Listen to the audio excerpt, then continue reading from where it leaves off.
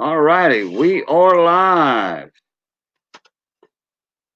Cajun Coin Hunter here, aka Boudreaux. How y'all are today? Let me get my camera up here a little bit better than that. I think I'm off canter a little bit. That works. All right, there's your dragon right there. How you doing, buddy? Hey, Cajun, how's it going? Oh, you know what I did? Long time no see. You know what I did? Let me think. You woke up this morning, but no. Anyways. No, I put the invite link in. On my stream, yes. Oh, boy. But that's okay, because you can weed out the Nimrods backstage anyways. Yeah. All right. Let's go.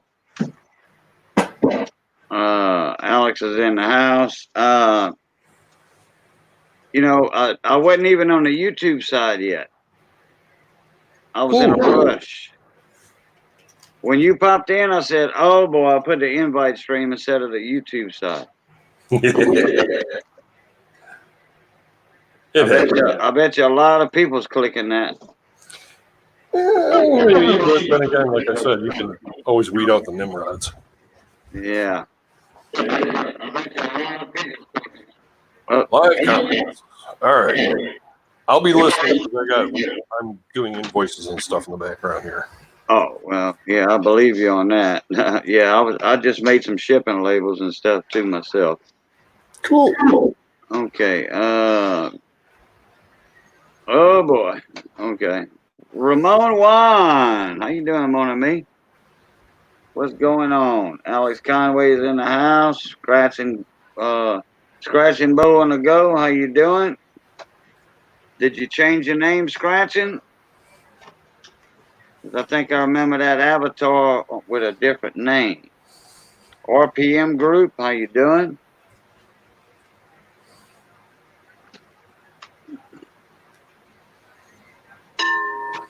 Lots of reverb and feedback. Go ahead and refresh RPM, unless that was a Coin Dragon. Let me do this for Coin Dragon. Okay. His mic's muted. He can unmute it at any time he wants. Let's see if it's still reverbing. Maybe I was talking at the same time as Coin Dragon was. Still got to mess with this camera. There we go, because I kind of tend to bend down. No, sir. First time here. Texas girl Donna sent me. Oh, okay. Yeah, she's my cousin. My cousin. She sure is. Her daddy and my mama were brother and sister. Alex Conway. Oh, let me send you a link, Alex. Forgot about you there, little buddy. My neighbor down the highway.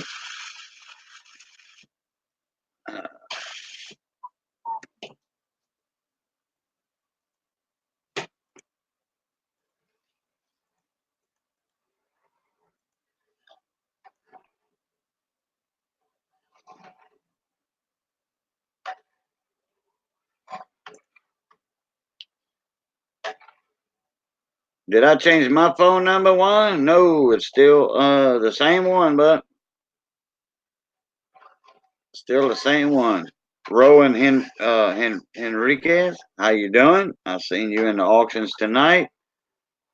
I seen you won a few nice things in the auction there.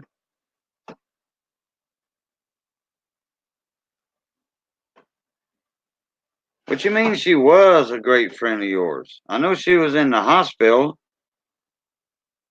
Did she pass away or something? Scratching? Because I see the way you worded that. She was a good friend of mine. Man, I hope nothing bad happened.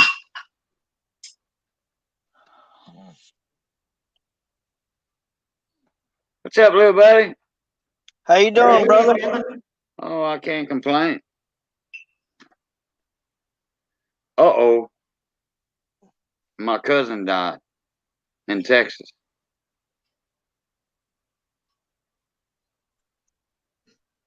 I just found it out just now. I think. He said, I'm so sorry, sir. I'm crying. Hey, baby. My cousin died. Donna. Uncle Boy's daughter. Texas girly Donna. Yeah, you seen her here. She scratches the tickets and all that. Oh, I still don't know about it. Yeah, you do. That's cousin too with Liz Ann. With Liz Ann. Well, me and Liz Ann are cousins. Well, that's the same side as the Primo side. I know who you're talking about. Yeah. Yeah. She died. That's Belinda's sister. Oh. Oh man. I'm sorry to hear that scratching. I know she was in the hospital for about a month. She came in one of my streams and told me about it. You know. So, man, wait, when did it happen, Bo? Hey, Majestic, how you doing? Huh? Oh yeah, and my wife had a niece that died not long ago. Oh man.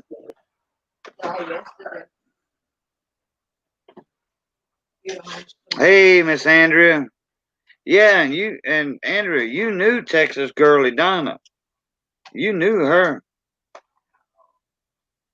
She was in 10 stream all the time.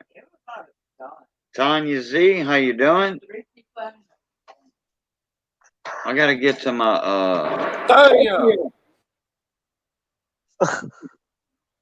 I gotta get to my YouTube side here. Hey Blues, what's going on? If you want a link, just let me know. I gotta pop out my YouTube chat. I gotta get that on my StreamYard side. Well, I need to make that a little bigger. I made that a little bitty too small there.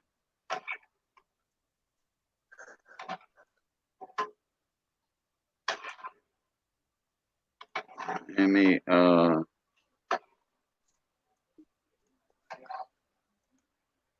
get right here there.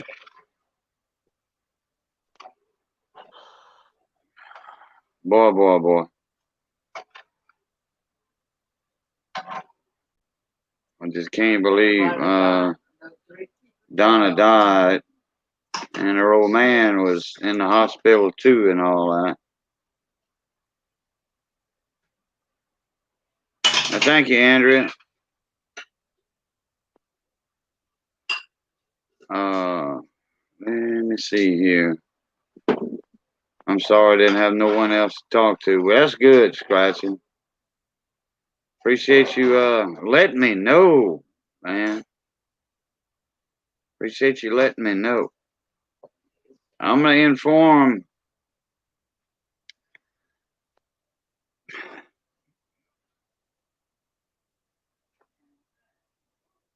One sec. I'm gonna inform all her friends. All here. Yeah.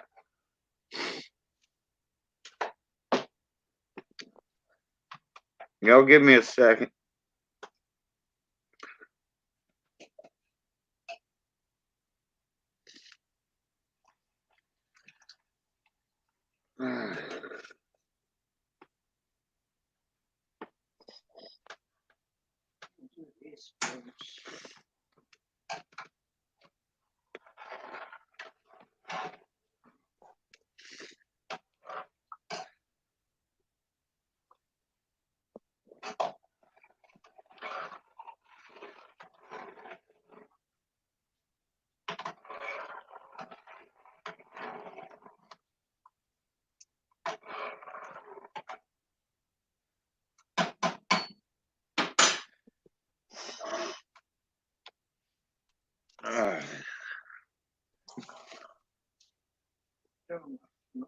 You know, if that's a distant cousin, you know, that'd be kind of a little different. But no, it was close. You know.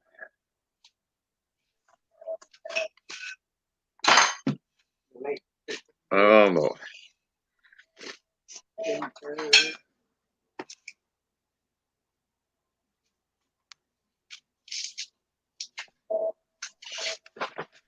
I'll be right back.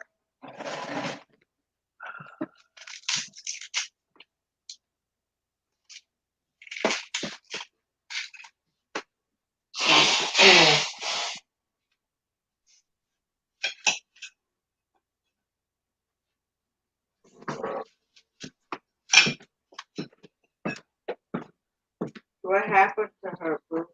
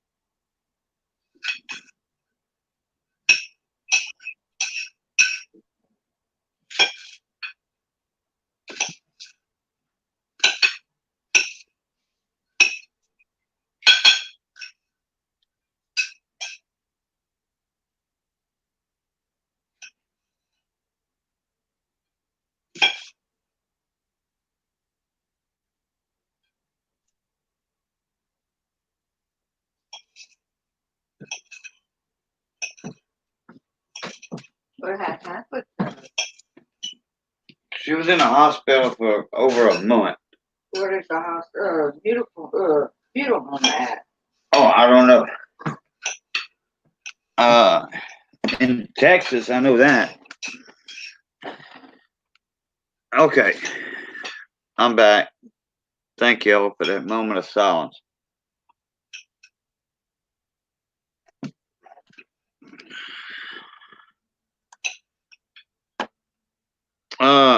Yeah, Andrew, you sure can.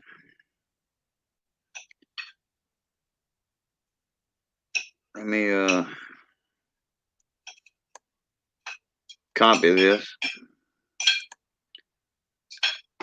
Thank you, Carlos.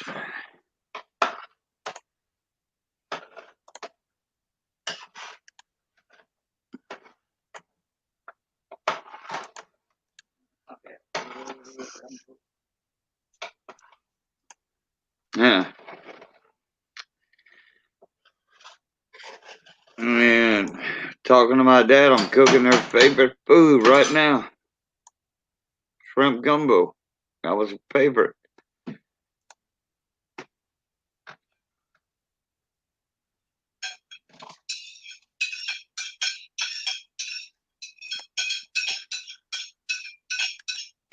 Late cooking. Oh, boy. Boy, that hits to the heart.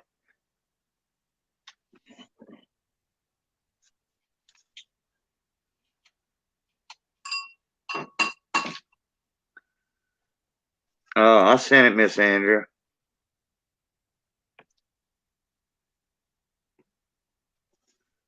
Thank you, Tanya Z.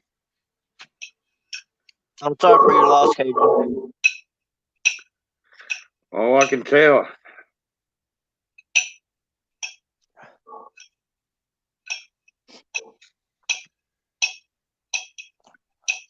Hey, Gerald.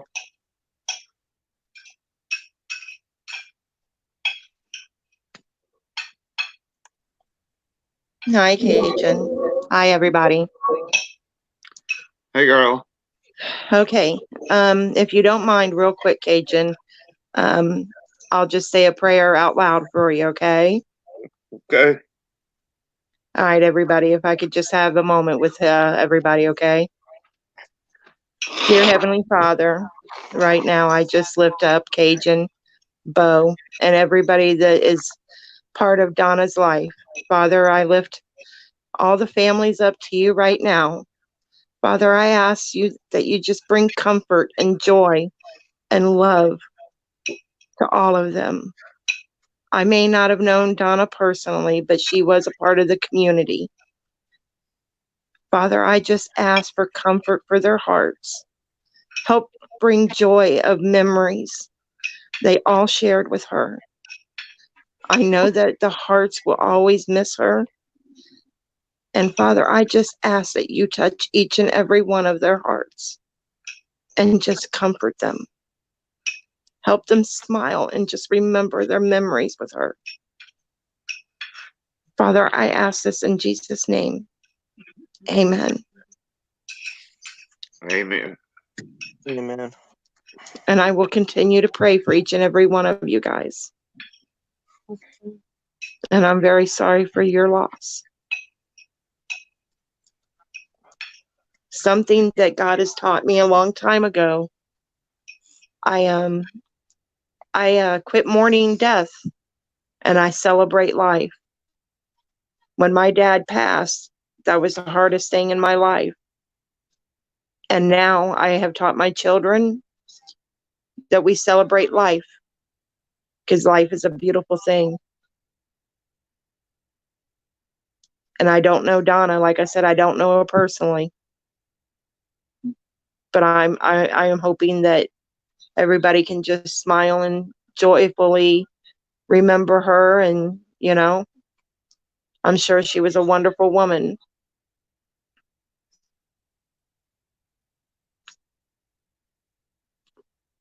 You okay, Cajun? You okay, Alex? Okay. Thank you. Absolutely, Cajun. You know, I usually don't go on to too many panels, but yes, baby. I don't think he would. Cajun, Mike is asking, would you have an objection if he went to Tim's channel and asked for prayers for you? He's thumbs up. All right. Well, I'm going to hop off the panel. I'll be in the chat. But thank you for allowing me to come up and openly pray for everybody. He knows her name, right? Because Tim knows her good too. Yeah, he will. Yeah, Texas girly Donna. Yep. All right. Bo, thank you. And I will, or Bo, Cajun, but Bo, we will keep you guys all in prayer as well. And if there's anything anybody needs, my email is in chat or it's on the About Me and in my channel. Just email me, please. I love praying, but just message me at any time. I'm there for this whole community. And that's what Mike and I love to do. We love to pray for each and every one of you, and we do every day. All right, I'm going to drop back down in chat, okay, guys? Merci, girl, merci. All right. When did she pass? Mike is asking. Bo didn't tell me. She's been in the hospital for past month. Yeah. So, and she was in my panel, in my stream, not long ago. 1 hour ago. She was An hour ago. So it's been about an hour ago she passed. All right, thank you. All right, I will keep you guys in prayer, and thank you very much, Cajun. Merci. All right, God bless you guys.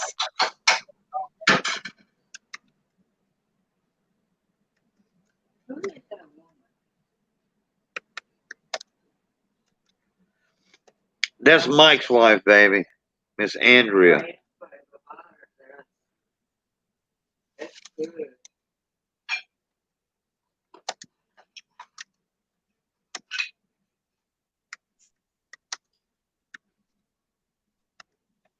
I got 2 people meet. Not good.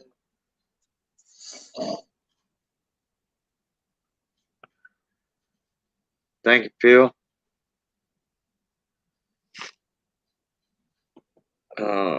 Back to Phil knew her too. She used to go in Phil's stream.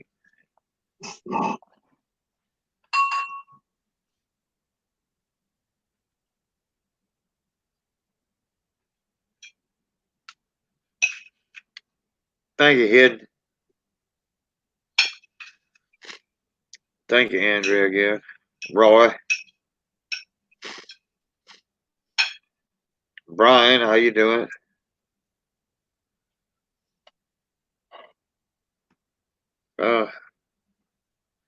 TLT raid. Wow.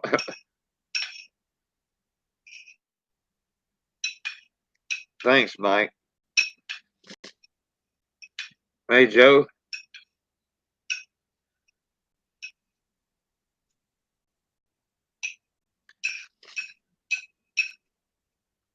Thank y'all for coming in.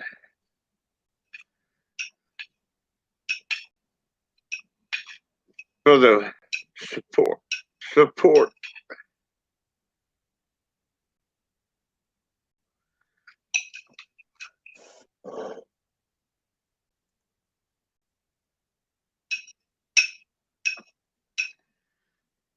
Thank you, Shane. Todd.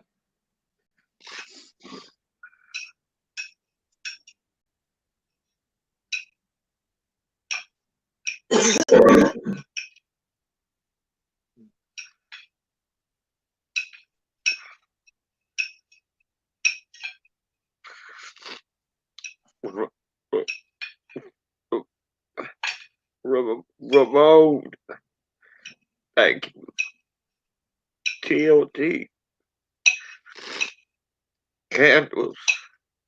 Brian. Colorado.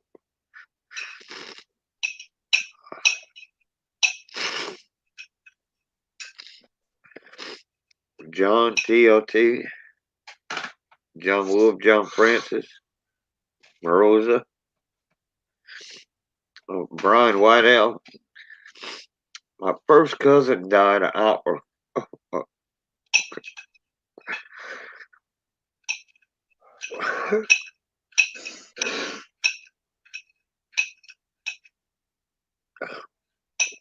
An hour ago.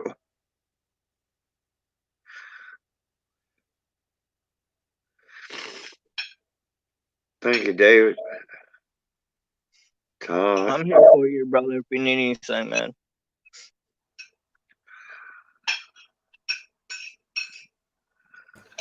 Yeah, I'll let you have brother. Sorry for your loss, man.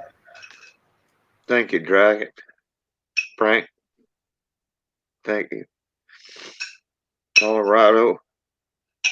Rowan. Rosa. I'm just making sure I don't miss nobody.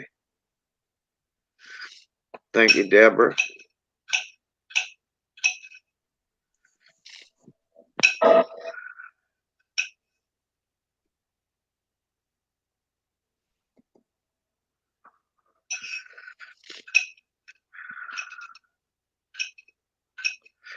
Thank you, Clay.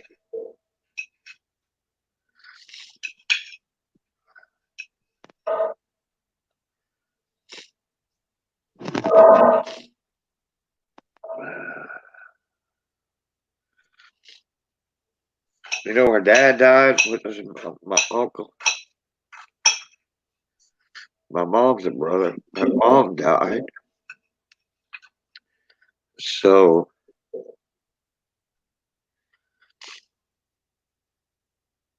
I have an email. I have a phone number too to her sister. I don't even know if her sister knows.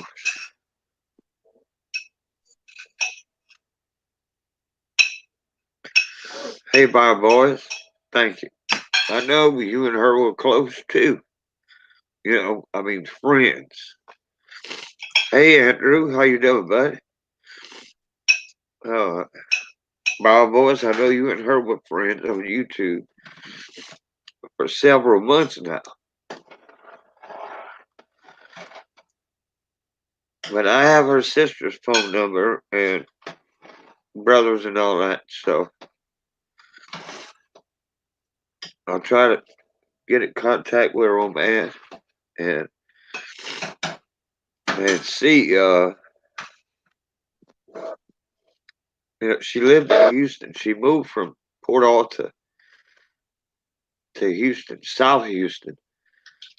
So I don't know where she's gonna be buried at, or nothing. All I know is her address and all that.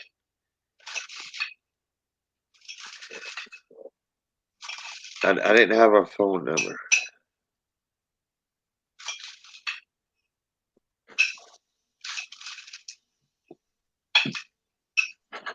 So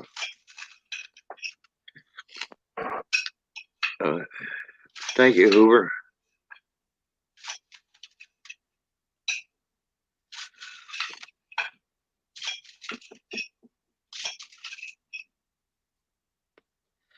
Yeah. Oh, I didn't know she lived in San Antonio. It must have not been that long, because I know she lived in Port Alta. She was born and raised down there, just about.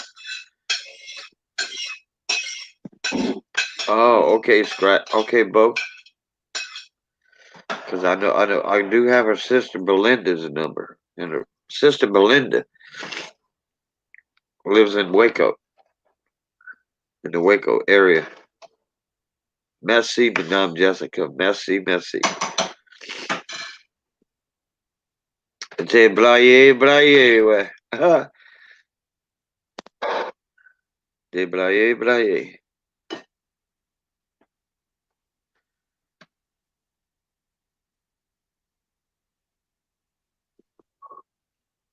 Y'all excuse me for a sec here.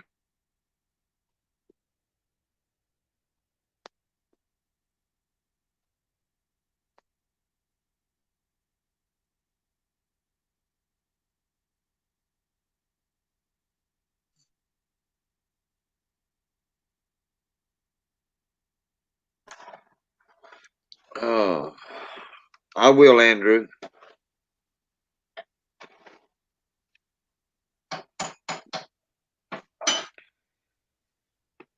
I'll be all right in a couple minutes, y'all.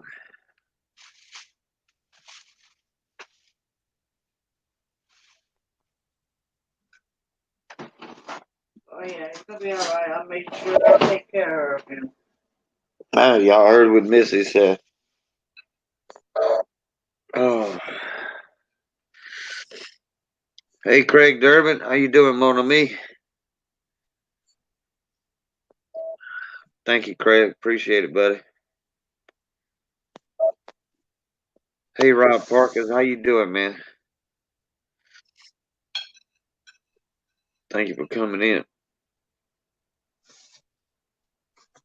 Yeah. Yeah, I'll be here in a few minutes. Yeah, I'm not going to kill the stream just because of that. We're going to remember her. We're going to celebrate her life instead of mourning her life. Yeah. Like Andrea said, you celebrate life. And she was a Catholic too. So, I will in a little bit, Andrew. I'll send you a link in a little bit.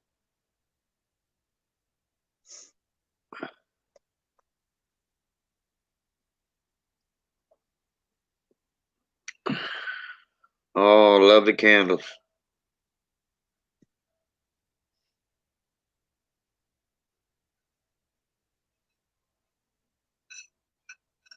Yeah, me, her, the rest of the family. We was all raised Catholic, and you celebrate.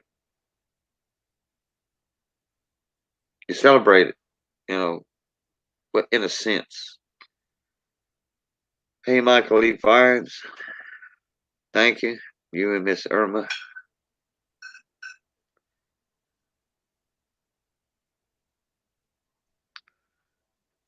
Yeah. We can all go get a scratch off ticket in memory of her.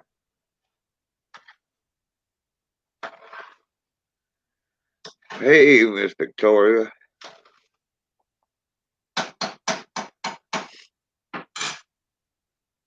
Thank you, Rob. Skywatcher Sandra, thank you. Boy, boy, boy. I sure wasn't expecting that. She sounded so healthy and vibrant.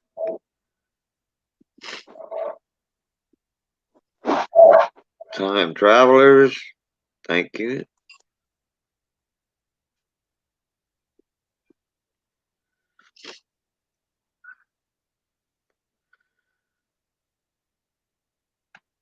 Hey, Big T.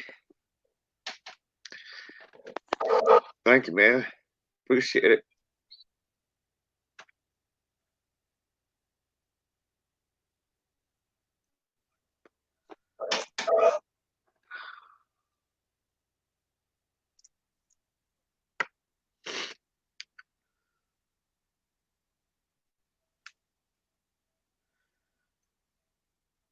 You know, if I'm not mistaken, I brought Texas girly Donna over to Big T's auctions and his stream for his hobo hut, hobo packs and stuff. If I'm not mistaken, she's been in Big T's stream too. She was in a lot of people's stream that I told her about.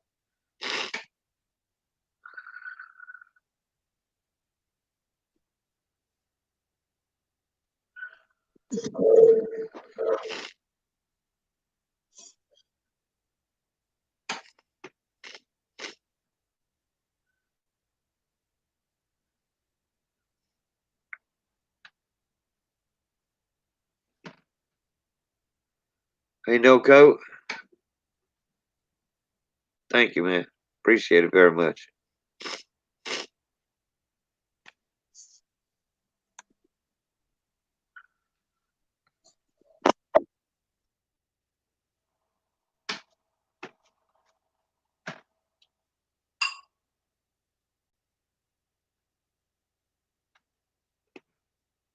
Well, thank you, girlfriend, Rob Parker for me. Thank her for me.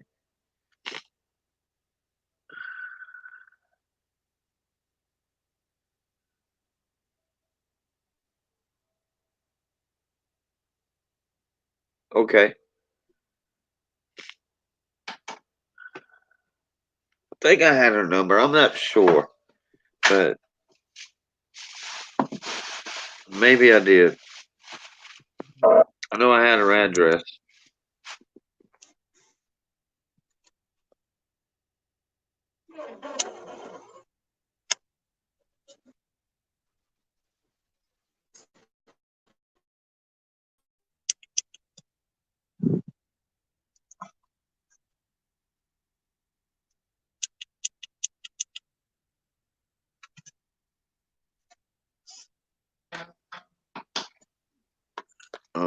Yeah, if I'm not, I might have had her phone number. I'm not sure. I know I never called her on the phone though. Thank you, baby.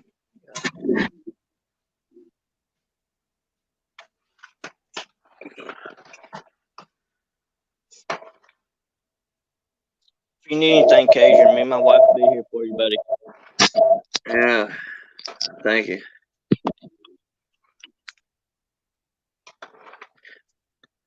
Okay, Carlos, thank you, man.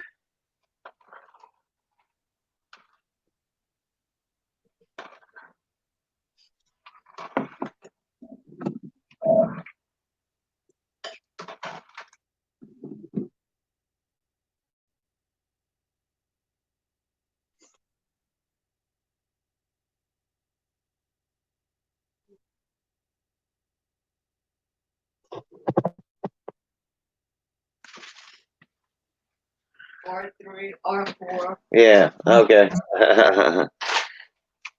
Oh boy. Okay. All right. Boy, this was a weird turn from coin talking chat, wasn't it?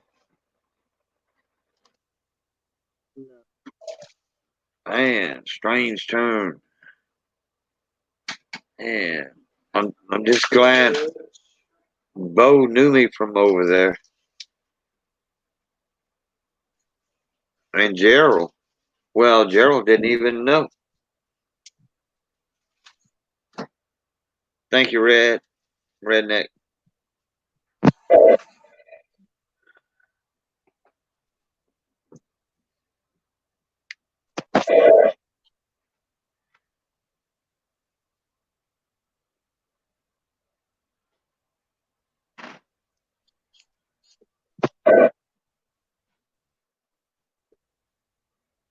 Yep, sure will.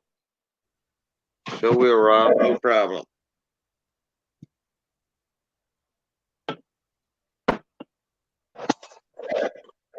Yeah. Gerald, I know how you feel, man. I know exactly how you feel.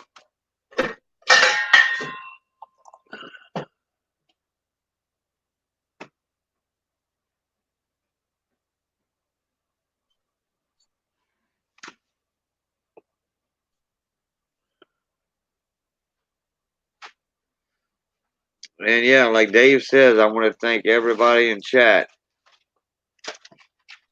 for all the support, all the kind words, and all that. And Gerald, look, when I stream, and I stream just about every day, man, you're more than welcome. Say hi and all that, whatever.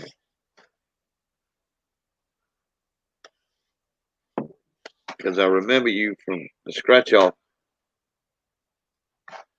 streams and stuff. Man, she had a lot of friends on that scratch off community. I'll tell you that right now. She had a lot of friends. Big time. She did the books and all that and everything with people buying the spots. I mean, she knew hundreds of people. Had the same thing. Yeah. Yeah. Cajun rice.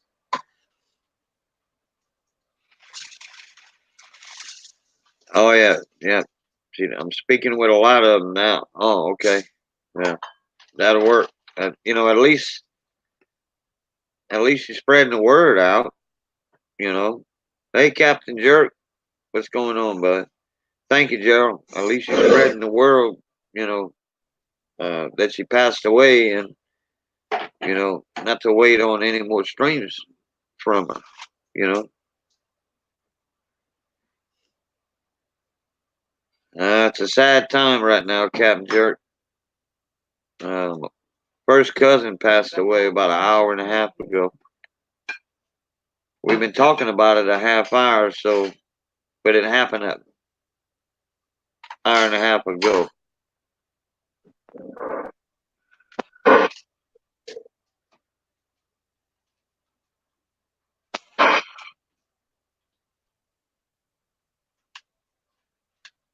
Oof, man, we had like 45 people in here at one time, lighting candles and uh, giving condolences, and I appreciate that very much. Okay, Rob, like I said, thank you again. Yeah, Gerald, she did have a big heart. Sure did. Hey, Miss Irma, thank you too. You and Michael, your husband.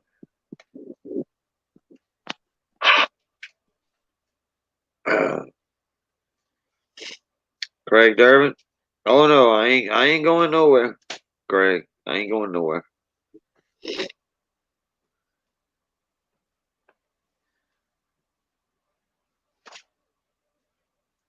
Oh, that's that. That's right. That's what we was talking about earlier. You know, celebrate their life. That's how me and Donna was raised, Catholic. And you celebrate life after the passing.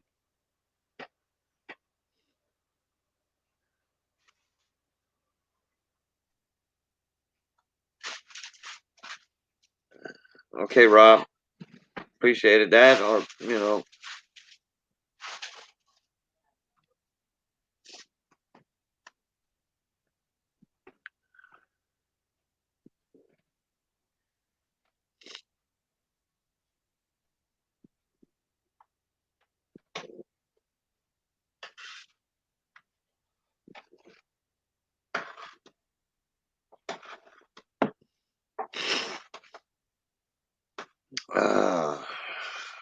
Okay. I'll be all right, y'all. I just hate to make that phone call to her sister and her brother. But it's got to be done.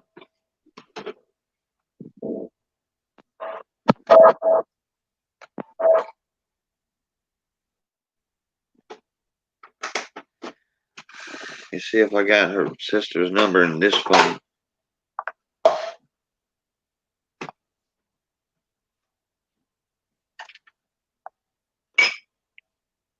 Or my other phone.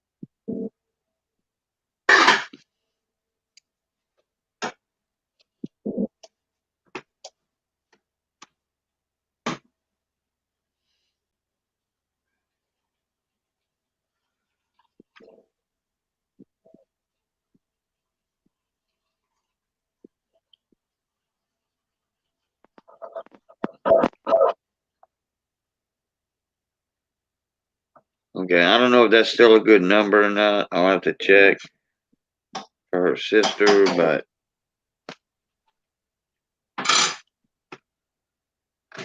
I'll find out in a few minutes though, because she's in the same Bayou time zone as me.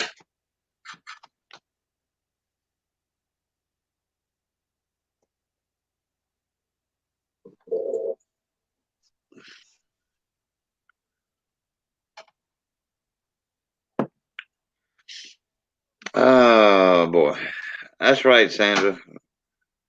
Love is gold for the soul. That's right, Craig.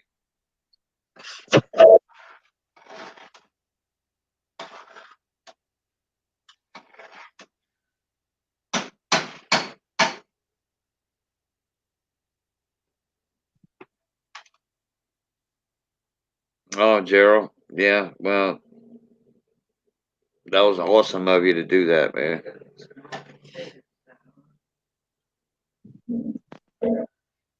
Okay. All right, Ed, I'm gonna try. Until I get a phone call from her sister. I just sent her sister a text message. I hate to do it like that, but I don't know if that's still a good number. But like I said, I'll find out in a little bit. Thank you, Ed.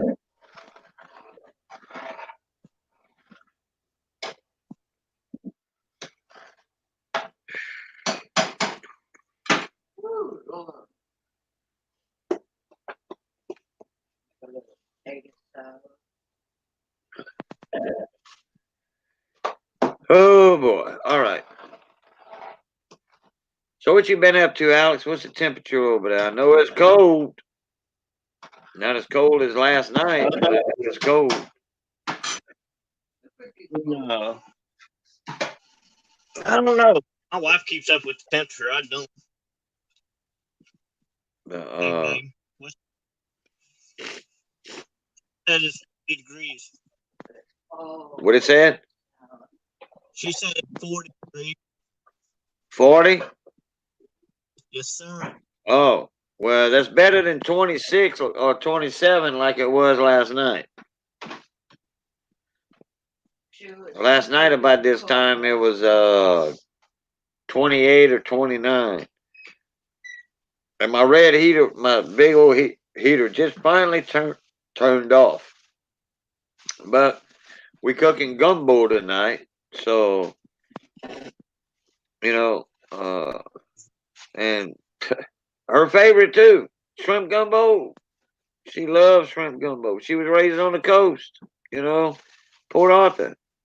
Easy access to shrimp, crabs, all that stuff. Easy access.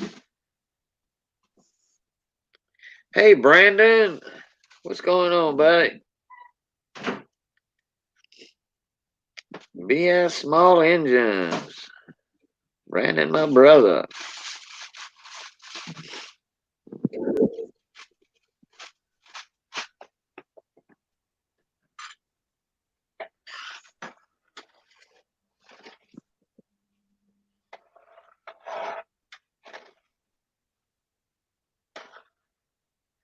Hey, Storm's Fury. I know that name. I know that name. Thank you, Storms. Appreciate it. Hey, Seven Wonders. Yeah, she did. Yeah, I think it was Storms. Yeah, it was Storm's Fury. And they won what was it? No. They had a huge scratch off ticket. Put it that way. Huge. A huge scratch off ticket. What was it? $10,000 or I think it was $10,000 or $1,000. Each one of them got like 300 and something or I forget. $10,000 winner. That's right. That's it. 10,000. I remember that video. I sure do. $716 for each person. I remember that video. She was bragging on it in my stream. She was bragging on it. Like, hey, Boo. You know, she knows me as my nickname, Boo. You know, since I was a kid. Hey, Boo. I won. I won. You know, I was on a book and I won. And she gave me all the details and the video to go to and all that and everything. Oh, boy. Oh, yeah, Storm's Fury. I remember your name well. Put it that way. I remember it well. In fact, I am subscribed to you, too. Because I did comment on that video. And then I told you, Donna was my cousin, my first cousin.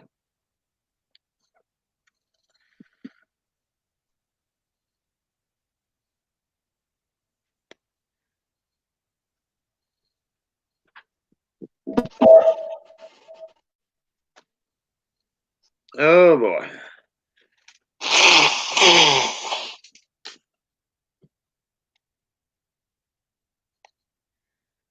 Oh, sorry about that noise. I had to blow that horn. I had to blow that horn right there. My nose is starting to clear up a little bit now.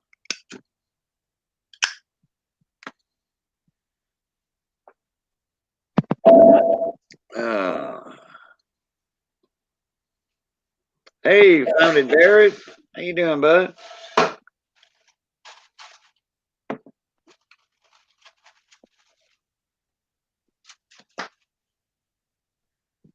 Well, I think, hey, Stormy, I think the whole scratch off community already knows by now, because I think there were about 25 of them in here earlier that found out from the coin community stream, because she was a coin collector too. So you ain't gonna worry about permission. I think, because half of the coin, scratching communities in here, not half, but you know what I'm talking about. Oh, Mike, what? Oh, I talked about that earlier. Texas girly Donna's favorite food, shrimp gumbo. Shrimp gumbo. That was one of her favorite gumbos. Like I said, me and her was raised on the coast, and we had easy access to it. We wasn't raised that far from each other, you know. Half-hour drive either way, or 45 minutes either way. We can be drinking coffee together. Before she moved to Houston, that's when she was living in the Beaumont, Texas area, right there by the state line.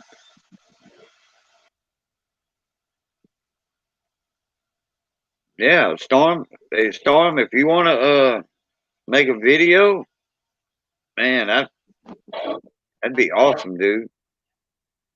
And actually, Chris, I don't know who you're talking about. Chris, actually, for permission, if you know what I'm talking about.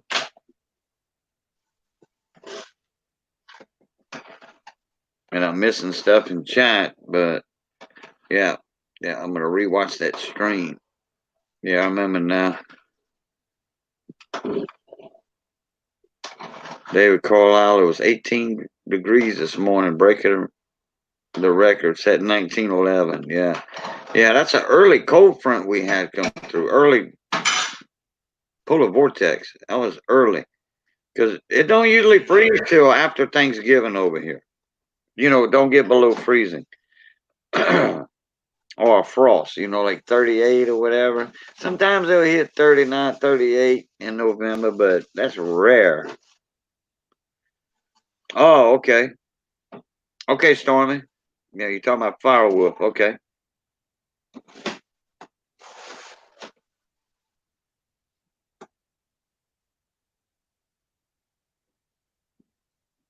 No, Craig, you're not a small fish in this pond.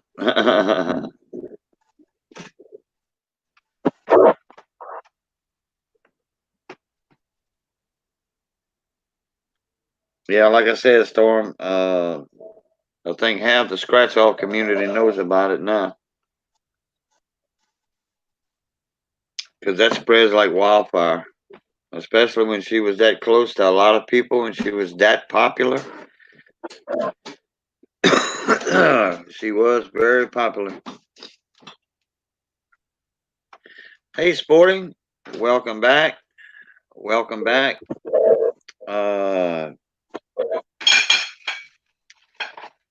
We doing good. I'm doing good now. With a lot of support and all that and everything. And put it this way, I ain't bawling my eyes out no more. But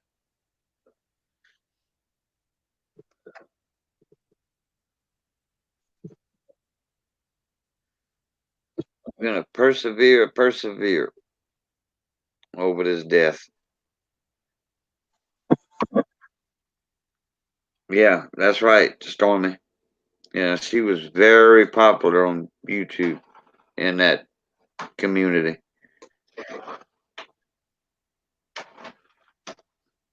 Man, she'd get all excited when I jump into streams and all that.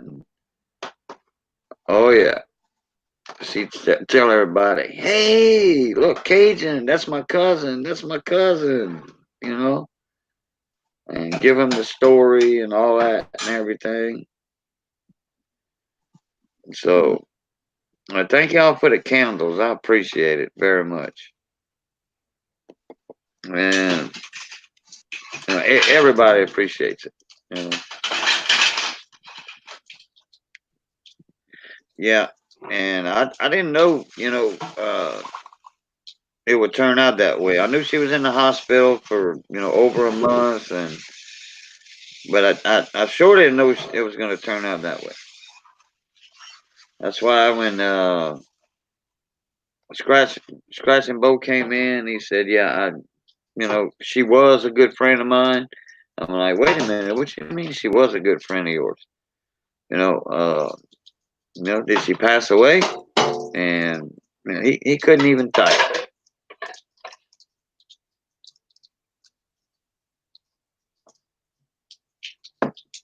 You gotta save some of that gumbo for me, Cajun. What was that? So you might have to save some of the gumbo for me. Oh, okay.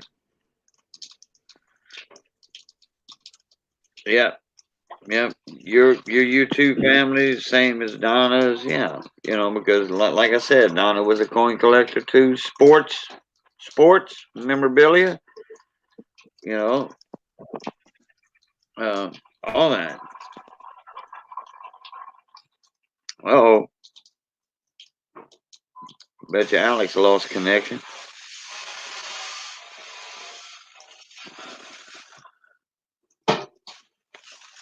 Yeah, she did have some spirit. Yeah, because she was in my stream. She was over here not long ago. I don't know, a week ago, week and a half ago, probably something like that.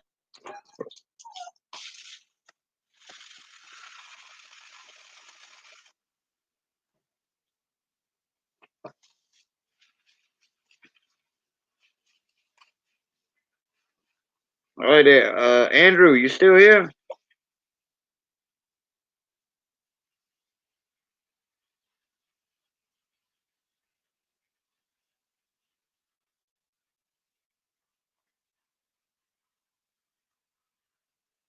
I know Craig Durbin's still here. Hey, Craig, I sent you a link. 7, I forgot what it was while she was in the hospital.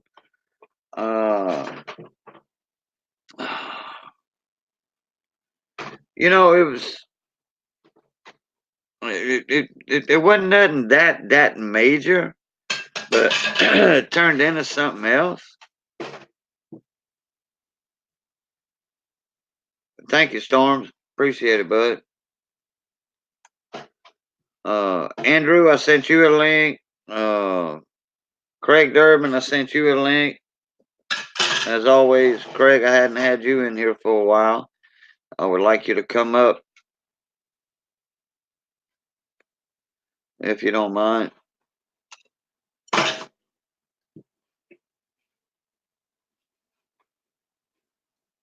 Hey, Ed Nikolai, how you doing, mon ami?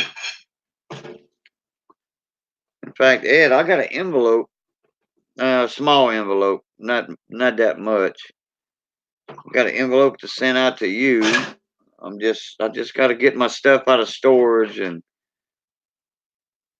go through some quarters, silver quarters, make sure I'm not digging too much in my collection until my coin dealer got back from elk hunting for 2 weeks.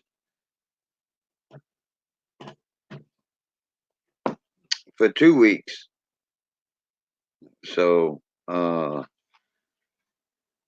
hope he's there tomorrow because I only got 1 day a week to see him, and I hope he's there tomorrow. I hope I didn't miss him today, which I was very busy today, mailing out some big packages for coin supplies and stuff.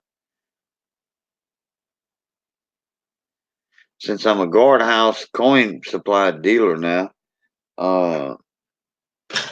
and I got a big old box right there for Sheldon Wexler.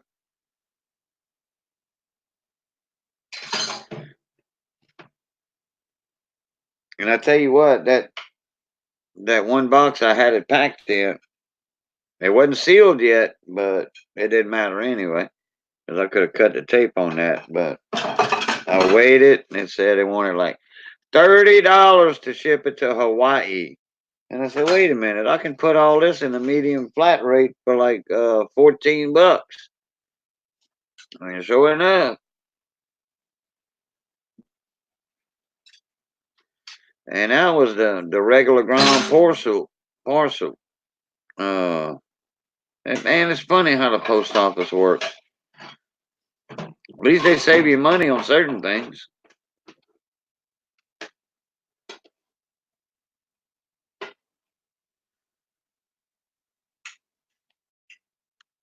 But Hawaii is a good distance away. That's in zone 7 for me. You know, on my shipping zone from Louisiana. What's up, Andrew? Boy, look at the shiny he's got right there.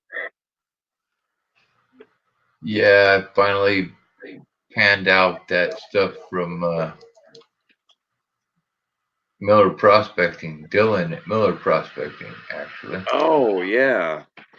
Yeah, Okay, Andrea. Okay, appreciate you coming in. And Brandon, all right, thank you for coming in. Yep, y'all get some rest.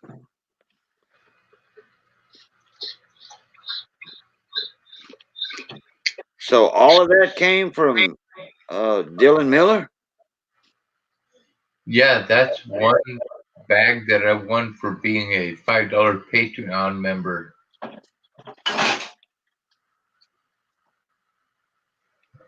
Man, that's a lot of gold. About a half a gram, I think. Well, I don't know if that's panned out all the way, but it looks a little bit more than that to me. I didn't clean it completely up. Yes, there's a little black sand in there. Oh, yeah, I do see a little black sand. That's why I said it. You know, it don't look like it's cleaned all the way, but it looks like more gold than what you said. That's pretty high magnification, man. Oh, okay.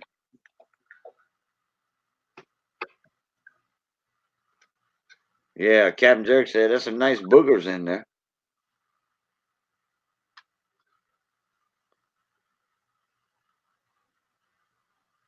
Yeah, you got some pickers in there. There's a couple in there that make some noise. Yes, indeed.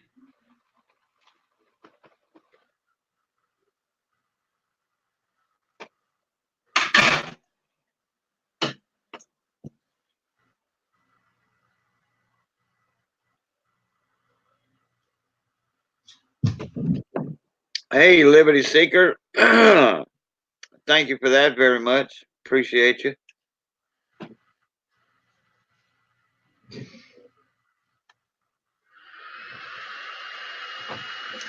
Yeah, Cajun, I just got some really bad news tonight.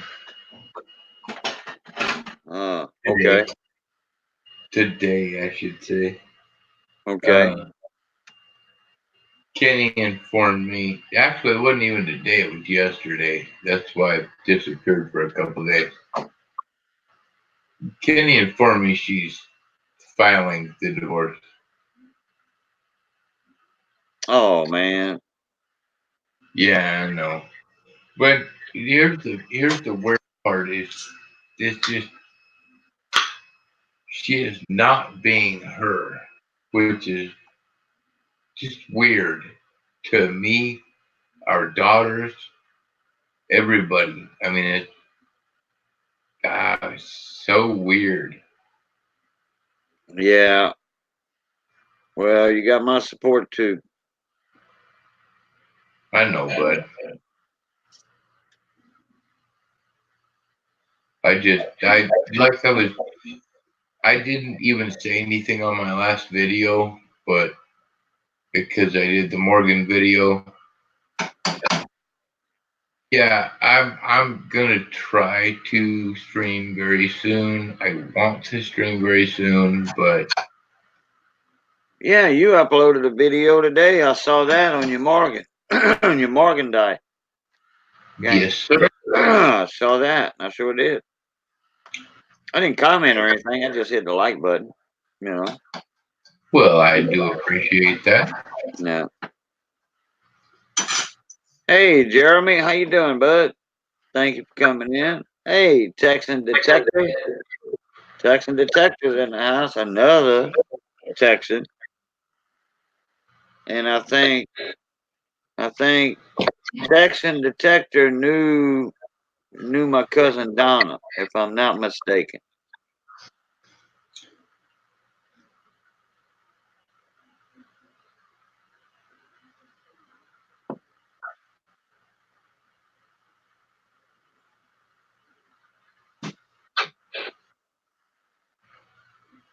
Alex is back. Yeah, I figured he lost internet connection earlier. He's back.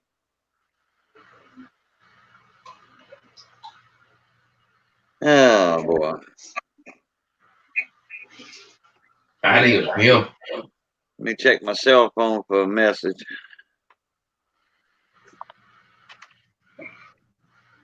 Oh, not yet. I don't know if that's still a good number for her sister or what, but because I just told her, I said, if this is a good number for you, Belinda, your sister just passed away. You can call me later if you want to. Maybe she's in the bed or something. I don't know. So, but she is. Oh, don't do that next. Hey, Miss Maria, how you doing?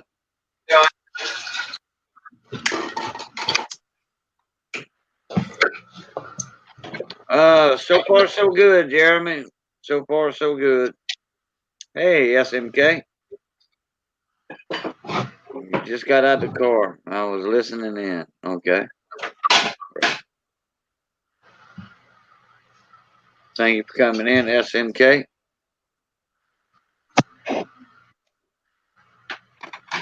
Hi, everybody that I have not said hi to.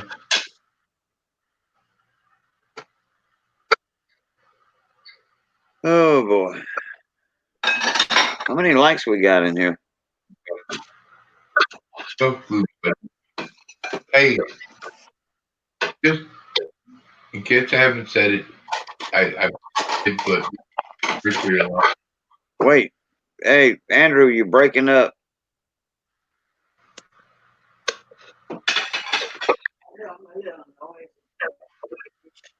Andrew, you're breaking up real bad. I said sorry for your loss, sir. Oh, okay. Well, thank you. Yeah, well, yeah, you had mentioned that in chat earlier, and Hey, Cajun. Chat is one thing. Vocally, person to person, yeah, is a different thing. yeah. Well, like Alex a while ago, when he was in here, and I started crying when I found out Donna died, he started crying, you know, and hell, I could hardly talk, you know, and he couldn't talk. The only thing I can do is shake my head just about and give the thumbs up. Hey, Cajun. Yes, sir. Some of the guys that I watch on their channels that knew her, they went and got some scratch offs. So right now they're on their channel scratching off the tickets. Oh, okay. Well, yeah, that's what somebody said earlier. You know, Yeah, CMO and them's scratching off crossword puzzle tickets. yeah, and that she did a lot of those crossword puzzle tickets too. She did. She did those big tickets, but in her memory and honor, I'm gonna go buy a scratch off ticket tomorrow because I do have a dollar bill in my pocket. You can't get it with a debit card. You can't buy scratch offs or a lot of with a debit card or credit card. I do have a dollar bill in my pocket, and I will go buy a scratch off in memory of Donna. Yep. Oh yeah. Oh, Miss Maria, uh,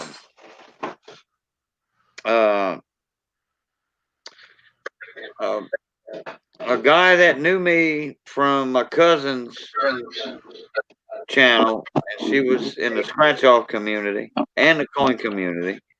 A lot of people in the coin community, a lot of my friends knew her. She was in their streams also. I mean, she was big time in the coin community and scratch off. Anyway, Scratch and Bo came in here and he says, he just said, I knew your cousin Donna real good. And when he said I knew her real good, I just posed that question. What you mean you knew her real good? Nothing bad happened, huh? Did she pass away? And he said, I'm crying. So, yeah. My first cousin passed away tonight. But she lived over in Texas. I'm in Louisiana. So, and it happened so fast, none of my other family could let me know.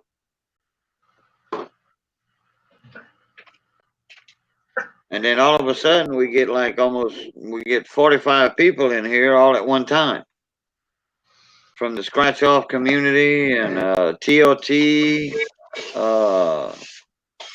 you know, we have TLT raid and all that and everything. And then, you know, then all of a sudden everybody finds out and comes in and supports Cajun, you know, which I thank everybody very much for that.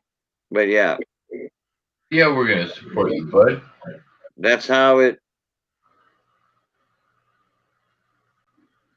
what happened tonight, Miss Maria.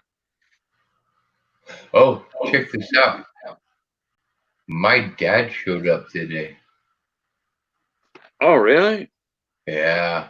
Oh, okay. He's not moving too good. He last back surgery got him walking again finally. But right. He's not. Oh man. He managed to make it around. He walked around and did his own thing. But wow, it was a horrible thing to watch. But I still plan on trying to take him up to one of the gold claims because I think he would enjoy that. As long as you don't bounce him around in that rodeo truck on them ruts on that wash. You know what though? Neither one of us should be rodeoing shit, but we both have no problem doing so. Just saying. Well, if he just had back surgery a while back, if y'all gonna rodeo in that wash, in that truck, bouncing up and down 3 foot in the air. Actually, you could do it taking it slow if you did it right. I just never tried it, but you do it. I've seen the whole wash. I walked the wash. Right. Baby. So can you plug that in, please, to the charger on the computer desk?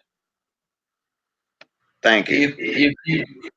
If you drove it right, you could do it slow and painstakingly, but it would take forever.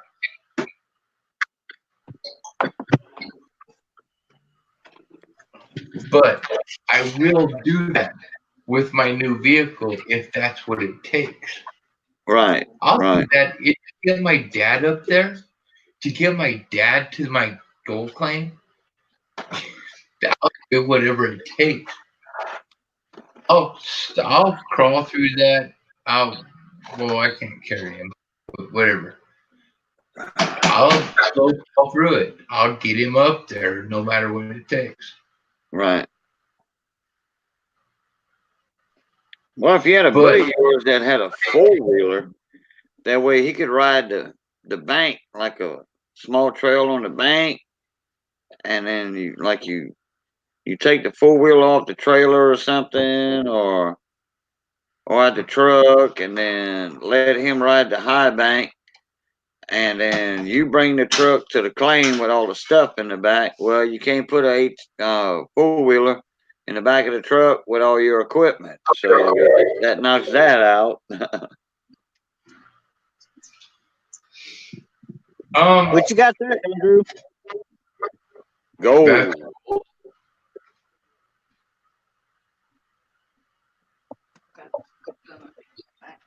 And Skywatcher Sandra, yeah, you are correct about that.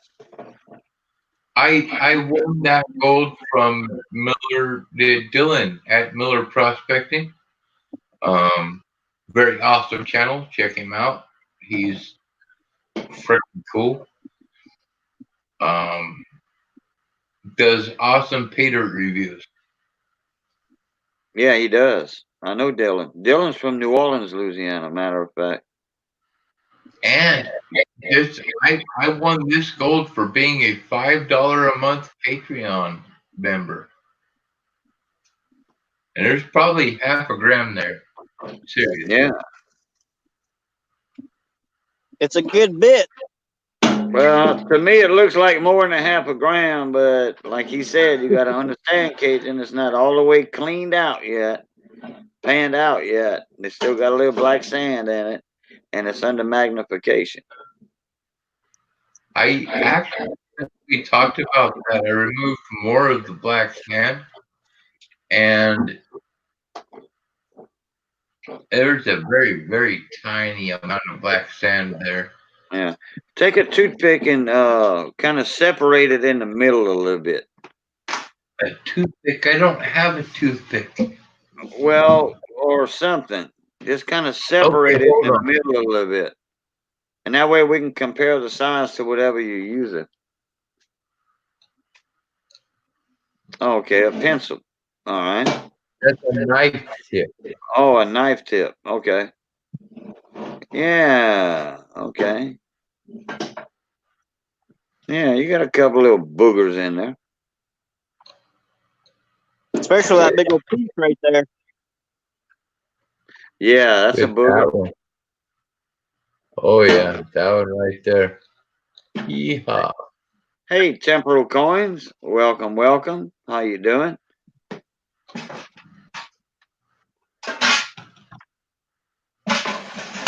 And Skywatcher, like I said earlier, I agree with you. I do have good friends on here. You know, true friends, true subscribers, you know, that do care. You know, I always get repeat business, put it down the way. When I stream, I see the same people, and then I see new people, you know, that the other people refer, you know, and that is very appreciated by everybody, you know. Hey, Dudabides, how you doing? I haven't seen you in a little while. You see how my demeanor just picked up? You know, we got new people coming in, and you know, for that devastating blow I had a while ago. Yeah, you know, I told you I'll be all right in a little bit. You know, He's looking at shiny. He's looking at shiny. and that's probably one of the reasons too. Looking at some shiny, you know, because I've done that a couple times when I was in Arizona, but it was an old man that taught me how to pan with a straight pan, not a ridge pan, a straight pan. He said, once you learn on this pan, he said, a ridge pan, a lipped pan will be a piece of cake and a walk in the park for you. Well, I didn't have time though. I didn't have time because I worked long hours and not many weekends off. Hey, I tell you what, Cajun. I'm looking forward to when Bradley comes down. Bradley Heights. He's gonna come down, in December, and he and I and his uncle, or I'm not sure. Yeah, I'm not sure the relation Yeah, exactly, y'all but gonna go to the claims, right? yes, we're going to the Gold Basin claims, Right. and I was just today looking back over the GPS. I was looking over the Google Maps overhead viewpoints of the claims, and oh my goodness, oh my goodness, oh my goodness, I can't wait to get up there.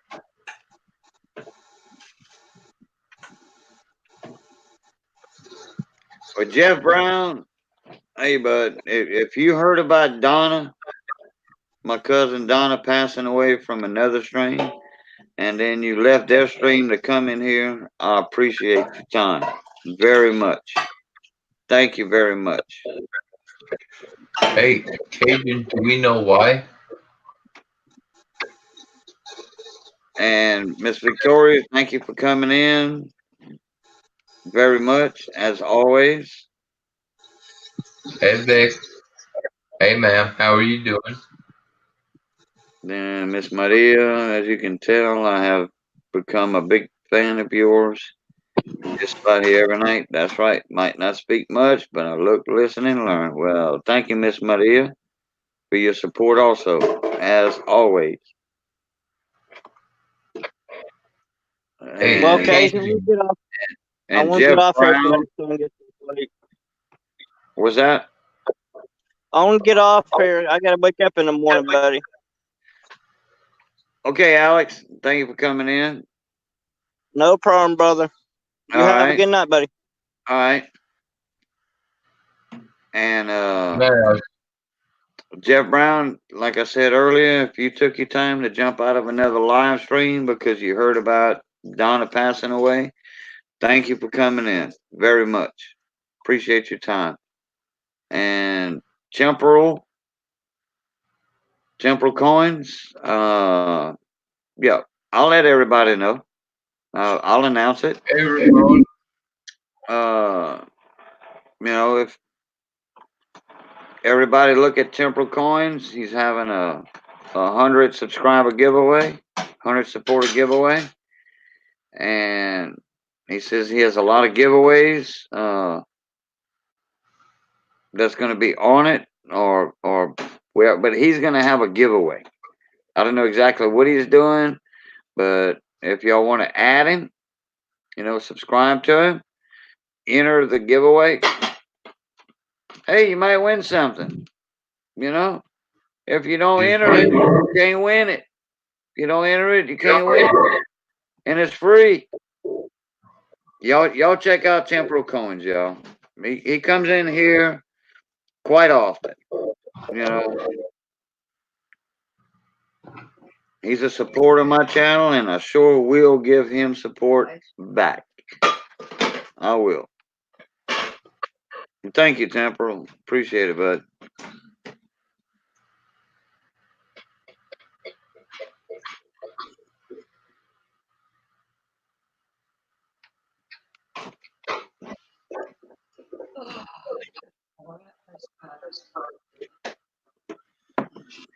Oh, I lost my phone.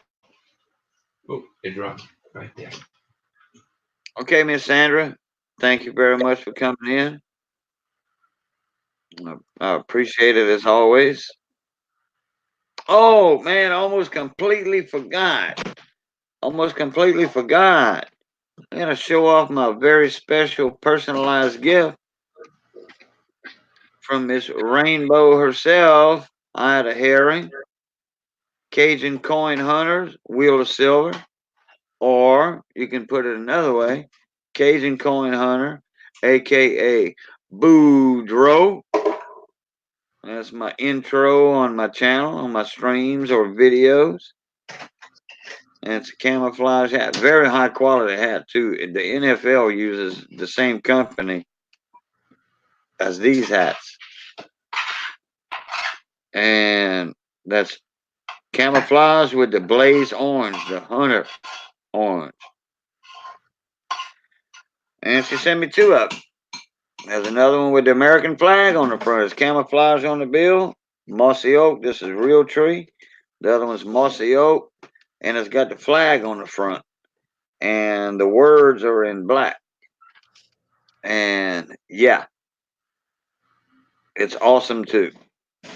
Miss Ida Herring. I haven't sent her an email yet to thank her for it. I'm just hoping she jumps in one of my streams one night. I thought she was here earlier. Oh, you like my Owen, my deer chasers, huh? Yeah, chasing deers. Yeah, I like that too. That was a gift from my son. But boy, that train's laying on that horn, ain't he? Man, usually they don't do that. That's why I want to be in the country, because I'm a country girl. Yeah, but it don't matter. We can still be in the country. We're still gonna be close to the railroad track. You can still hear it in the country too. I can hear it at Randy's house. Oh, sometimes. That's why I want to be away from the train. That's right, Craig Durbin.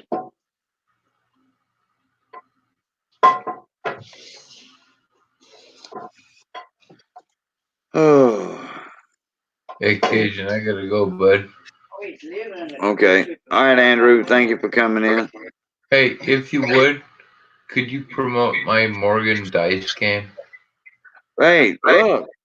Throw the link into the video that you just made earlier today, or the initial video, or whatever, and talk about it. Talk about it. I'd rather you put it in your words, you know. Don't be ashamed. I gotta get out of here, bud. I'm I talking appreciate you. to You take Andrew. care, man.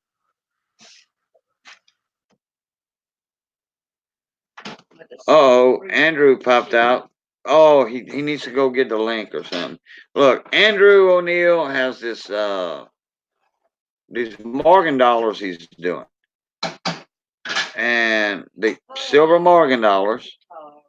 And he's doing a dice game. It's something just like the wheel. I think he's got 7 or 8 spots left on the second one. It's a 1800 something, 18 something, and what he's doing is $4 a spot, and you can pick your number if that number is not already picked out already. You can pick your number out on the list, on the sheet, and then when that list gets full, he's gonna go live, and he's gonna throw the dice, and he's got a I don't know if that one's a 10-sided dice or a 12-sided dice, but anyway, he's gonna throw the dice, and whatever number it lands on, if that's your number on the list, that's your Morgan dollar, and he's gonna ship it to you.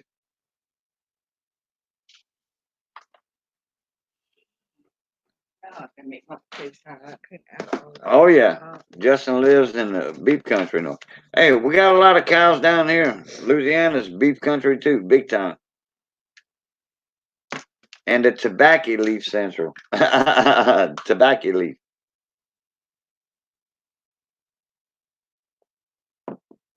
Oh yeah, I was raised on a farm. We had calves, pigs, all that when I was little. Chickens, sheep. We had them exotic sheep, what we call Barbados. My dad and the chief of police, the Kaplan, and another guy, they imported those from the West Indies, Barbados, and all that. Hence the name. It was wild mountain sheep with the rams with the curly horns like that. Hence the name Barbados. in French, in Cajun talk, we call them Barbados instead of Barbados sheep. We just call them Barbados. And then we sold a few, they sold a few. Then it picked up by everybody. They started breeding them to make money because them things are going for $300, $400, $500 a piece. Because it was good eating. It tastes like deer meat, exactly like deer meat. So just like the emus, when people in South Louisiana started growing emus, people would buy the eggs or a pair of emus, and they started raising their own. And now the price of emus are way down there. And everybody's got emus down here in South Louisiana. Everybody's got Barbados and Cataches and stuff like that. The other sheep that was bred with the Barbados and the regular sheep and all that. And talking about some fine eating, it's like deer, but it's better because you hand feeding them things. Hey Craig, I sent you a link earlier, man, in an email.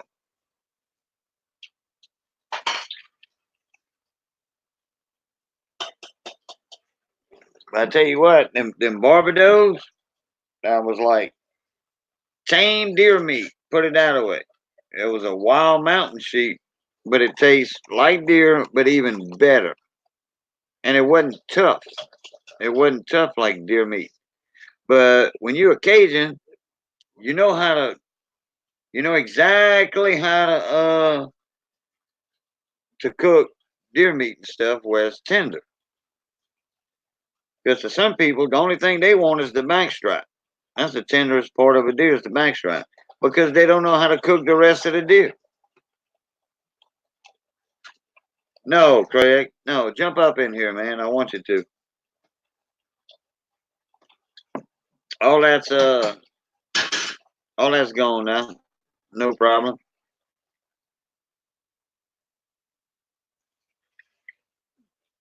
We're gonna talk about coins and small engines too. I'm diversified. Deer tamales?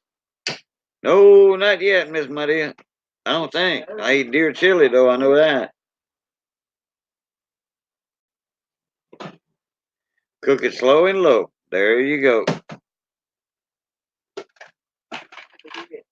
I tell you what, some good deer tamales, because I love tamales. Homemade tamales. Oh, get out my way.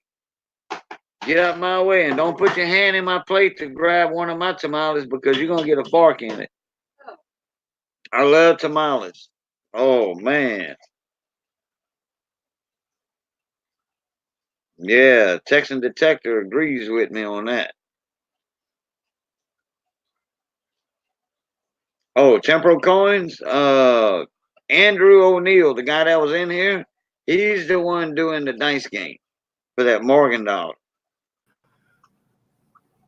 There's my friend, Craig. How you doing, sir? Hey, brother.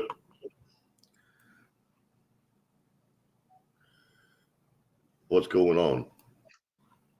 Oh, talking about deer tamales now. You can't hardly beat deer meat.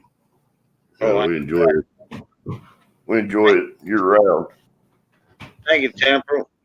But let me see. That was Temporal that was asking that question earlier. Yeah, he was asking about the dice game. I'm not sure about that. It might be Joe. I don't know. Probably Joe did.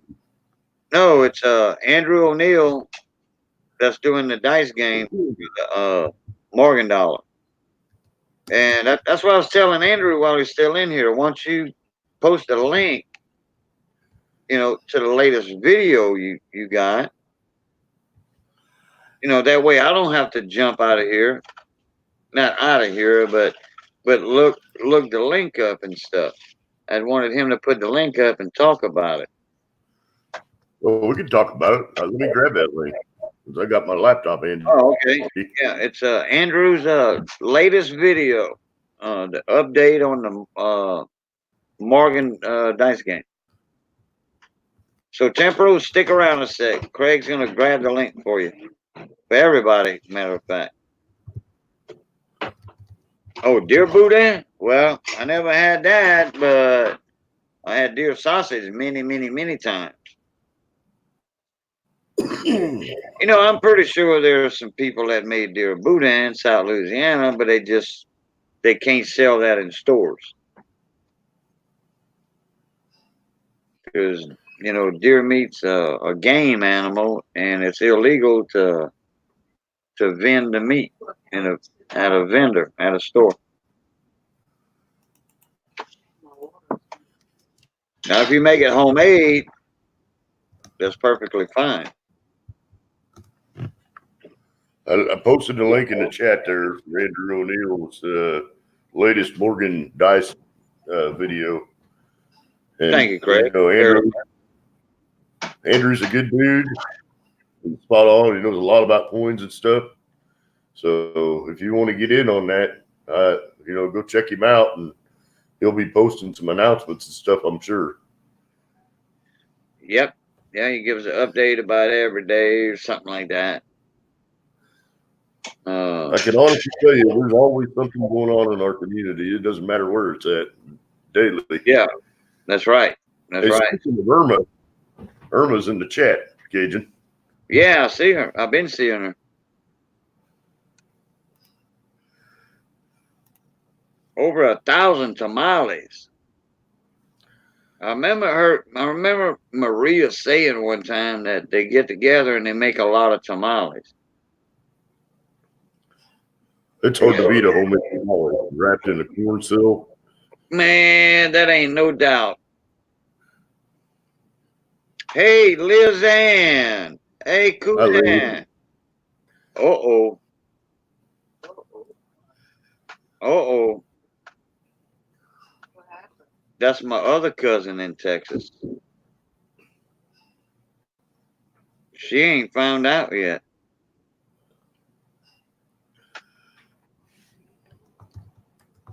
Hey, Liz Ann. Texas girlie Donna passed away about 2 hours ago. Your other cousin. Yeah. Yeah. Put her on the panel. Yeah. Yeah, Liz Ann, let me send you a link. Like Missy just said, put her on the panel.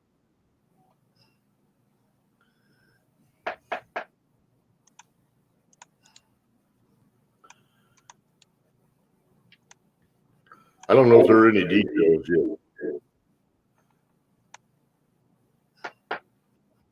Okay. Liz Ann, you can jump up in here and then you can talk about it for a couple minutes. I'll give you a few details.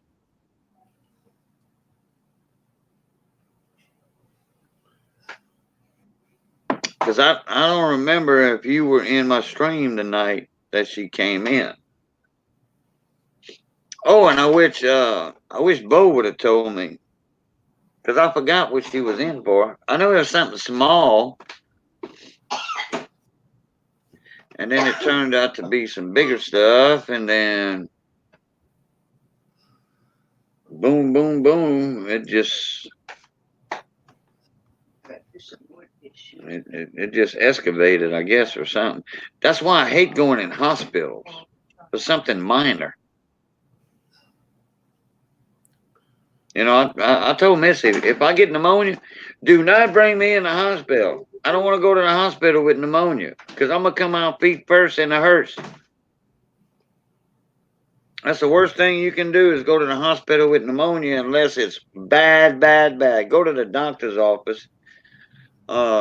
Make sure you're the last patient where you don't give nobody else pneumonia or you ain't got to wait and be whatever, or first, and get me a freaking super antibiotic shot or something. Because you go in the hospital with pneumonia, you almost guaranteed to come out feet first. My ears are blocked.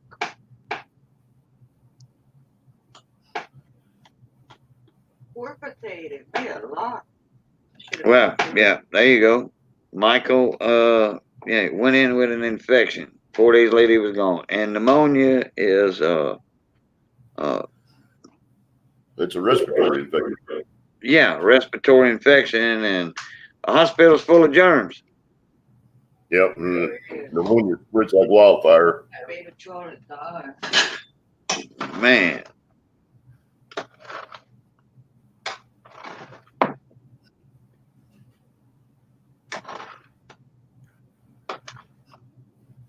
So, still waiting on Liz to pop up in backstage.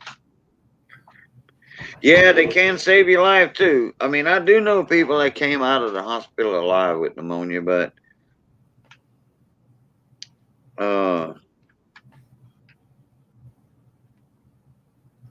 if my pneumonia is not that bad, I'm gonna go to the doctor and I'm gonna get me a huge antibiotic shot. And I'm gonna tell him, look, I don't feel like going in the hospital because I don't want to come out. Oh boy, I was just thinking about her last night. Oh, have a choice. I was thinking, I wonder how she was doing. And then earlier today, I was thinking about that. I thought I hadn't heard anything. yeah, Well, because I don't like what I'm hearing now. What the heck? She was just in for something minor, but she was in the hospital for over a month. Oh my. They must have found something whilst they were there, while she was there. It developed too. Well, that could happen too. Yeah, you're right about that. She did say it got bigger or whatever. That's what I was saying I'm earlier. just shocked. Agent, I saw her in Livestream a few days ago. She was in there for a few minutes. Oh man, prayers for the family. I don't know. So sorry for your loss. Well, I'm sorry for your loss. well, I mean, I was closer to her than you were. I mean, you just found out she was related to you Yeah. a couple of months ago, but Yeah. Man, look, we had like almost 50 people in here. Coming from the like 10 string TLT and then the scratch off community, you know. Right. Yeah. We had a bunch of people in here lighting candles and all that. Man, that was early in your stream today? The news passes fast. Yeah. Yeah. I'm so sorry to hear that. I just can't believe it. Is that good? Yeah, me too. Uh-oh, potato salad. Uh-oh, shrimp gumbo and potato salad. Oh, darn. And guess what? That was her favorite. That was her favorite gumbo, shrimp gumbo. And Missy started that before I found the news out. That's crazy. Oh man, that potato salad is awesome. Shrimp and egg gumbo. That's a weird feeling. Like I said, I was thinking about her yesterday and today, earlier today. Whew.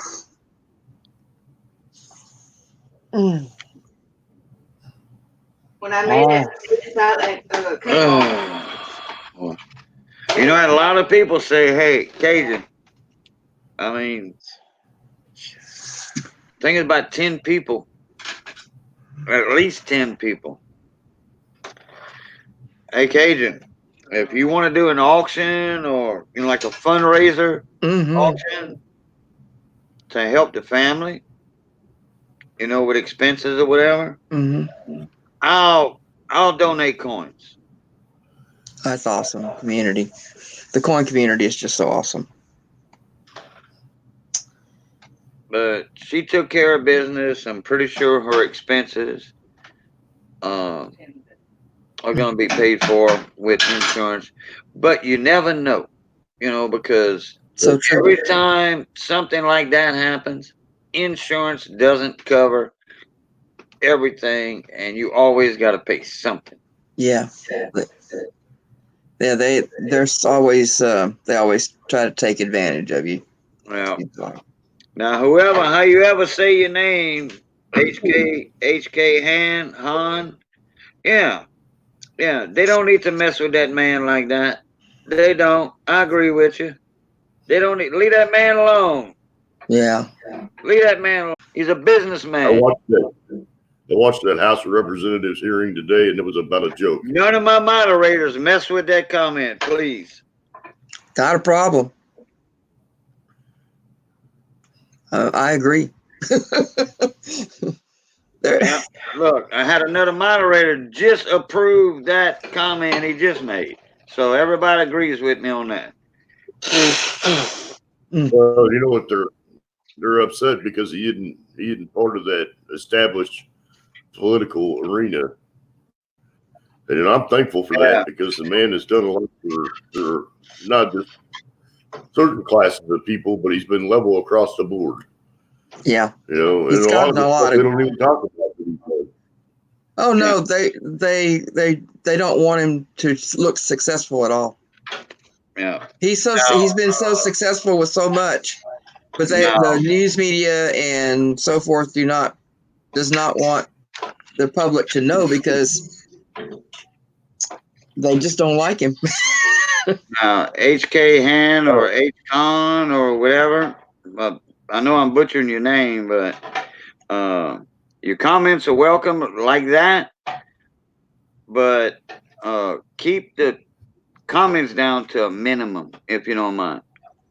You know, don't comment. Yeah. You know. One thing about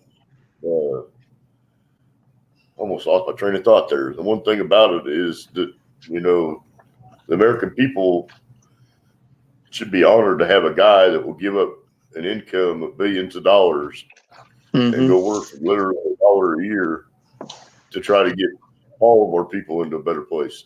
That's right. Not just some of us, but all of us. The man didn't want his $400,000 or $500,000 a year salary. He says, "I'm not in it for the money. I got money. I'm a businessman. I want to put this country on the right track." Yeah. Just like Ross Perot, okay? Texas billionaire, ran for president. Boy, they tried to find dirt on him and all that. He didn't even want a salary neither, you know? Yeah. He says, "I'm a businessman." You know, not a politician in there for money and lobbyists, getting money from lobbyists and all that. That's why all you senators and representatives in there, they get extra money from lobbyists. Oh yeah. That's how politics work. Yeah. Hey, North Idaho, how you doing? Tell Miss Missy hello. You can label all them politicians, Democrats or Republicans or whatever. Miss Missy, Liz said hello. Hello, Miss Liz. The truth of it is that Trump is not either. He's not a Democrat or a Republican. I'll be there in a couple hours for that shrimp gumbo, girl. Yeah. That's right. Put that car on autopilot. I'm there. Yeah. You ate 2 bowls of that. It's so good. Oh, I love shrimp gumbo. You know, as far as I can remember, Trump's the first president that's actually tried to work with the prison system to help the inmates that are getting into the work release actually find a path to successfulness. And we need that. We've got way too many people locked up in the country. Yeah. You know, and need a path to get back into normal life. Yeah. I tell you, it's something else. The media and everything. I really, it's frustrating. Let's keep it on the positive. Let's not go down this political track. Yeah. It hits the nerves of everybody a little bit. Yeah. Well, okay. That's what I was saying earlier. H. Con, that's why I was asking you, please don't spam the chat with it. Yeah, let's avoid that political comment stuff. And I don't care if you're Muslim, if you're Chinese, Vietnamese, Africanese, or Americanese, or whatever. I don't care. I don't. No, we don't care around here. I don't hold my opinions. I don't have bad opinions about any religion or race of people, but I Yeah. just don't want my chat being spammed. That's all. Yeah. Hey, Cameron's Collectibles. Hey, Cameron. No, Cameron. No, I got too many mods already, and I told my mods already to leave that guy alone. Welcome as long as they don't cross that line. You know, you start being hateful to people, and you know you'll be handed the door pretty quick. Because my channel is not a hate channel. There you go. I don't even talk bad about nobody. You want to find an honest. Yeah, you want to find an honest live stream here and check out Boudreaux. I pray bad people become a better person. There you go. Yep. I agree. Why there's so much killing going on in this world nowadays? Well, we talk about all kinds of stuff from collected coins to engines to food. Coins, silver pouring, small engine repair, which, boy, I can tell y'all some stories about that now. Delicious Cajun food, too. And food. Gardening. What's cooking with Cajun? Look at here. Wait a minute. Hold on. We got a good support community too. Where's it at? Where's it at? Where's it at? Oh. You're too low. You're too low. You're too low. Come on up. Up. over. Oh, look at that. Boy, it's too bad we don't have reach-in television. Smell-o-vision. Yeah, smell-o-vision and reach in and you know get shrimp and egg gumbo. Oh, now I did let her put some smoked turkey wings that were cut up. Mm-hmm. You know, in there well, to give that's it just a little smoky flavor. Usually, I don't put smoked meat in a seafood gumbo. So it's the first time that we put smoked meat in a seafood gumbo. But you can't mess a gumbo up, can you? Was that? You can't mess up a gumbo, can you? Yes, you can. You can. Oh yeah, you can mess up a gumbo. Yeah. I've never had a bad gumbo. You can mess up a gumbo. If you put raw okra in it, you done messed that up. That's got to be smothered okra. It's got to be smothered okra, cooked down. Yeah, smothered good too. Yep, I mean down brown like a root. And no tomatoes. Gumbo. And you see? Yeah. Look, you see how that gravy? Not the gravy. Gumbo don't have a gravy. It's a juice. Yeah, it's a juice. But it's not thin like a soup. You know, like chicken noodle soup. Right. It's got a body to it. It has, that's the roux body right there. That's delicious looking. Oh, man. Cajun, you're messing with me now. Hold on, I gotta do like juice that. It's good flavorful.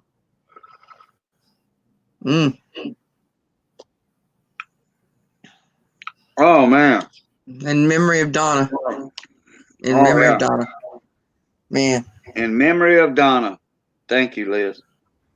Oh man. Bien bon. Bien bon. This is awesome. Good flavorful. And look, it got just a hint. And look. It's got just a hint of smoke in there from them smoked turkey wings. Oh yeah, and then we got boiled eggs in there too, you know, in the pot, not in here. And then what you do, you just do the boiled egg in your bowl. You take your spoon You And know, you cut into that.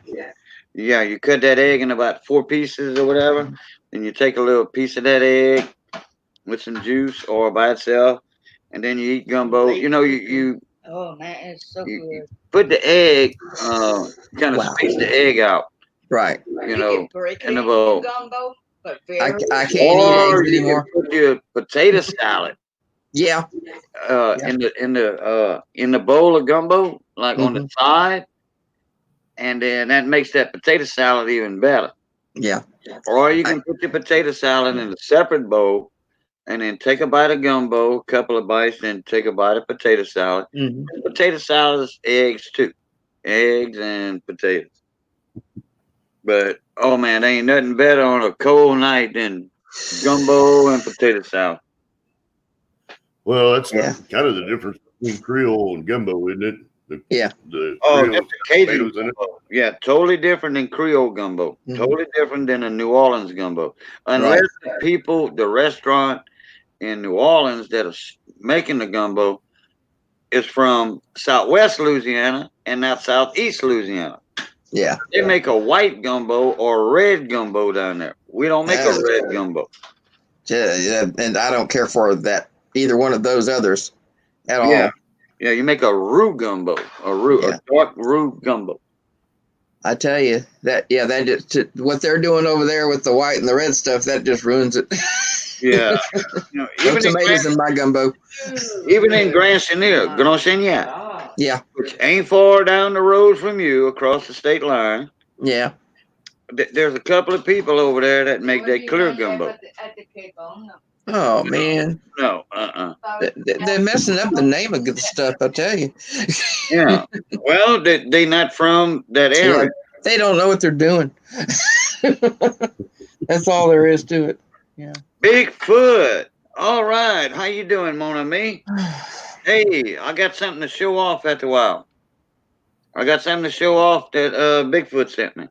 I've been cool. waiting on him to come in the stream. Now, I did talk about it yesterday. I did. I talked about it.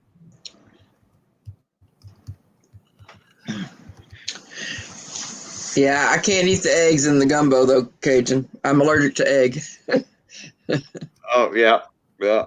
So 7, no tomatoes. I eat tomatoes in my cereal. Okay, not really, but yeah, and gumbo and dirty rice 7 style.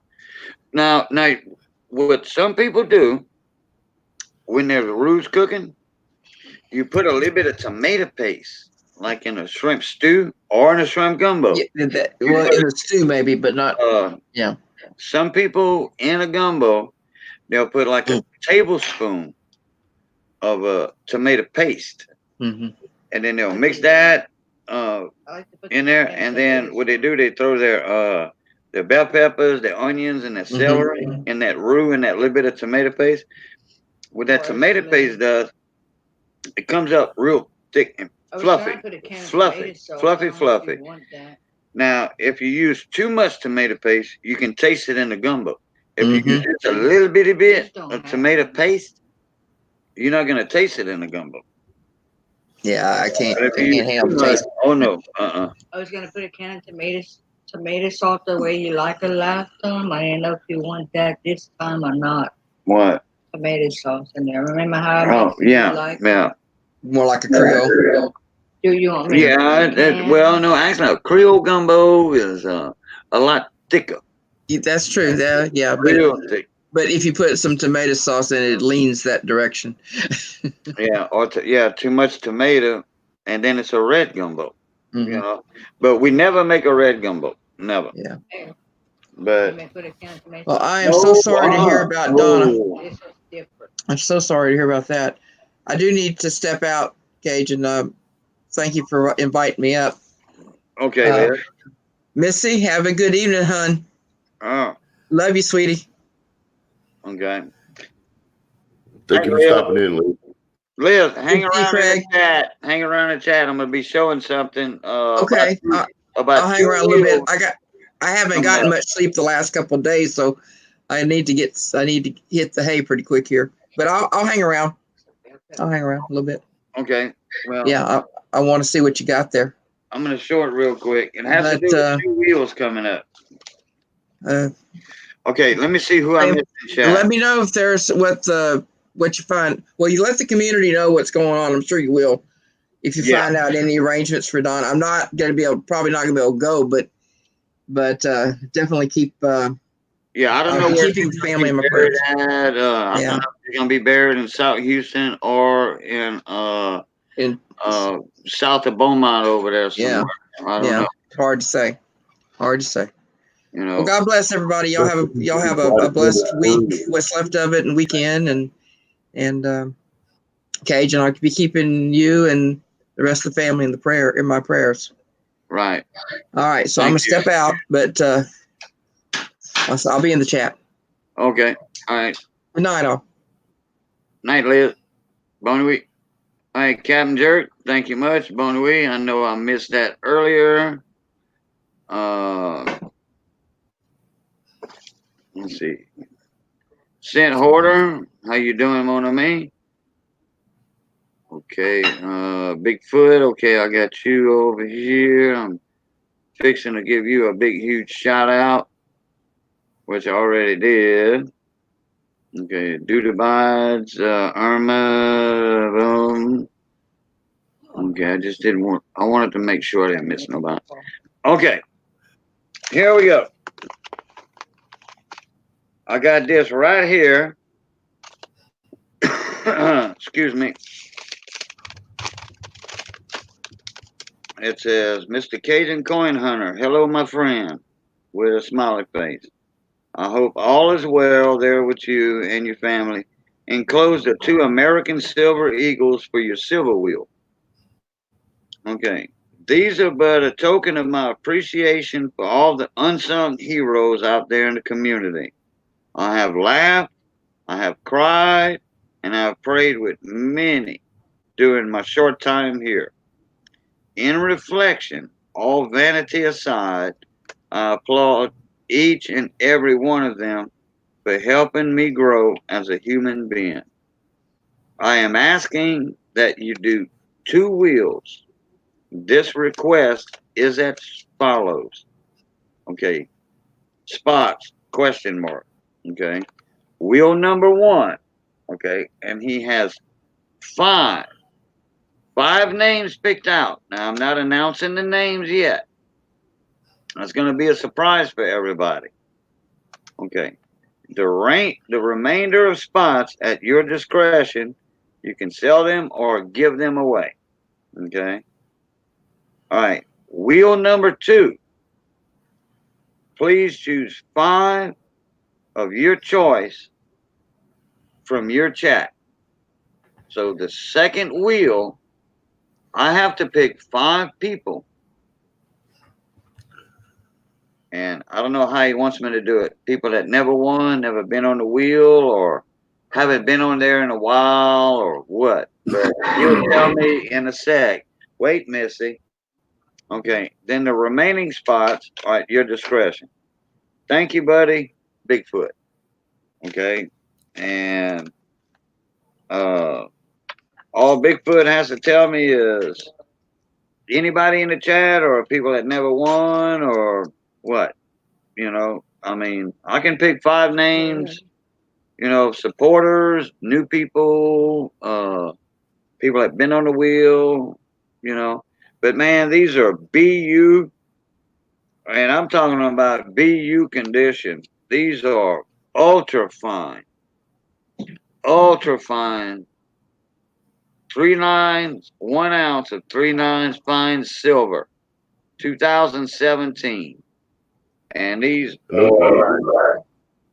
are super ultra fine. Look at the eagles on the back of that coin. And that's heavy right there. That stuff is heavy. My judgment, Bigfoot? All right. Well, then it's going to be just names at random. But I will keep the names hidden until I have the wheel. And I will sell. What I'm going to do, that's a special wheel. Okay, Bigfoot. This is how I'm gonna explain it. Yeah, I sure did, Missy. Okay. This is a special wheel, and what I'm gonna do, I'm gonna do 12 spots on the wheel, but I'm gonna give away a extra spot on the wheel, a extra spot on each wheel. Okay, and it's gonna be $5 a spot. So there's only gonna be 6 people that can buy spots. That's it, 6. 6 are already free to people that's going to be in the chat for the second one. So that's going to be my little Ticado, extra free spot. Hey, Cajun, Yes, sir. I'll buy a spot on each wheel for the Community Rainy Day Fund. Was that? I'll buy a spot on each one of those wheels for the Community Rainy Day Fund in honor of Bigfoot. Okay, you want to buy a spot for the Rainy Day Community Fund? Yep. Oh, like say, okay, you buy a spot on each wheel? Yep. And if you win it, if you win that coin, it goes to the Rainy Day Community Fund? Yep. Oh, sure. And, you know, it can be put up for auction for the Rainy Day Fund. Right. Okay. Now, okay, hold on. Well, don't get too fast here. You know, my PayPal account is froze right now. I don't know if you knew that or not. Yeah, it's froze. I tried to add my debit card and to send an invoice to somebody for some coin supplies. So anyhow, PayPal froze my account, and I think that's why, because it was suspicious activity, but it was me trying to fix my PayPal account. And I'm still trying to toss that up and about with PayPal. Well, you got my email address. If you want, I'll mail you the money. It don't make no difference to me.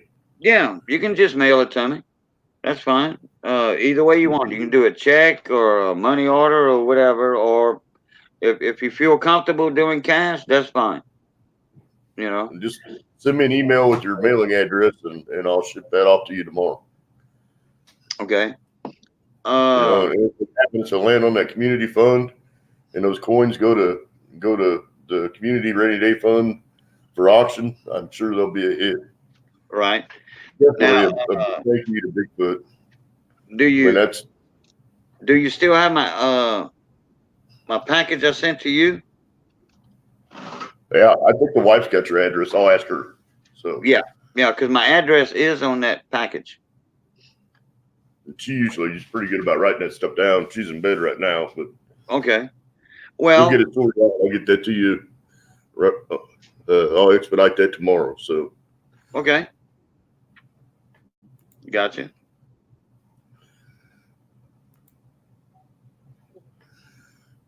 Yeah, I'd like to do that. You know, just it gives an opportunity for those coins. If it happens to land on that fund, then you know there'll be a storyline behind those coins, and it'll be pretty special. Yeah. So, yeah, because it was a donation to help with the community, given to the community, you know, in a way, and then I'm given a free spot, which you know I'm gonna sell 5 spots, you know, to raise a few dollars, and then well, actually one of those spots is going to cost me for the shipping, you know, and all that. But I'm not worried about that. So I only get like $20 out of the deal, like that. But that's not a problem, you know. Yep. But anyway, David Carlisle is going to put my email address in here, my Cajun Coin Hunter 64. If anybody wants a spot on those wheels, just send me $5 a spot, and when they get filled up, we're gonna spin them. We're gonna have a wheel of silver again, and it's been too long and drawn out. We ain't had a wheel.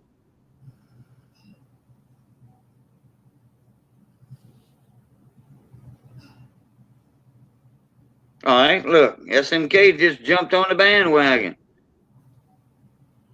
David Carlisle just put my email in. So whoever wants to email me and say, and in the subject line, put request address, or just put wheel address for wheel. Or they could put Bigfoot silver wheel. Yeah, One or two. but just, you know, I need to know it's a request for my home address so y'all can send me the funds. Yep. And as soon as I get all the funds in, the wheel will be spinning again on call. And I want to thank Bigfoot for that. I've been doing it. I did it last night. And I think I did it night before last, if I'm not mistaken. I did it 1 or 2 nights. Put it that way.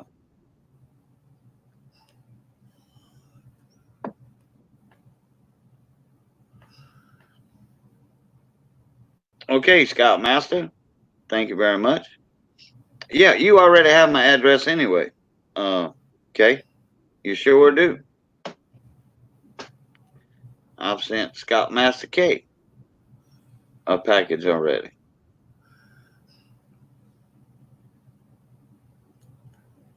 So it doesn't matter if you won the wheel before or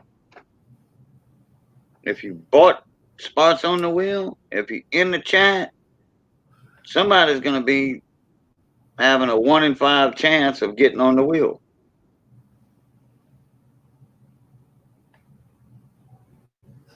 And I'm not going to do it right away. I'm not going to do it right away when I start the wheels. I'm going to wait on people to come in. I'm going to wait on people to come in. I think it's down to 1 and 3. Was that? I think that's down to 1 and 3 now. What's that?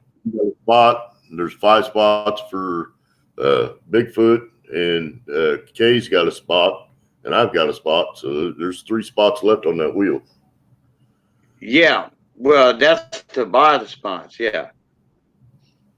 But I'm talking about they're going to have 5 spots. Well, 5 names already picked out for the first wheel. So that eliminates the first wheel. But the second wheel, I get to pick out 5 names. Well, actually, I get to pick out a name for the first wheel because I donated a spot. Yep. Myself. I'm given a free spot. Actually, on both wheels. So there's going to be 7. Yeah. There's going to be, wait a minute, 5, 10, 11. There's going to be 12 free spots. And I'm not announcing the first 5. It's going to be 12 free spots between the both wheels. What I was saying though is if Bigfoot gives away 5 and you give away another one at 6, and then Kay and I both buy spots, Kay's buying one for himself and then I'm buying one for the community fund, and that drops it down to 4 spots left on the wheel, I believe. Yeah, 4 spots left to buy. Yeah, on each wheel. So I mean that's correct. People are going to have to get in quick on that deal. Yeah, right. It won't take long to fill up. Yeah, we got 23 people in here right now. Yep, SMK's doing the same thing as you doing, Craig. Okay. Yep. Let me do this. Hold on a sec. Let me do this. Oh, you can talk. Go ahead. I'm thinking to myself. You know, it'll be for a great cause, no matter what. So right.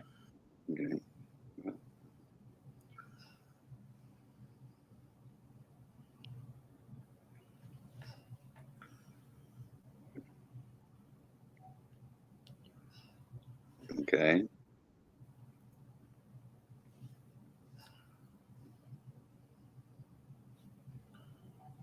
Okay. We got 12 spots on the wheel. It's a special wheel. We got -5 automatic. That's 7 spots left. -1. as my donation equals 6 spots. Then we got -1 equals 5. -1 is your donation. -1 for SMK, that's 4 spots left on the wheel, on each wheel. So far, there's 4 spots left on each wheel. That's We got $20. there's you and SMK that pledged a spot, and both of y'all, I believe that. I take that word as better than a handshake. Put it that way.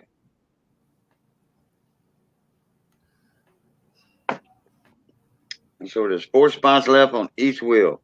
And David Carlisle put my email up. And if anybody wants in at $5 a spot, feel free, feel froggy, and just jump in. You're welcome, Bigfoot. I'm grateful that there are people in the community that will do stuff like that. You know, I don't know about anybody else, but those are some nice coins. And hey, you know, when I say they super fine, like that. When I say they super fine, they super fine. I didn't even take them out to flip. I know they look good. They are BU big time.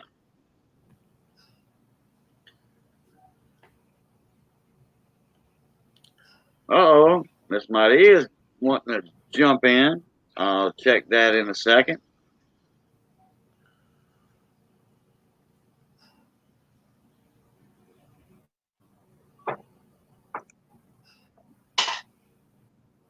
Get in my inbox here.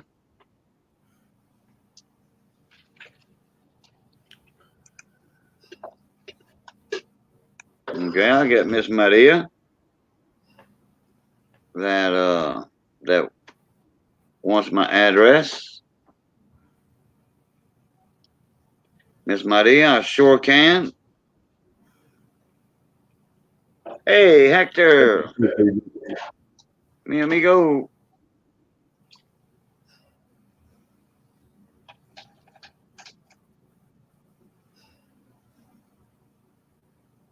Okay. Thank you, Liz.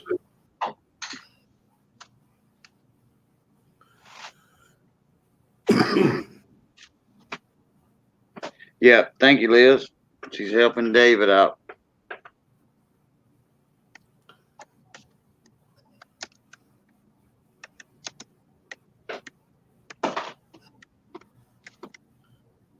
I'm typing in my address right now to Miss Maria.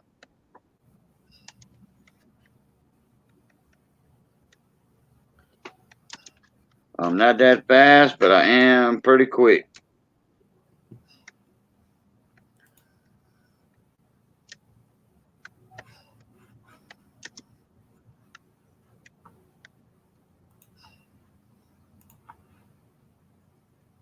Okay, Miss Maria, I sent that to you. Give it a minute to go in. Oh, got another message. Oh, never mind. Well, that might be another message. Hold on.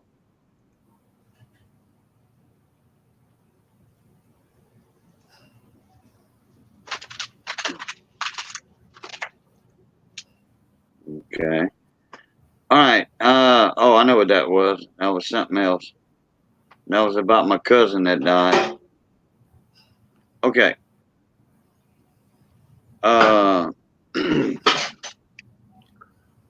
Okay, what I'm gonna do, I'm gonna write everybody's name down as they come in. And when there's no more spots, what I'm gonna do, I'm gonna just reply in the email, spots are full. Please don't send money. You know, think that's, you know, first come, first serve. You know, that's fair. Yep. You know, and once I get the spots, all the spots filled, if somebody sends me email, you know, extra email, like say if I'd have got flooded with 20 emails just now. Okay. Well, that'd have been like, you know, the first wheel, the second wheel, and the rest would have been like, oops, you kind of sent me an email a little bit too late. My apologies. Hey, Dean, how you doing? Hey, Mountain, how you doing? Now, I missed somebody in chat earlier. Who was it?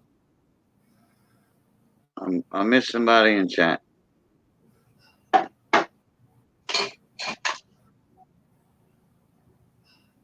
Miss Maria, it's going to be as soon as that. I'll receive all the payments. Okay, Santa Hoarder. Thank you for coming in.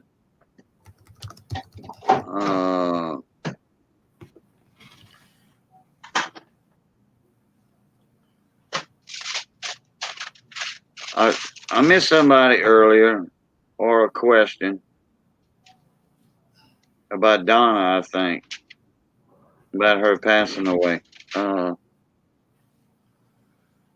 Maybe. Seven was asking about it, but I think that he had to go. So. Oh, Seven's been here for a long time. He's been here since the start on that. Yeah, Oh, he was Dean, Mountain of Accord. Yeah, I don't know if I had missed you, Dean. I'm sorry if I did. Oh, yeah, I got coin supplies, too. I forgot about that. I got coin supplies. Thank you, Liz. I have the flips like this, the little double, the double 9 plasticized flips. I got those. I got these in pennies, nickels, quarters, half dollars. I've got the coin tubes. I got nickel coin tubes. I got half-dollar coin tubes, the square. And everything is Guardhouse brand. Everything I got is Guardhouse brand. And if y'all interested in anything, you know, whatever you order comes in a box, a free box. You know, that's a storage box. That's $half right there. And there's 100 in each box. And once you fill those up, or you put them in a Ziploc bag, you're going to start using those boxes as storage boxes.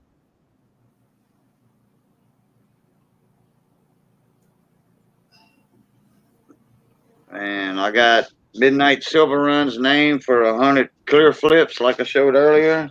But I hadn't seen him in some streams lately, so I don't even have his address or whatever, or his payment. But I'll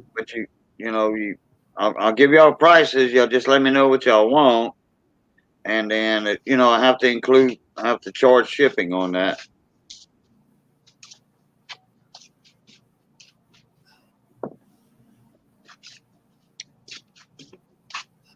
But thank you, Liz Ann, for reminding me. I had a couple of big boxes go out, Liz Ann. Yeah, big time. In fact, got one right here for Sheldon. Oh, look at that one. That's a big one. There's my hands right there. That's a big box right there, and there's his label. That's already printed out, ready to go out. And that sucker's heavy. And that's going to Hawaii. That big old box going to Hawaii. Oh, Hector, yeah. Hector, how you doing, mi amigo?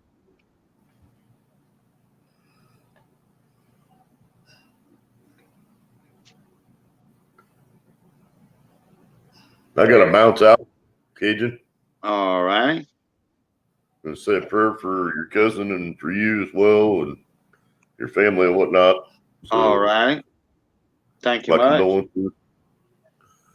My pen?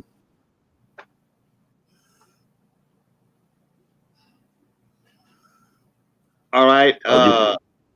Craig, thank you very much for coming in, buddy, and showing me support and all that for everything. I'll get that envelope out in the mail tomorrow to you. So, All right, not a problem. I'm gonna have your name wrote down. thank you, sir. Everybody have a good night and chat. Thanks for having me, brother. And we'll catch up with you, I'm sure, next couple of days, I'm sure. So, I'll be around. Okay.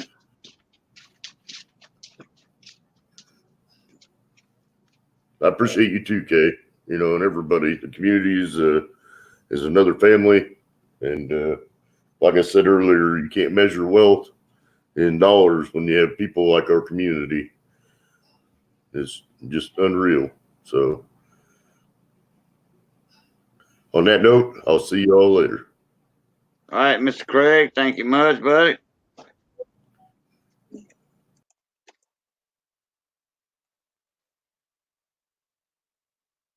Trying to send my address again.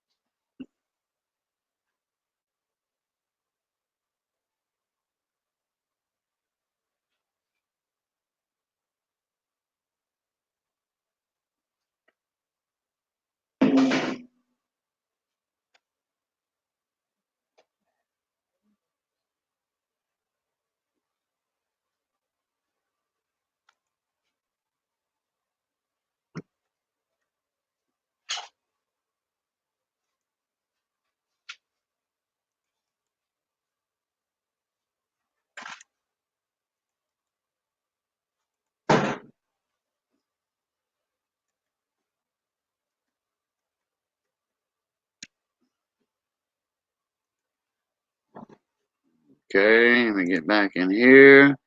Okay, Hector, I sent you a link. Okay, Liz Ann, not a problem. Thank you very much. Give me some more of this gumbo right here. Uh-huh. Hey, Grog, thank you for coming in, buddy. I appreciate it.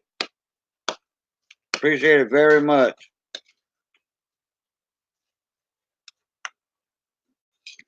Oh, this gumbo's good. Okay. I need to quit eating that good shrimp gumbo in front of y'all good people.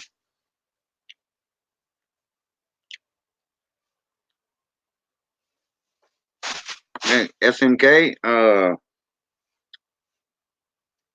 I sent you the address for those spots on the wheel, and thank you for the ticado.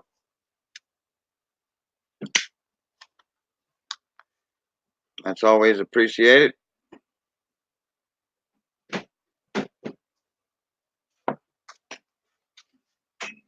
Cajun, how much for the twos, for the quarters and dimes, nickels and pennies? 50-cent people. Dean, I don't have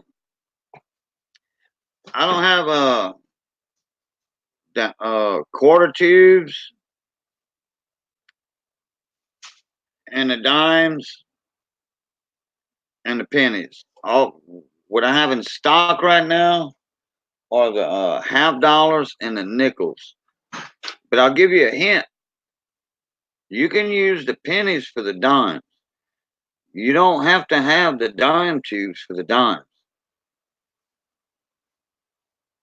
You know, if you're going to store them, you know, long-term storage, or it don't matter.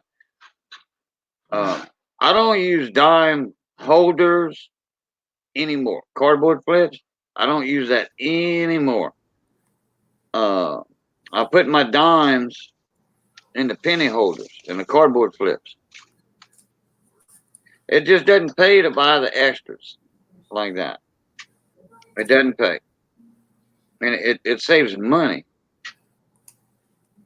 And these are the square tubes. Yeah, these are the square tubes. I'll show them here in a minute. I put them over there. So And I tell you what, these caps are not coming off neither. Easy. They're not coming off easy. Hey, Missy. Right there. Missy. Missy. Right there. In front of the keyboard. You see them two plastic tubes?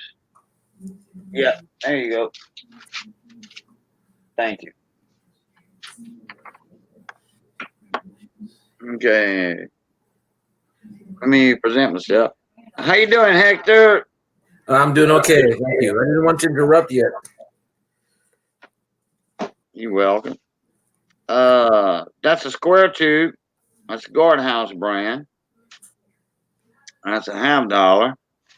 And you cannot get this off with one hand.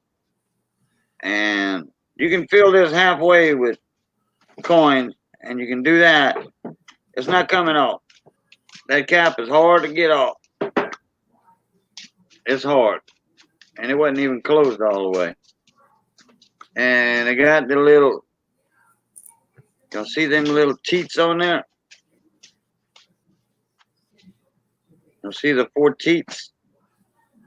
If I hold it still. Anyway, there's 4 little holes. 1, 2, 3, 4. And there's matching teats on there. And these are the nickels. And you can't get this off with one hand. If you hold it one hand, that cap's not coming off. And you can shake that too with coins in it. It's not coming off. Well, I'm pretty sure if you bang it, bang it, bang it, or it might, but EBG's in the house. How you doing? Hi, EBG. How you been, EBG? Now, Dean, how many of those tubes you want? You wanting like a box of each, or you want like 10 apiece? You gotta let me know how many you want. That way I can make a price. The more you buy, the cheaper it is.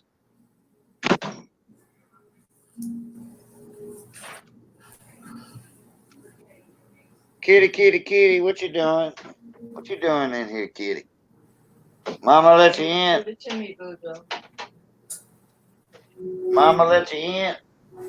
I need to go get her some cat litter. We'll keep her Whoa, in. okay. Okay. Yeah, the square tubes are nice, SNK. And I love the guardhouse because the caps just don't fall off. Even the screw-on caps fall off.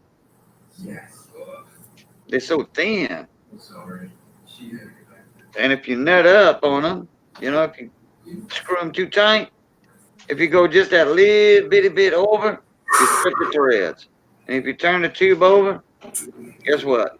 The coins fall out. You got 50 pickup, not 52 card pickup, but you got 50 pickup on the floor.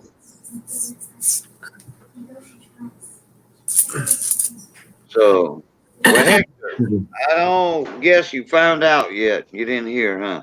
No, sir. You know my cousin, Texas girlie Donna? No, she didn't pass away. Yeah. I'm sorry. Yeah, she sure did about 3 hours ago. Well, I'm sorry to hear about that. Man, we must have had 45. I know it was at least 45 people in here at one time. They came over from TLT stream. Somebody left my stream, went to TLT's live stream. I didn't even know TLT was streaming because it was late, you know. I didn't know it was streaming. And all of a sudden, we got a TLT raid, and they stayed, too. For quite a while, they stayed. And then we had the scratch-off community because she was heavy in the scratch-offs. Uh-huh. Yeah, we must have had 10, 15, 20 from the scratch-off community come in. You know, yeah, she passed away. She was in the hospital for over a month, like a month and a half or so. And, man, that tore me up big time. That tore me up. I couldn't even talk. Oh, I did though. I mean, it took me a little bit, but I was saying thank y'all and stuff like that. But that's about all I could say. Well, I'm sorry to hear about that. Yeah, well, thank you. Thank you. Man, everybody was lighting candles in the chat and all that and everything. And people want to donate coins for auction, for expenses and stuff. And I'm like, whoa, y'all hold on here. That's, overwhelming right there. I mean, I'm pretty sure she had insurance, You know,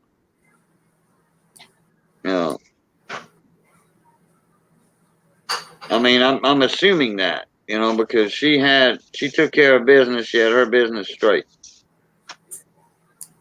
So, but if her old man needs, or family needs assistance, hey, I'll be more than glad to help out. And I'll make a video, make an announcement.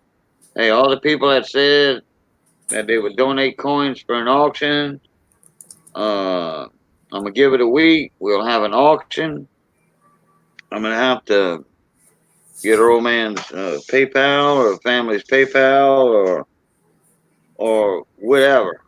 I know we're gonna work it out some kind of way with a PayPal address or something. That way we can get addresses and all that stuff.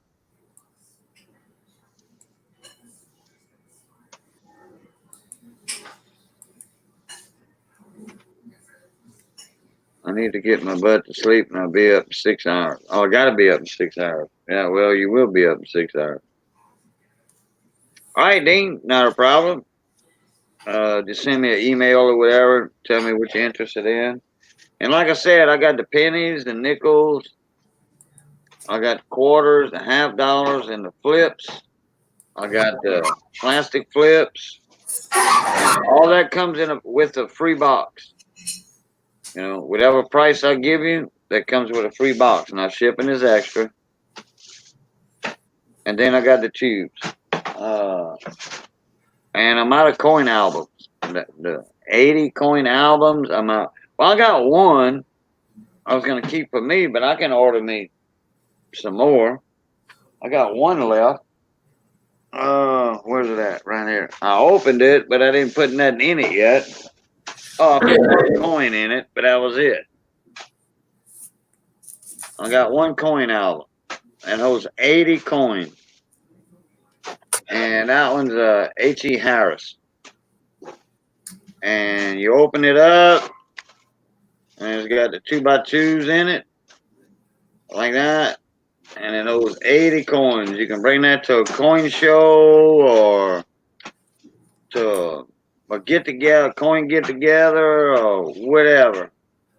If you want to trade coins, you take a coin out of here and it's got the little thumb cut pages, got the thumb cuts on the bottom. You can push the flip out.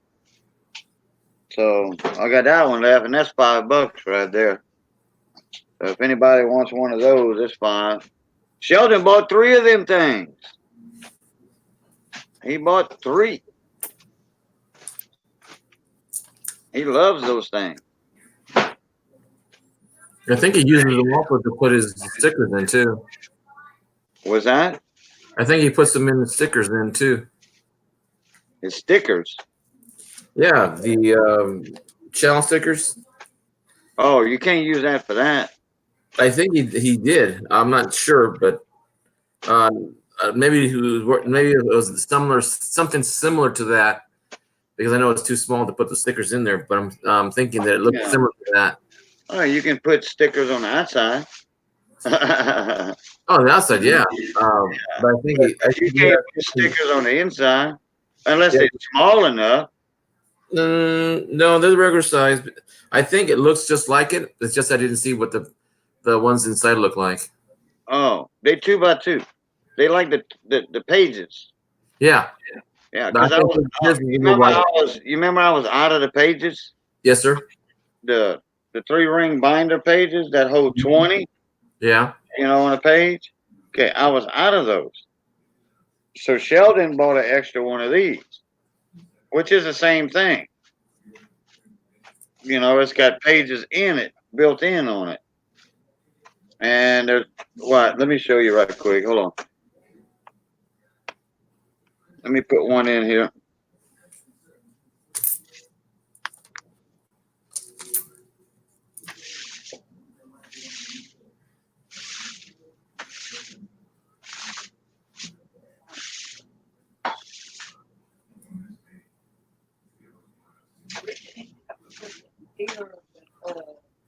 Tell you what, they won't fall out, that's for sure.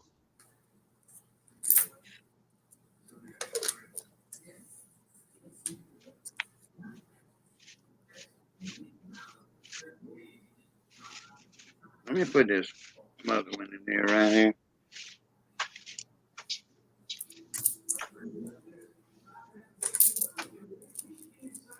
These things are cold because it's cold in the house. Okay, here we go. All right.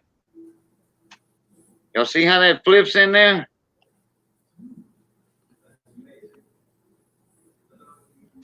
Can y'all see that coin in that flip?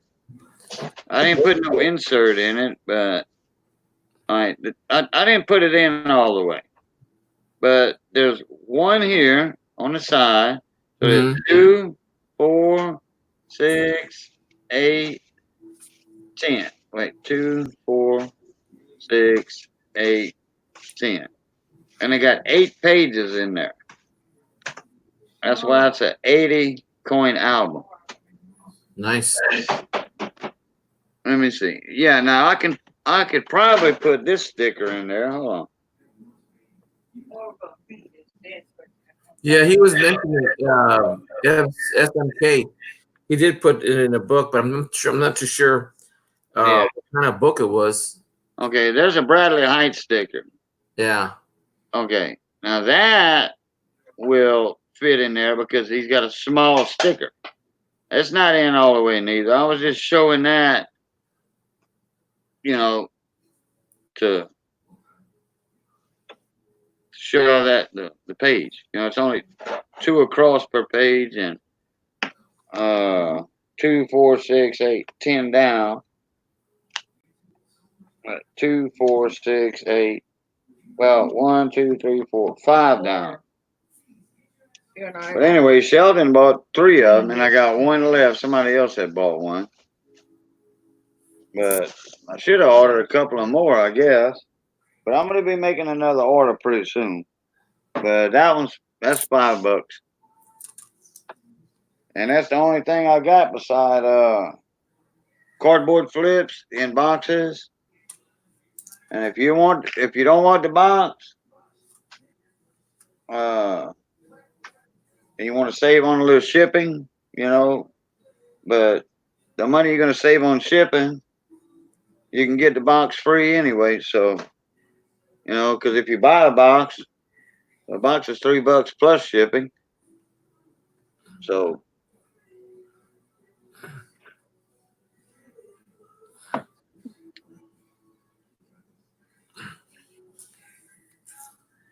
David called out, Sheldon is not naked. He has a grass skirt on. Well, he might have a grass skirt. I think he wears shorts and his wife might wear a grass skirt.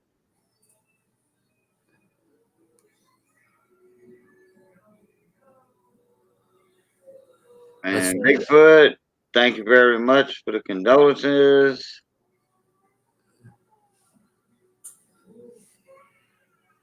Will you be going to Texas for the funeral, Cajun? I don't have the money to go to Texas. I don't know how they're gonna do it. You know, I haven't talked to her sister yet or anything. I do have some information though, other information that I got. I haven't talked to her brother yet or anything. So tomorrow I'll know more. But as of right now, no, I can't afford to go to Texas.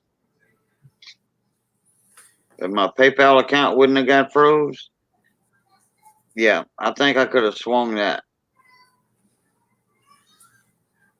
Bad timing.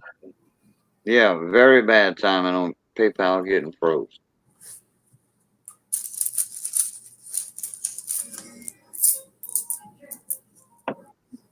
So, but yeah, like I said, at least I can talk right now.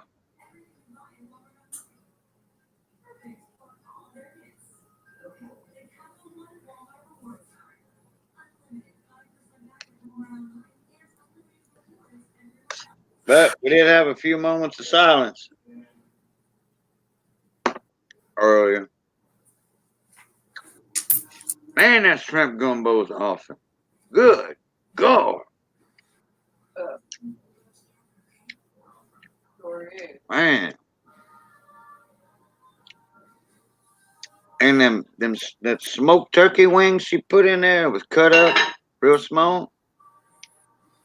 That smoked turkey wing just gave it just enough smoky flavor. And that gumbo juice. And I never put smoked meat or smoked sausage in a shrimp gumbo. Never. I never do that. Because a seafood gumbo is a seafood gumbo. You don't put chicken in it. You don't put chicken and sausage and andouille and all that in a seafood gumbo. But this time we did it, and that turkey wing, it came out perfect. So yeah, we're gonna do a smoked turkey wing in our future seafood gumbos. You know, not all of them, but a few. You know, every now and then, like every other gumbo, every other seafood gumbo, we'll put a piece of smoked meat in it. And I love turkey wings. I do. And you can get those smoked cheap. You know, I don't know, $1 a piece or something. In fact, if you want a cheap meal on the fly, you can get some smoked turkey wings or regular turkey wings and make a gumbo. Man, it'll probably cost you if you buy the roux instead of making it yourself, which a lot of people down here buy the roux because it's just about cheaper to buy it than to make it. Because you can gas on your stove or electricity because it takes an hour to make a roux. Or you can buy something for $2 in the store down here. Roux. You can buy it $2 in the store. $2, $2.25. And it's just like you're gonna make it. Same damn thing. Excuse my French. And you go buy like 4 or 5 turkey wings, get you a couple of onions, a bell pepper. You do all that, you cook that down, you got a full meal for a whole family for $10.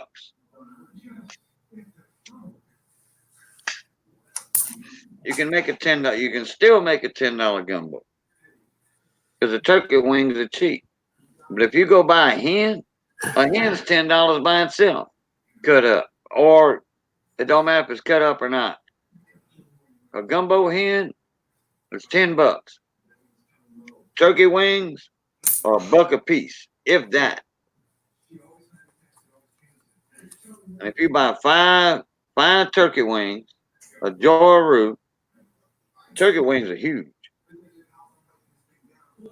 And yeah, $12, you got a huge gumbo.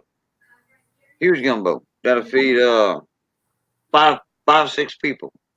Maybe leftovers. That's $2 a meal. Not even $2 a meal. I was thinking about making chicken wings, but using turkey wings to make them like, change. I have my daughter's recipe. She makes a real good chicken wing, but instead of using chicken wings, I'm gonna use turkey wings. Okay. Now you're not gonna use a drumstick on the turkey wing, are you? Nope. Okay. Just the bottom end.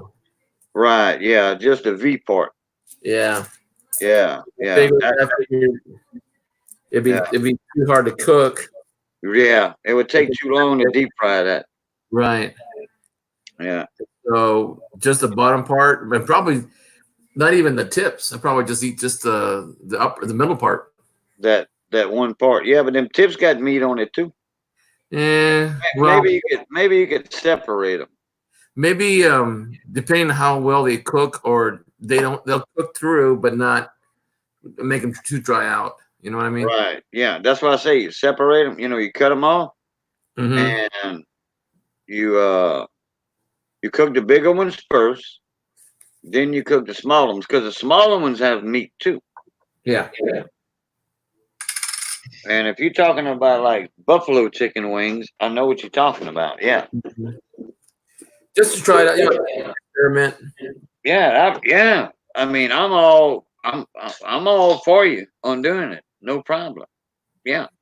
I haven't seen too many, but I'm gonna try it anyway.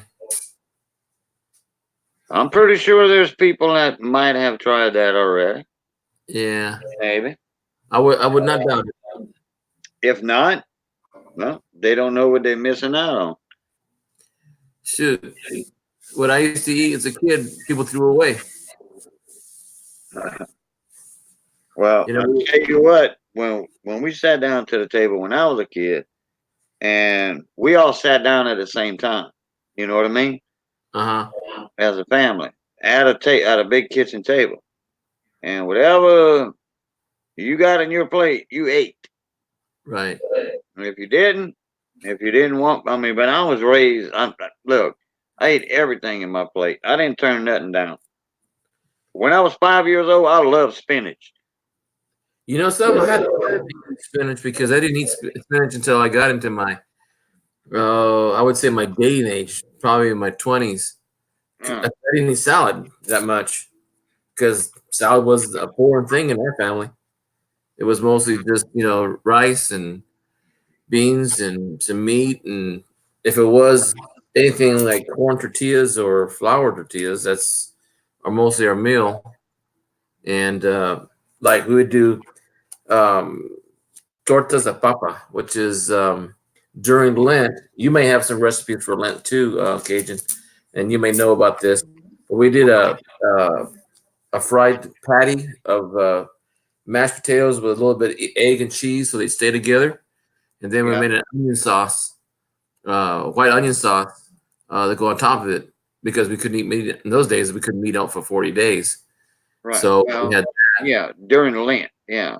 Lent. We did eat meat, but not on Wednesdays and Fridays. Oh, my dad was a little more traditional. We did all 40 days. Oh, okay. But later on. Hey, Ed Nikolai's got a question for you, Hector, in chat. Okay. Go ahead, Nikolai.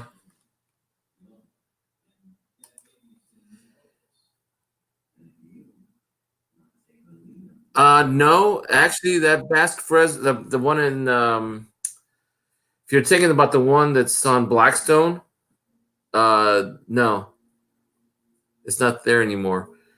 But there is a Basque in Los Banos. You know something? I heard that. Well, I might be wrong. Let me see.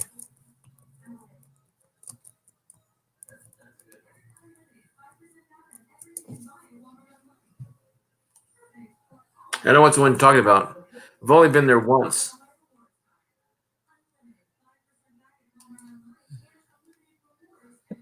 Okay. They call it, I don't know if it's called the Santa Fe Basque or Shepherd's Inn. One's on Moroa and one is on Santa Fe Avenue. I think the one on Santa Fe is the one that you're talking about.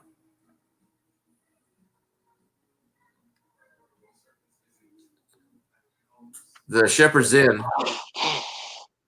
That's the one on next to Santa Fe tracks. And there's another one in Fresno on Moroa. Opens at 11 and it's now closed. So it's what, 10 o'clock now? 11 o'clock? California time? 11 right now, California. Yeah, wow. Yeah, it's still open. My surprise, I heard it closed, but I looked at the internet and it's still open. That one's called. Let's see, Ed. It is called. Okay, the one on Santa Fe. That one's on. It's called Shepherd's Inn. It has Basque and American menus. And the one that's called the Santa Fe Basque Restaurant and Bar, that's on Moroa. Huh, it's funny because they took the opposite. Shepherd's is on Santa Fe and Moroa is the Santa Fe Basque restaurant. I thought they had moved. You said the Basque know how to eat. Cajuns too. So do Argentinians. I went to a friend of mine's house and he was talking about going to this place. It was Argentinian. They put a whole rack of meat in front of you, and they'll keep serving you the meat as long as you eat it. And they'll be, probably about a 2-foot rack of meat. Cool. Yeah, it's on skewer and it's constantly cooked. Right. Boy, I'd like to try that place out. No, I went to Montana's one time. It's a barbecue place.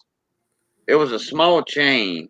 I don't know if it was nationwide or what, but it was called Montana's. And they had one in Gulfport, Mississippi. And it was on the south side of the interstate. And this was back in about 1994. That's when I had my two-way radio shop, my electronics business. My repairs. I was heavy in electronics back then. And I owned a repair business for electronic radios and stuff, TVs, whatever. Anyhow, and we went to a ham radio fest, and just so happened the casino had opened up that day, the first day the casino opened in Bay St. Louis. So what we did before we went to the ham fest, we got there around around 10:30 in the morning. I was living close to Baton Rouge at the time, and we arrived at Montana's, and we met my friend's buddies over there, and my buddy's husband's, my friend's husband and wife, their friend. So anyway, we met other people over there, and so we ate, and man, the extent of the barbecue meat, the prime rib, whatever you wanted. You bought the buffet, and they had a butcher right there, a meat cutter. If you wanted ribs or if you wanted whatever. And guess what they was playing at the speakers? Cajun music. No kidding. What radio station y'all got that on? They said, oh, that's piped in. We have it on a recorder in the back. Everybody loves Cajun music over here. I'm like, man, yeah. I said, my cousin owns a radio station, a Cajun music station, and over there. I say he's not on the internet yet, but he will soon. So anyway, they moved on the north side of the interstate. I think after Katrina hit or something. But man, they had like prime ribs, beef roast, smoked meats, or cooked in a gravy, whatever you wanted. They had it. I never ate so much just meat in my life. Just meat, because I had to try a little bit of everything just about. Man, that was awesome. Well, naturally I hit the dessert bar and almost fell asleep on the way to the ham radio festival. We arrived at the Centraplex in Gulfport, and I was just barely awake. And they say, hey, boo, we here. I'm like, all right. So I said, man, me and my full belly, we jumped out the van and went into the Centroplex over there, or whatever it was called. It's like a big coliseum, huge coliseum, and I think that's one of the things that survived for Katrina, because it's all concrete and all that and everything else. I bought a few things over there, some parts, stuff like that. They had more keyboards and computer stuff over there you could shake a stick at, because that was all ham radios operators back then when packet radio. They were using computers to do ham radio. Yeah, I thought about going back to doing that because I think they've got smaller units and they use less power, but they got more of a bandwidth. Yeah, but you know what? I think ham radio would never go out. Ham radio would never go out. You know why? You know why? Because of the fact of natural disasters. Ham radio operators, most 95% of ham radio operators are very serious in what they do. They have generators, they have crank up towers, they can set up a dipole antenna or whatever. They can crank up the tower or make a homemade dipole antenna and communicate with other ham radio operators all around the world.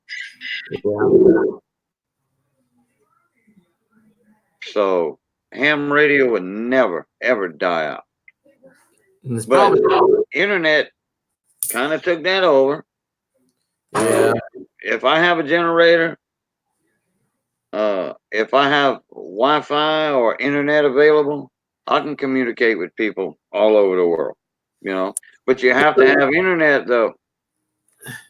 I was just wondering now when you brought up the fact that it's the power needed to run a ham radio. What would it take if your power went out? Could you still send out a signal using Wi-Fi? I mean, what I'm saying is that let's say they had a military, I don't know, knockout in our grid. Can we still use satellites for our cell phones and Wi-Fi? All that has to do with cell towers. Right. If you have Wi-Fi, you can get on the internet with a cell phone. All right, Bigfoot. Take it easy, bud. Appreciate you coming in. Okay, Big. Nice seeing you again. If there's Wi-Fi available, I mean internet available. Mm-hmm. If electricity goes out, you can use a cell phone to get on the internet. But if the electricity goes out, you're not going to be able to get on the internet if it's a nationwide outage. Yeah. Well, I'm talking unless the generators are up and running or something, Yeah, California, I'm worried about. But that's where your ham radio operators come in handy. That way you can get in touch with people, Yeah. I used to a neighbor used to have a ham radio. He had a big old extended antenna he can crank up, and I would be able to talk to some people in Mexico City where they had theirs. Right.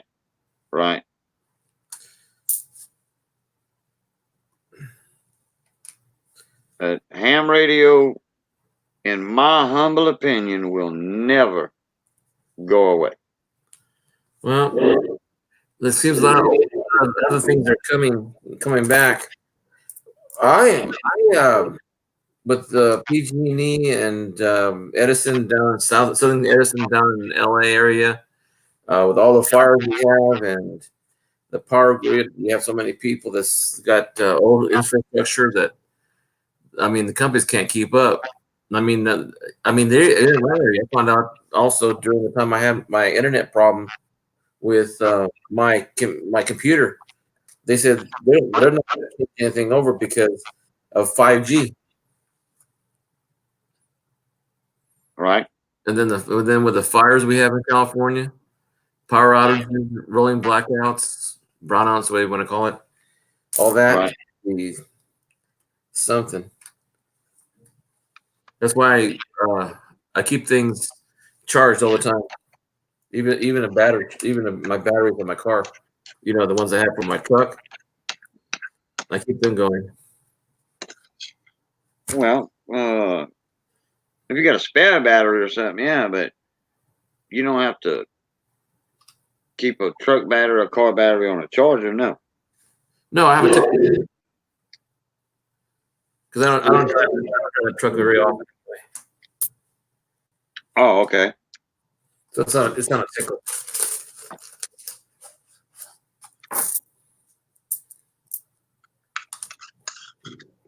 But I got a lot of movies and things on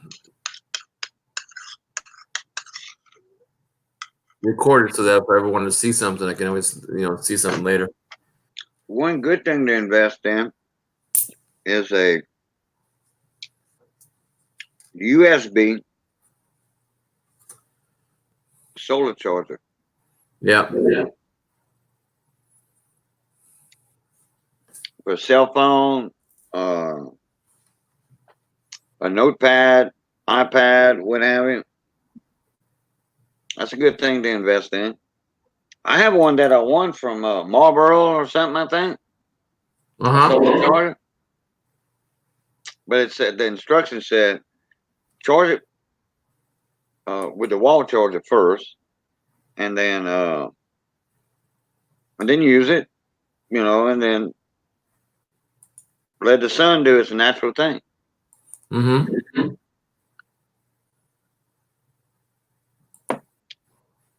I've never even plugged my phone into it yet.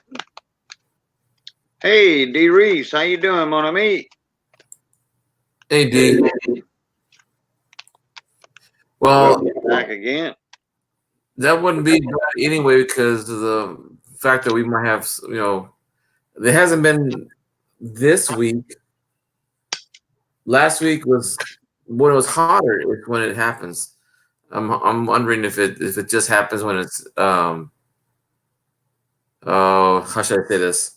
Expected, not for the winter, because unless people start using a lot of electricity when they start putting up the decorations up.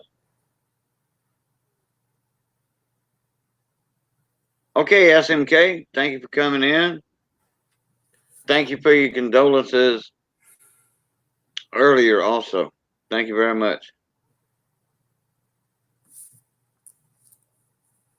EBG wants to know if you still live in the fires and all that. I do. Or not. Oh, no, he said, how do you live in all that? I figure it's worse than other countries of the world. Yeah, that's true. All right, David. Thank you for coming in and posting the links, buddy. Don't worry. Things are going to change all over the place with the way things sound now. I don't know about that. Well, it depends. If they don't look at that place in Venetia. They're flooding first time ever, the highest record they ever had. Wow. Yeah, the city's on water anyway, and today they've got water in the whole city. They even got these walkways they put up on the plazas. The San Marcos Plaza, where it's supposed to be the most famous place in the whole central town of, and they're all on stilts. Wow. Yeah. Well, even the U.S. Armed Forces, they did a study on being prepared for weather changes, like military readiness, and they said how the climate change is affecting their readiness, even in ship ports, because the water is rising. So, if they don't know any better, I don't know who does. Say it's a security risk, but right now, I'll wait and see. Tell you what, it's getting getting cold outside. No, it's getting cold over here. It's getting cool. I shouldn't say cold. It's cool. It's just like when I see people back east living in the snow. You know, we've had fires, we've had earthquakes, but earthquakes very few. But snow and the hurricanes and tornadoes. Wow, I don't know how people can live over there because we're not used to living in areas where that happens. I mean, if it's windy here in California, it's strange. Yeah, but all that wind in California, that's been every year. The Santa Ana winds, that's every year. And those winds are worse than a hurricane sometimes. Good night, David. I don't know. I've only been through one hurricane. I'm sorry, not hurricane. One tornado here in the valley when I was a kid, and I saw this stuff flying inside the I don't know what you call it, the funnel, where it turns the stuff around. I mean, it had everything in there. Huh. Car parts, tires. I heard people used to joke around saying they used to pick up cows sometimes. I said, oh, come on. 1,500 pounds, and then you see cars turned over, truck, turned over. Okay, Empyrean. How's he been feeling? I remember him being on stream one time, and he was in the hospital room. Yeah, he was. Yeah. Oh, he's out. He's Empyrean, you want me to check my email, or you want EBG to check his?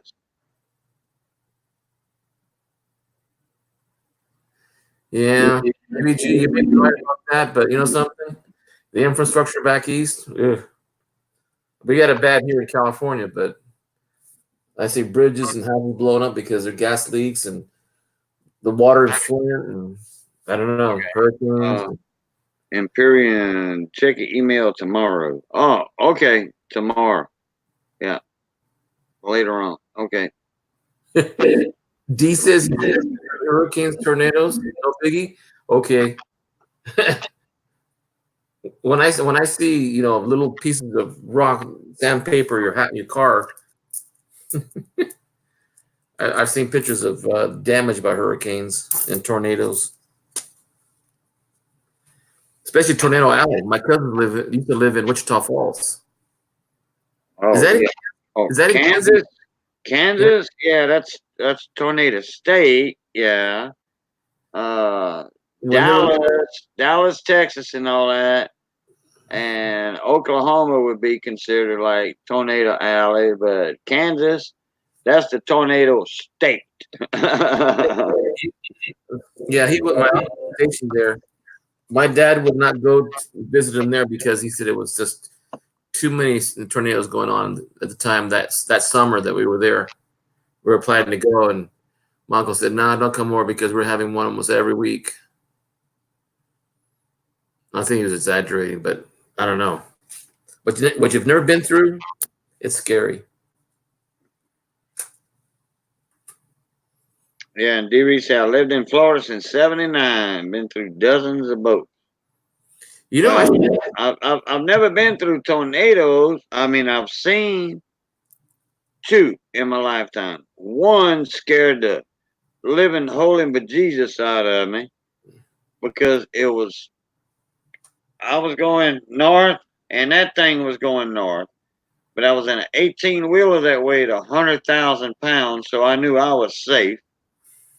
It might have turned, flipped me sideways or something, but it wasn't going to pick me up, put it that way. Not 100 tons, no, 100,000 pounds. 100,000 pounds, no way. You're right. You're right That about scared me. It finally went up in the air. Then I seen another small one that never touched the ground.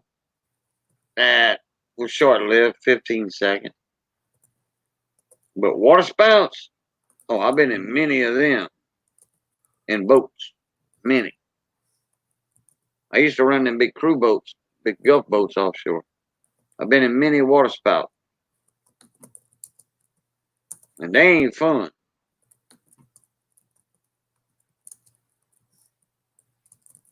Okay, go ahead, Hector. EVG, my house is paid off. and I'm paying about $2,100 in state taxes for my property tax. And I can tell you that I paying for what the house, it's way more expensive than the taxes. Right now, I don't pay anything in house taxes, in house payments. So even if they doubled it, I still be way ahead. So it just takes time to. The prices just go up faster than the taxes do. Boy, I tell you that. That's what kills everybody. People in San Francisco, they're paying. My cousin Angie, she's paying $4,200 a month for a 3-bedroom apartment and no garage. Oh, okay. He's talking about laws, not taxes. Well, I've heard some. I know I don't know which one you're talking about, but oh, I know which ones he's talking about. Which ones? Prospecting, gold mining, prospecting. You can't go in California and prospect in certain areas and all that, like you can to the east, and Colorado or Arizona and all that. Yeah, I wish these companies would pay their fair tax. That's what I want. When you have Amazon stationed here in Fresno, not Fresno, I'm sorry, up in the Bay Area, and they make something like $36 billion in profit, and they pay zero in taxes. I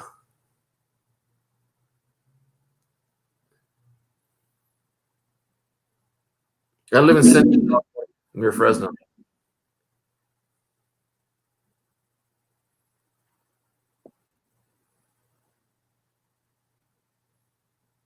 Where you said you was at? Near Fresno? Mm-hmm. Where'd you live? Near Fresno? Yeah, but where'd you say? Saying what? The city? I thought you said San Jose or something near Fresno. I was talking about Amazon doesn't pay anything. No, I wasn't saying that. I'm talking about, you said I live in Central Valley. Oh, Central Valley. Oh, okay. Near Fresno. Yeah, and then EBG said it's not about taxes, it's about laws. And there's laws that he don't like over there because EBG has concealed carry and stuff like that. Well, you can still conceal carry in my county.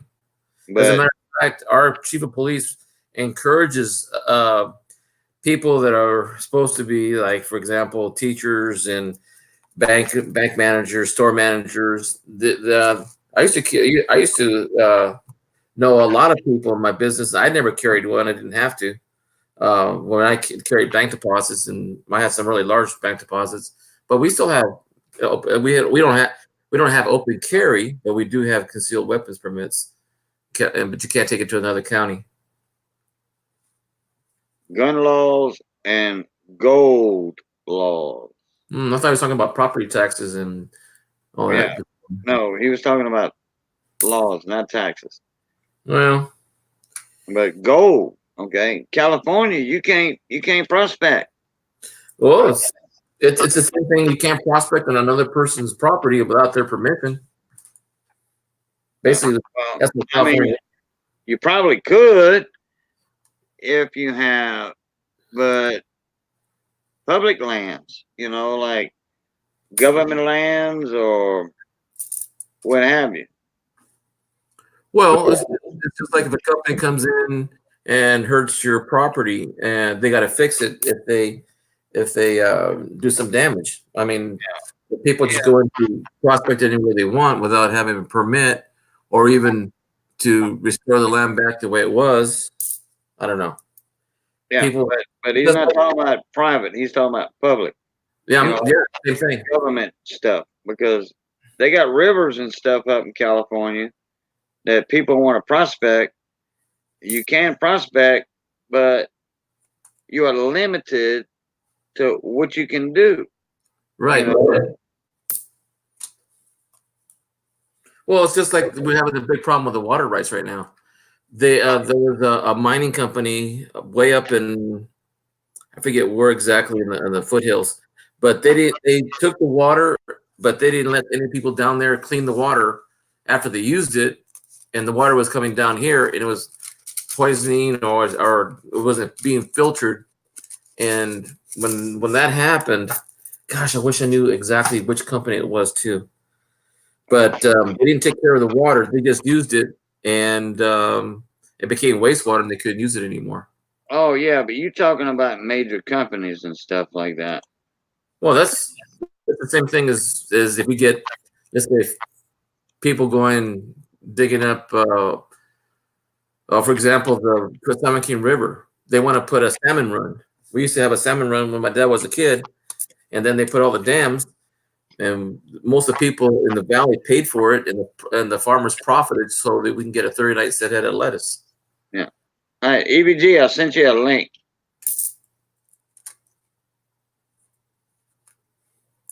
I think he went somewhere, but anyway, I don't know if he can hear me, but EBG, I sent you a link. Yeah, due to bias, greed. Well, like New York, okay, you can go pan in New York, but whatever you find, you have to give to the state. You have to give it to the government. You can't keep all the gold you find. Which I'm pretty sure most people don't keep all of it, but you know what I'm talking about. You mean like like if you gold pan in New York, if you find an ounce of gold, that's not your gold. That's for New York. You have to turn it into New York. What happens to you get part of it too? What happens to the what? The property owner. If it's public or private owner. Talking about it don't matter. It don't matter if it's on your property or whatever. If you pan for gold and you find gold, you're supposed to give it back to the state. Because the state says it's their gold. Now that's being greedy. And that's not right. If you work for that, how come they let you pan and you gotta give it to them? How come they just don't say, no, it's illegal? Well, I'm looking at state law for New York.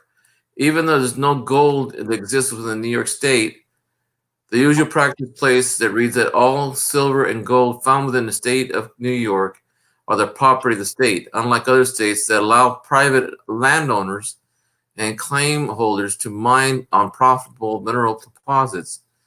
This law prevents that. Obviously, this is completely dampened by any interest by the same mining operations. And then it gives. But there is gold in New York. There is. Oh, I wouldn't doubt it. I'm just saying that what this article says. Yeah, okay. And the other thing, Uncle Al is the one that told me about this because Uncle Al lives in New York. Yeah, if you go on public land, you know, now maybe private is a different story. But if you go on public land, you have to give your gold up. Like say if a police officer would come over there and he says, "What'd you find?" "Oh, I got this much in this little bitty bottle, you know, and it's a couple of flakes." He says, "Okay, give it here. It's for the state."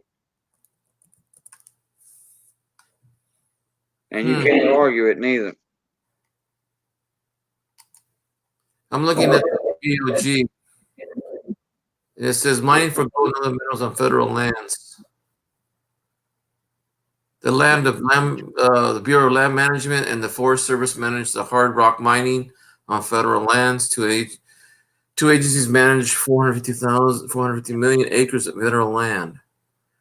Once the plan of operation is submitted, the BLM of the perhaps proposed conducts environmental assessment, proofs of base plan. This is for big mining operations. This is nothing for like individuals. Yeah, but still in all, even a big mining operation, the state's going to take half or over half. So it won't be profitable. Well, if we even with private lands, nobody would want to go to someone's private land and dig up their place up and keep all the gold. Oh no, well, no. I mean, if it's private land, it's posted no trespassing. You're not supposed to be on there. Yeah. You know, I'm not talking about now. If you own 100 acres and you have a creek running through your property, if I have a creek running through my property on 200 acres in New York, I'm gonna pan the hell out of that. You know what I'm talking about? Mm-hmm. And I ain't telling nobody nothing. I'm coming to South Louisiana to my cousin's house, and I'm gonna give him my gold to sell for me. Well, you got to remember also that if the water was cut off at the other end of your 200 acre land, you still have right to the water, don't you? Well, I got rights in that creek. Well, I know. I'm just asking about the what if you needed the water to do the mining? Uh-oh, EVG got his AR-15 pointed straight at you. That's illegal gun in California. Uh-huh. Hey, EVG, how you doing, buddy? Hey, AVG, is that a 50? that's illegal gun in California, and it's not a 50 cal. No. What is it? It's 203. 303? Yep. AR-15 on it too, huh? And it has mag for 60 rounds, and it's illegal in California. Yeah, the guy in Las Vegas that killed the 58 people had a similar gun, except for the drum. Well, it's not the guy who kills the people. It's not the gun who kills the people. It's the guy. Yeah, that's true.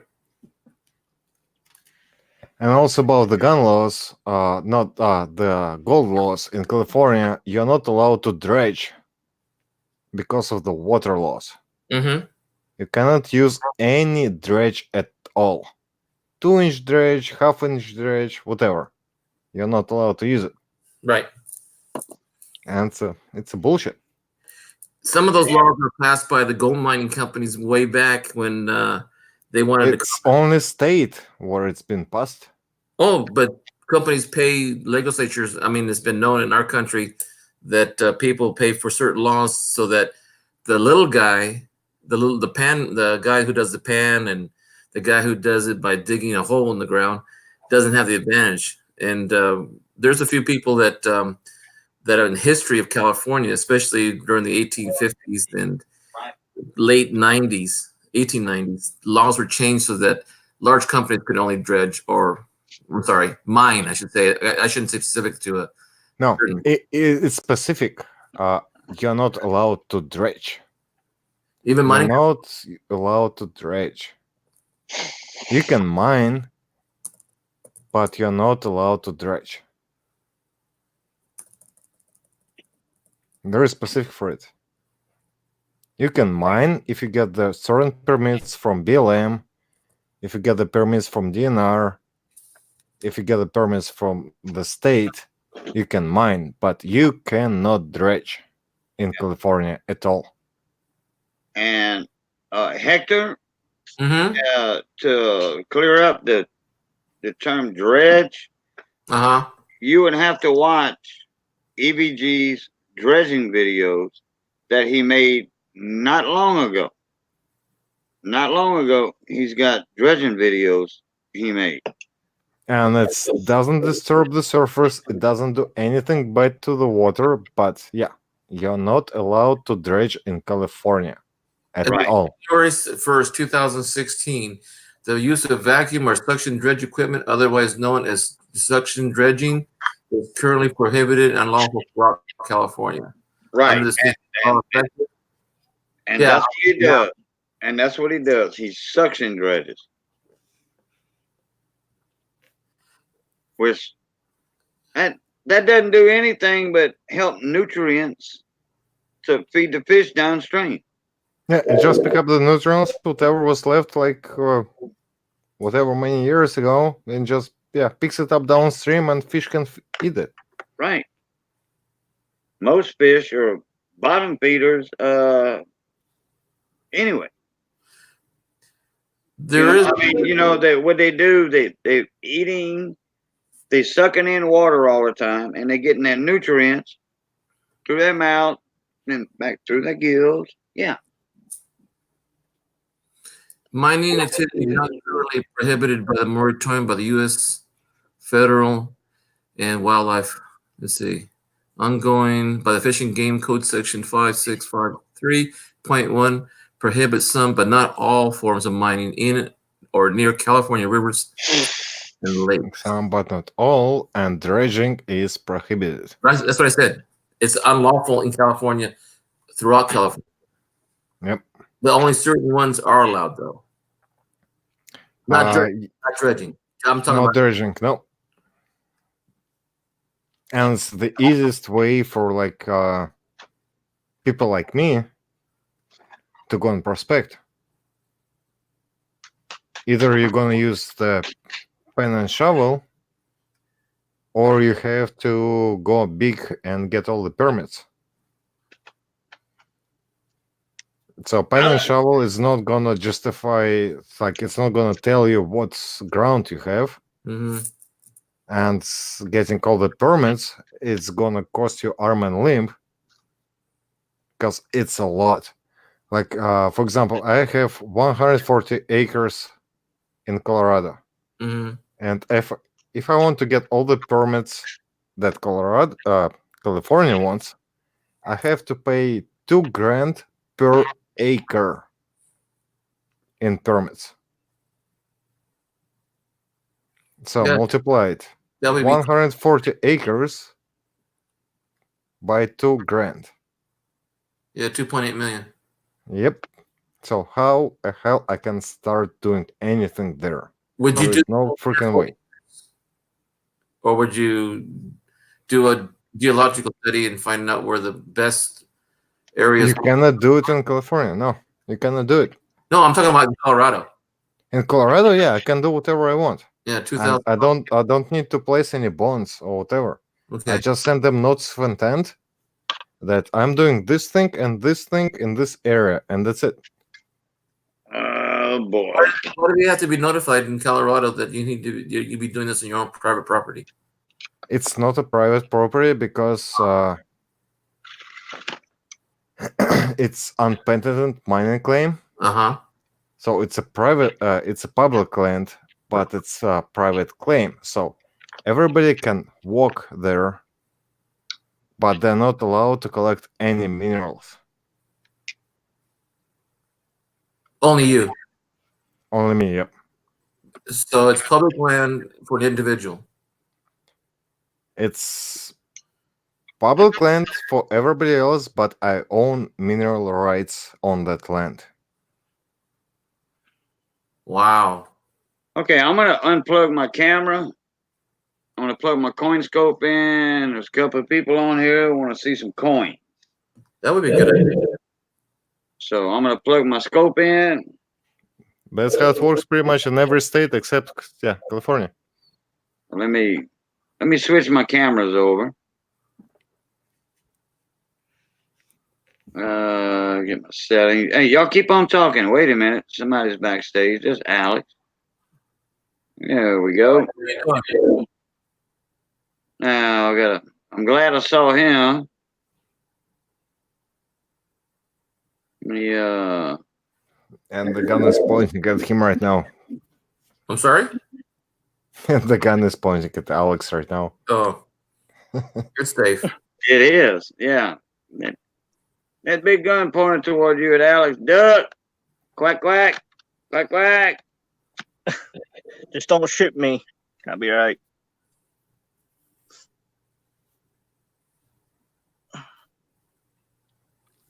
How you doing, Hector? I'm doing well. EBG's in the house too. Don't forget about EBG. Oh, hey, EBG. Hey. Awesome stream you had the other night, buddy. Yeah, thanks. I was trying something new. And I'm streaming tomorrow night. Okay. What time? 11 p.m. Central, as always, on Thursdays. Okay. It's gonna be the same old format on Thursdays, but yeah, Tuesdays it was something new. Something new, and I couldn't make it. He couldn't make it, but somebody won. Couldn't make it, but I heard it went over well. Put it that way. Because yes, somebody won the freaking gold bar. Oh, so you sold some 3 boxes then. Yep. That works. Oops. This way. That way. Well, it went over good. Maybe our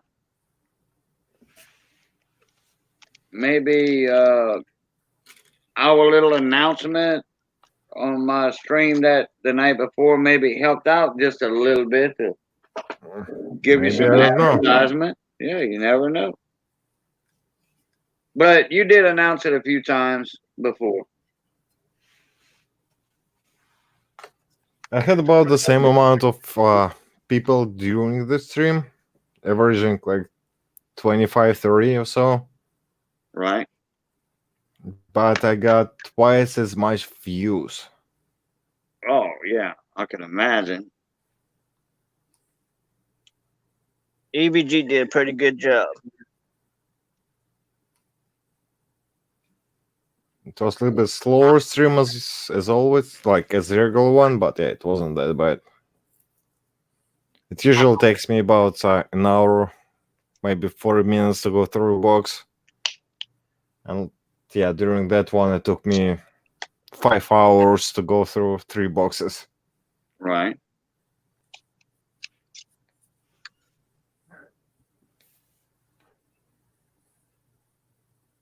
Let me 1963. present myself here. Let me get out a little bit here. Get up and away. 1963D. Let me. And Cajun, if you're planning on monetizing this video, it's gonna be then demonetized.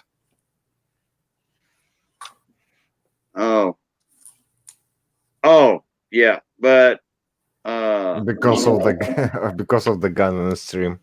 I'm not monetized yet. Do you mean displaying a gun is enough to get? Oh boy. Yeah, even if it was a toy gun. You're kidding me. Yep. That's a stupid law. Yeah. If you put any gun in the stream, your video is gonna be not in the stream in the video. But what about your stream is gonna be demonetized? What about the guys that demonstrate, let's say, a Browning automatic or a check them out. They don't run any commercials. There is no ads over there because they're demonetized. Right. Really? Demonetized. Yeah. Yep. I did not know that. They are not monetized. Okay, this coin here is a new listing, the MS63D, mint mark, number 21, new listing, copper coins, and it's also a plate coin. And a plate coin, if anybody is familiar with photography, a plate is a picture. In the olden days, when you had a camera, you used to put a plate in your camera. And then when you click the button, well, you waited a few seconds, then you took the plate out and you saved that in a box. And you wrote the information down on what that picture was. That's called plates. So this right here is a plate coin, and it's signed by Chuck Daughtry. So what I did, I had a spot for that coin out of a roll, and here's the coin. Nice BU. That's 63 Denver. Repunch mint mark. And it was the best looking coin that he had. Well, that was a new listing, okay? You know, a brand new listing. I mean, I got the coin from him.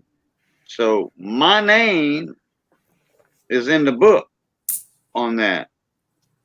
As I discovered that coin, that RPM. I actually did not find that. He did. But he put my name on it because it was my coin. Y'all see that D? Yep. Yeah. Yeah, that's the RPM.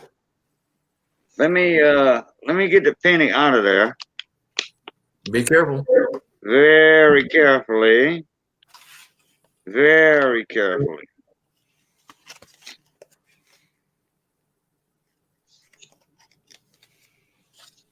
Let me get close in on that. You want to look at coins? Guess what? They're gonna get it. They're gonna see some BU stuff right here. I've been wanting to show these off anyway. Now, I don't think I'm gonna be able to get that close to that mint mark like Chuck can. But y'all can see that D. How it's double. Yeah. That RPM on the bottom left, top left, bottom right. And then you see evidence of it elsewhere. But hey, that coin is in nice shape too. That's a nice coin. That coin is in nice shape. I mean, the fields are clean. Them little marks you see on there are die scratches. I think that might be a little scratch right there by that I and in God we trust. I think that might be a little scratch. Like a bag mark or something. But all that other stuff, that's a clean coin. That coin is right there. Would pull MS66 easy MS66. There's something going on right there with the T. I think that's die deterioration. Alex Jr. How you doing, Alex Jr.? Welcome. I don't know if Chuck looked real good at that and mentioned anything, but you can see the top of that S, top of that E, top of the T, the bottom of the A, the bottom left. I don't have a pointy thing. Yeah, I do.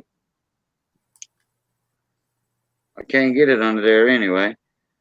But under that bottom crossbar of the A. I think that what that is maybe die deterioration or something. Because it's a repunch mint mark. Okay? Yeah. And there's a reason it's a repunch mint mark, because the die wore out. The die wore out. And they had to repunch the mint mark in there. It wasn't an S mint mark. You know, San Francisco wasn't even minting coins in 1963. In Philadelphia, okay, now this is a little educational thing right here for everybody. And most people already know this. Okay. There was quite a few years that San Francisco from 1955, I think it was, to 1968 or 67, San Francisco did not mint coins. They did not. They didn't even do the SMS sets, the special mint sets. They did not. The mint was not in operation in San Francisco. So there was only one mint, two mints in operation when this coin was made. It was Philadelphia, which does not have a mint mark on their Lincoln cents. And this year, 1963, it wasn't even on the nickel. It's just modern coinage now that has mint marks on all coins. They have the P, the D, and the S, and the W. Well, the steps look pretty good on that thing. Not that good, but not bad neither. So anyway, this coin right here cannot be a D over S or S over D. It's impossible. But it is a RPM with a Denver over Denver mint mark. And the reason for that, and this coin won't get a high grade, it'll go 65. MS 65. The fields are pretty clean. You'll see all them polishing marks going straight up and down. Yeah. You'll see all that. Okay. That means that die was polished. It was polished, it was polished, it was polished. And they wore it out. They needed to repunch the mint mark in the die. And as y'all can tell, you see all them polished marks? They don't go down to the steps of the memorial and on the left side. They stop in the flat surface of the coin. Okay? Because of the fact that that Lincoln Memorial is embossed inside of the die. It's incused inside of the die. So when they polish that coin, that die, I mean, all the abrasion marks are going to be on the flat side. They will not be on the inside. Now y'all can see inside the columns. Inside of the columns, y'all can see all them polish marks, but you don't see them on the columns. That's just a little educational for y'all right there on that. If everybody, a lot of people would know how the minting process goes, how dies are made, what causes double dies, and stuff like that, well, a lot of people would have a better general idea on how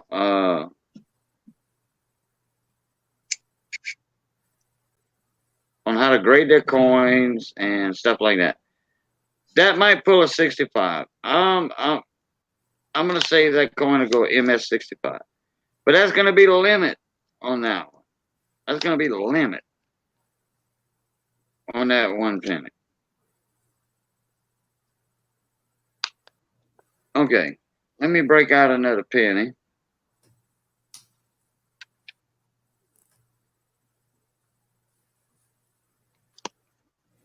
And it's going to be another BU penny. Same year. It's not an RPM. It's not an RPM. But we're going to take a closer look at the coin.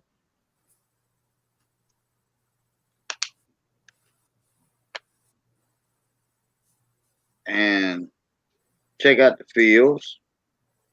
See if it's got any polished marks on it. Which, oh yeah, it does. But you know what? We had a real high magnification. It looks like it's got a little something there on the neck. It's a good candidate for RPM, but it wasn't marked as an RPM.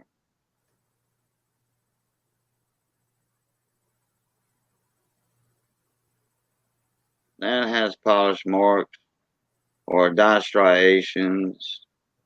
Let's flip it over and check out the other side.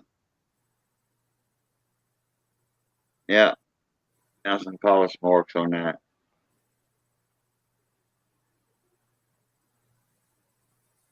Let's check Hey, out. Let's check out the S, T, and the A. Okay, this one was minted, and that doubling on the top of the E and the T and all that, that's just mechanical doubling. Hey, Tom Sheldon. Tom Sheldon, the singing coin collector. All right. Cajun, show me that. Where's that at? What's that? You said the mechanical doubling. Oh, the mechanical doubling. You see the top of the E, the top of the T, right there, dead center. Dead center. You see what it looks like doubling? Yeah. Well, either that's a shadow or that's MD, machine doubling. Okay. See if I can pick it up a little bit.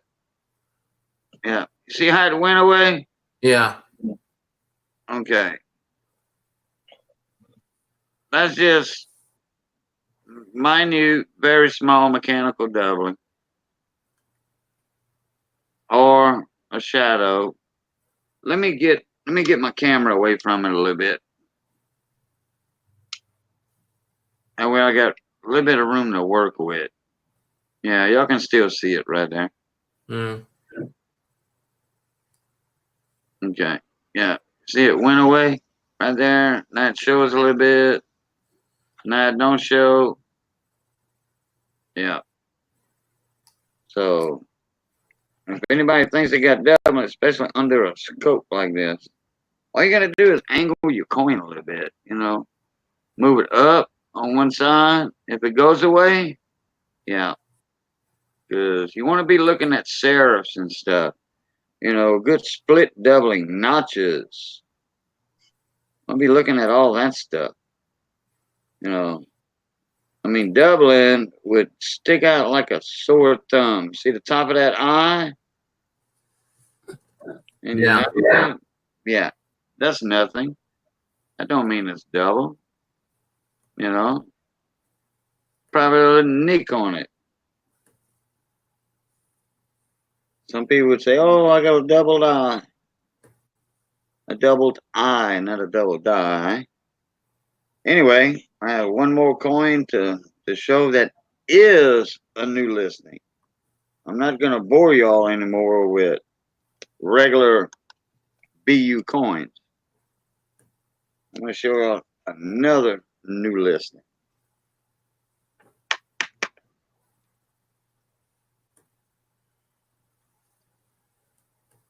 And this one here is number 22.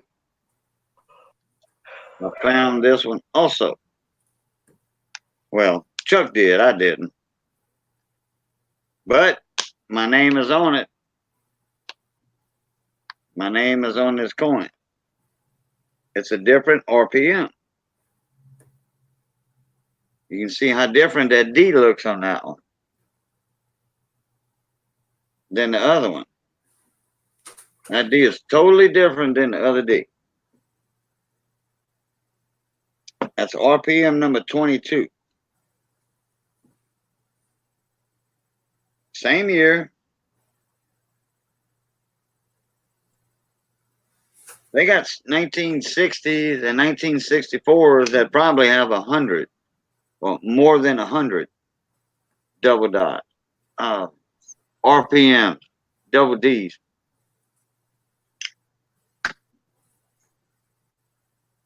That coin looks like an earlier die state, but we're going to check the back here in a minute. That coin there, there's still some polishing marks all over it. But let's check the reverse to see if it looks like the other ones that we had. Much better. Much better.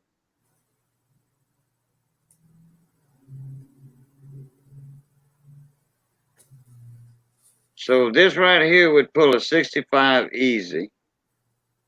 There's a couple of little issues above the E and the C, midway to the steps. Steps still look the same. There's something going on with the bottom of them steps right there. I don't know what that is.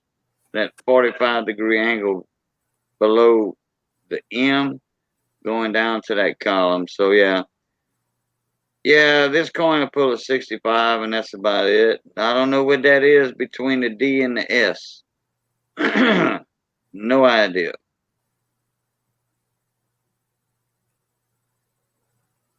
It's something. The B has a contact mark on it. The N in Unum has a contact mark. This will go 65 at best. MS 65. So if I wanted to send this coin in to PCGS for grading, this is not a good example of a coin to send in for grading at all. Nobody wastes their money. Just because it's a very nice coin, do not waste $50 to send this penny in, and it's going to be worth $15, $20. You could sell it as a MS64 on eBay. You know, be conservative, go a grade lower than you think it is, and I'm pretty good at grading. You know, once they in hand like this and I can examine them, I can't tell from a picture you send me in the email what the grade is. I cannot. I would call this a 64 on eBay or Amazon. And I can say, hey, I'll start the bidding off at $10. And whoever, and I will show the mint mark or whatever, but I'm not selling this coin. I'm just giving you all hypothetical for example. Okay? So put that away. But I'll start it off. If I wanted to, I'll start it off at $10 on eBay and let them bid. And if I get $30, $40, well, it's worth that amount of money. And that's to the person that bought it. But it might be worth more than that. You never know. All right. Got another one right here to show. Who can tell me what this is without seeing the date? Who can tell me what that is right there? It's a coin. No. What kind of coin? Nickel. Round.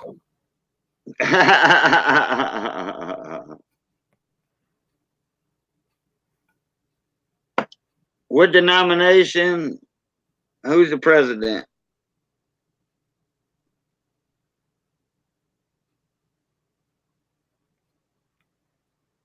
$0.10. It is a dime, correct.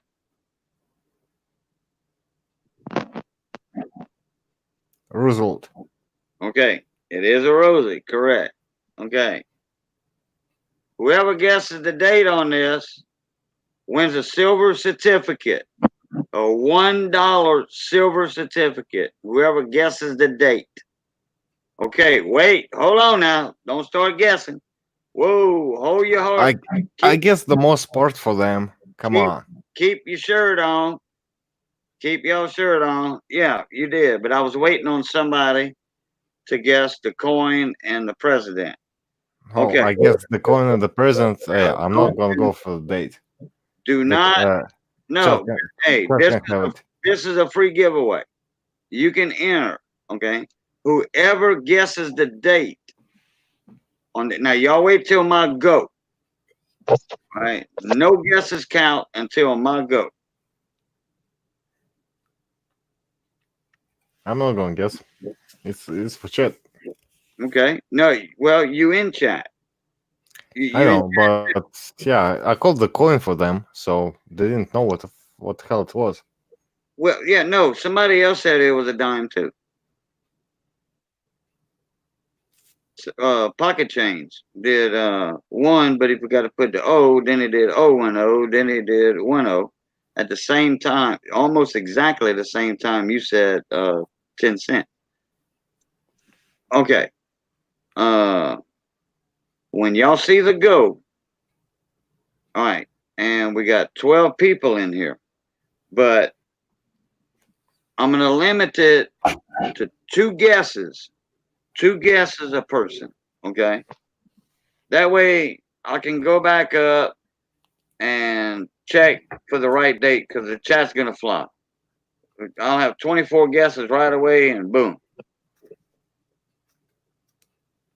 Okay.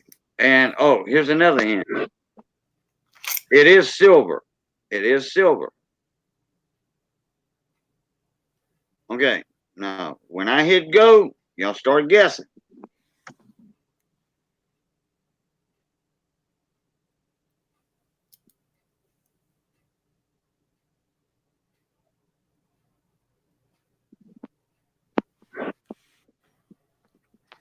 Two guesses per person.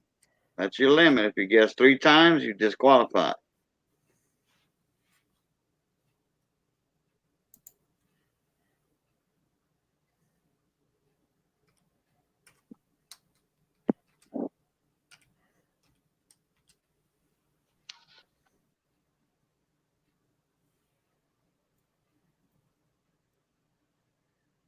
And if nobody gets it, we're gonna continue it again.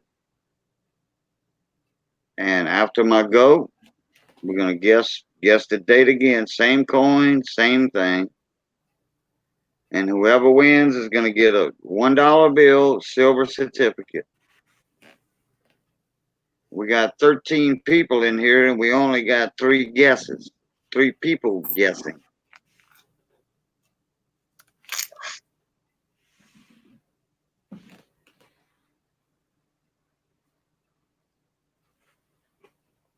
Okay. Well, I'm gonna write in stop.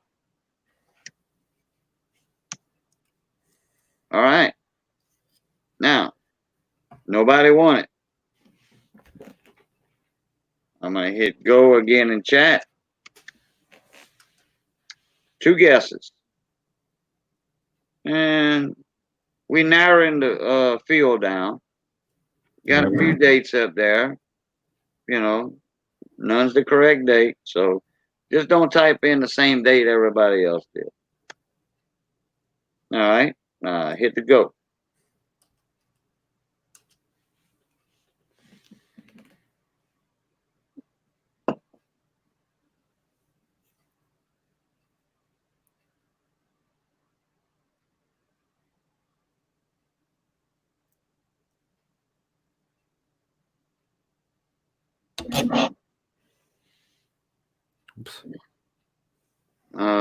Alex, you got one more guess.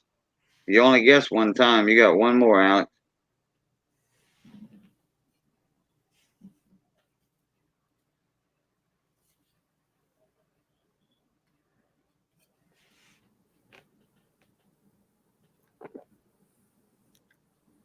Okay, Alex, that's silver. So your 2 guesses didn't count. Okay, if we don't have no more guesses, I'm going to hit stop.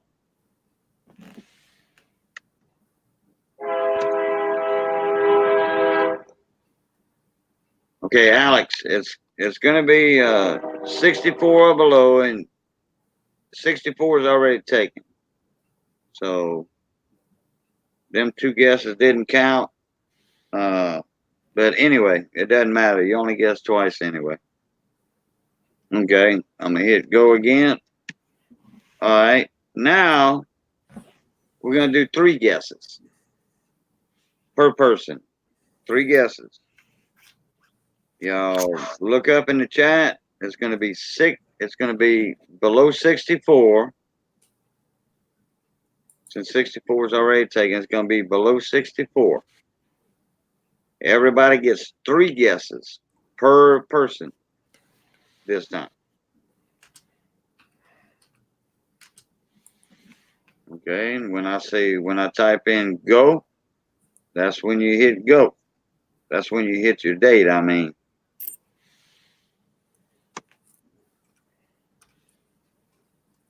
I hit go.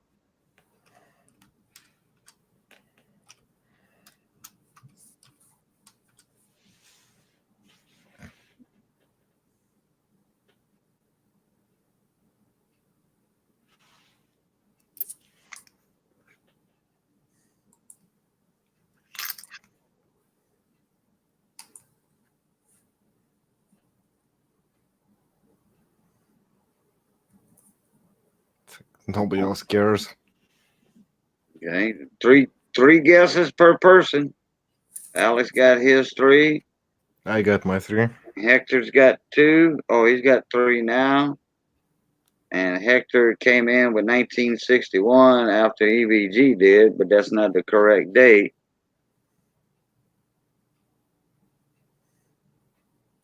Okay, Alex got 3, EVG's got 3. Okay, we're gonna do it again. I'm gonna hit stop again. Okay, then I'm gonna hit go again. All right, we're still gonna do 3 guesses. I already forgot what dates I plugged in. Okay, I mean, there was 2 close guesses earlier. No, Tom, that's all right, buddy. I appreciate your condolences. I'm pretty sure you found out about my cousin. Oh, Alex is wasting his guesses on my coinage.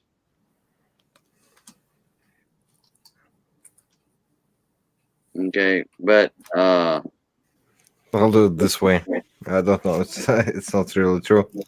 But y'all can stop. We got a winner.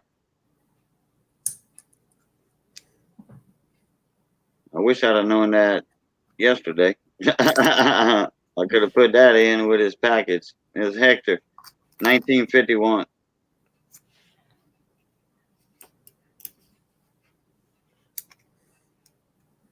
Congratulations, Hector.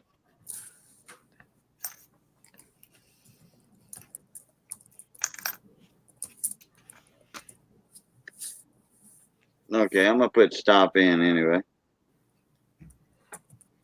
So it's a 1951, and I'll tell y'all a little story on how I got that silver dime. I went to the grocery store a couple days ago. Well, I had to go hunt boxes. A couple places I went to didn't have no boxes for me to ship some stuff out. I had 6,000 of these flips like this. Them clear plastic flips. I had 6,000 of them to ship out to a guy. And that was a 35-pound box. Big box, too. Huge box. Like 16 by 16 by 12.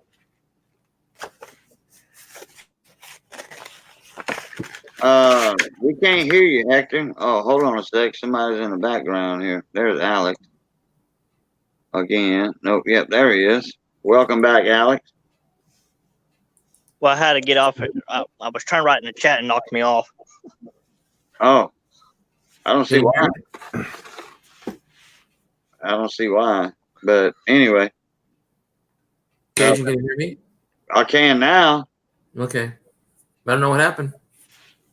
Mekoni Pa, I don't know. Anyway, I had to go find boxes, some supplies and stuff. And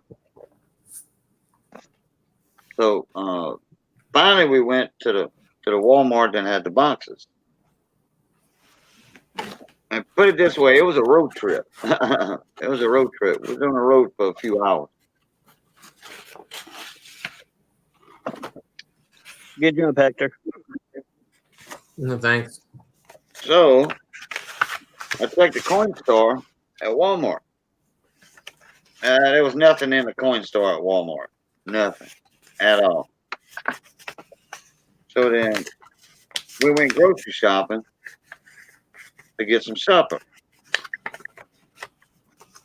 And I checked the coin machine over there. It's not a coin store, but it's something like a coin store where it spits out a receipt. You bring it to the customer service desk and they give you your money. Well, they didn't check their reject tray. So we was in the grocery store. I told Missy, I said, I'm gonna go get this over here. I'm gonna go check the machine and then get the dishwashing liquid and the stuff. And lo and behold, I looked at that reject tray. I could see it before I got there. I'm like, wow, there's a bunch of stuff in there. And it was a bunch of stuff in there. They had 70 cents. They had 5 dimes and 20 pennies. And one of them dimes was silver. That one coin right there. So I'm like, wow-wee, that'll work. Boy, and you should have seen some of them pennies, man. They was in some bad, poor shape. Bad shape, big time. I mean, they stinky zinkies. And there was about 8 of them that were just about rotten down and you can't even recognize it as a penny.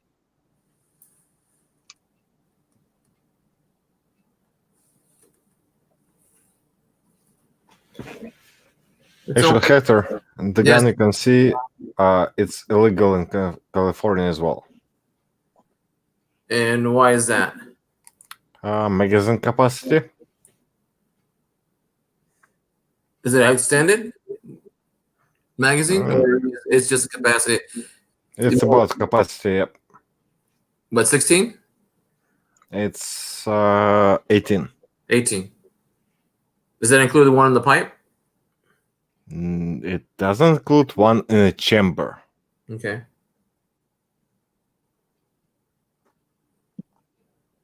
And it's 9 mil. Yeah, one in the pipe. One in the Yeah, pipe.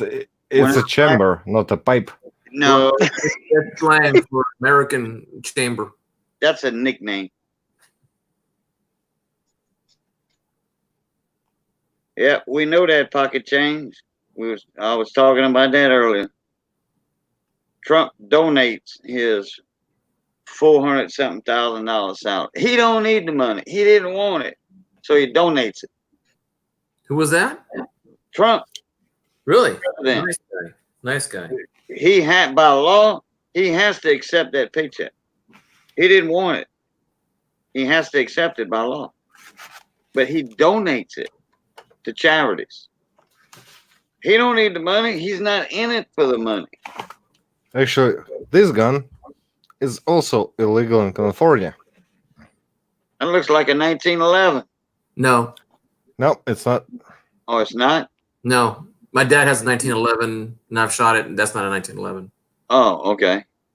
It's a Russian TT, Tokarev, and it's illegal because of its penetration power. Yeah, what is it? Russian TT. Oh, it's a Russian. Okay. Yep. And it's illegal because it's a gun, it's a handgun, but with a rifle around. Oh, okay. Well, It's legal here, not in California. but isn't that almost like a 1911 frame? It looks like it, yeah. Yeah. I mean, it has the same shape, but yeah. It's like my dad's Nambu 6.5. That thing is, it's a small gun, but it still hurts. Stopping power, yeah. Yeah. It's not stopping power, it's penetrating power. Stopping power, I have another gun. Yeah. Well, penetrating power That gun right there, you hit somebody in the shoulder, right there. That arm is either off or inoperable. Put it that way. This one is pretty much it's a rifle in your hand. Yeah, but you hit somebody in the shoulder with that, or the elbow. Well, if you hit them in the elbow with that, their hand, that lower part is gone by. They'll never use that again. What's the accuracy at 50 yards? It's pretty good. I can hit a bullseye. Oh wow! At 50 yards? Yeah. Yeah, I've been shooting this gun a lot. Oh, okay. This one and the previous one that I shot, I've been shooting them a lot. So yeah, I can shoot a bullseye. I would say maybe 7 out of 10. Yeah. Wow. My dad swears by his 1911 model because he used it in World War II. Yeah. It's 40 caliber. I wouldn't run from neither one of EVG or your father, Hector. Mm-hmm. I wouldn't stand a chance.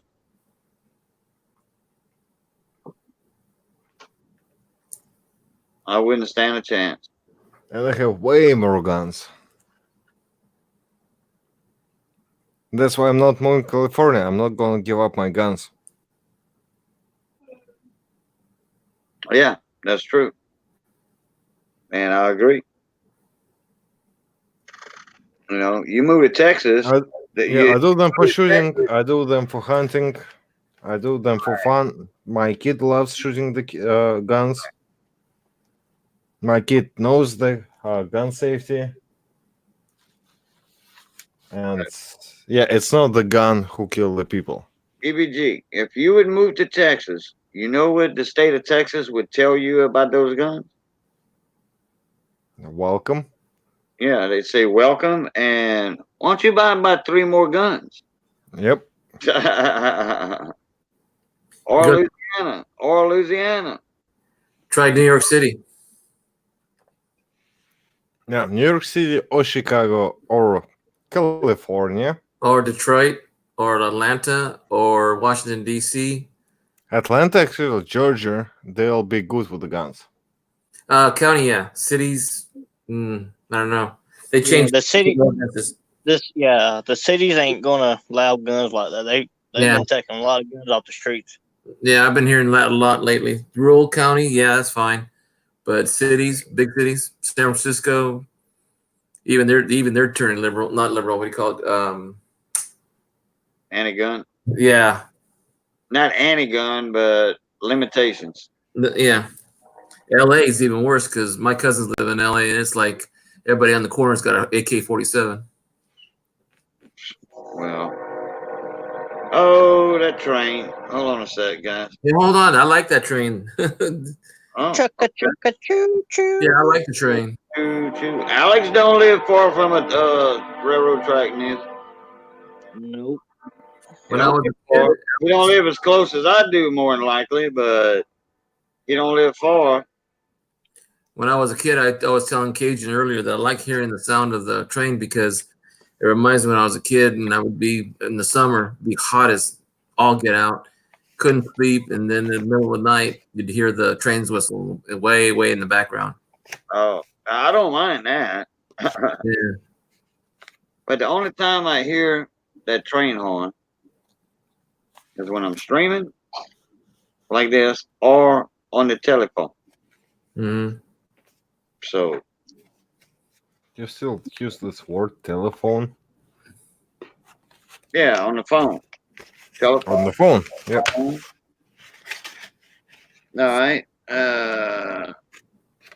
All right, I got another going to show. Hey, it's like a stacker. What's up, mon ami? Okay, it's like a stacker. Oh, look at that one there. Nice. Band. Put something back to the picture. Yeah, let me see the band. This one. Okay. Look at the bands on that. They crispy. They not full bands or anything. Not by Yeah. any means. Yeah, This is a circulated coin. It's a 41. I mean, it's a Denver, but it's a Mercury dime, as y'all can tell.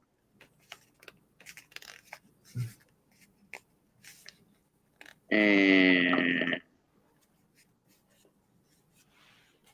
it's a Mercury dime for sure, for sure. 1942, and that sucker's in real good shape. I would call that, well, except for, worn a little bit.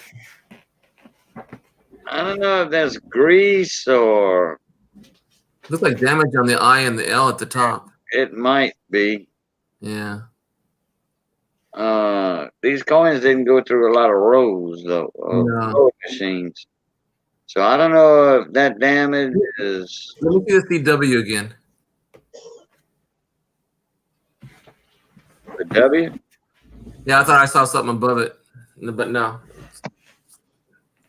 Yeah, it's Adolf Weinman. Whoops, Alex.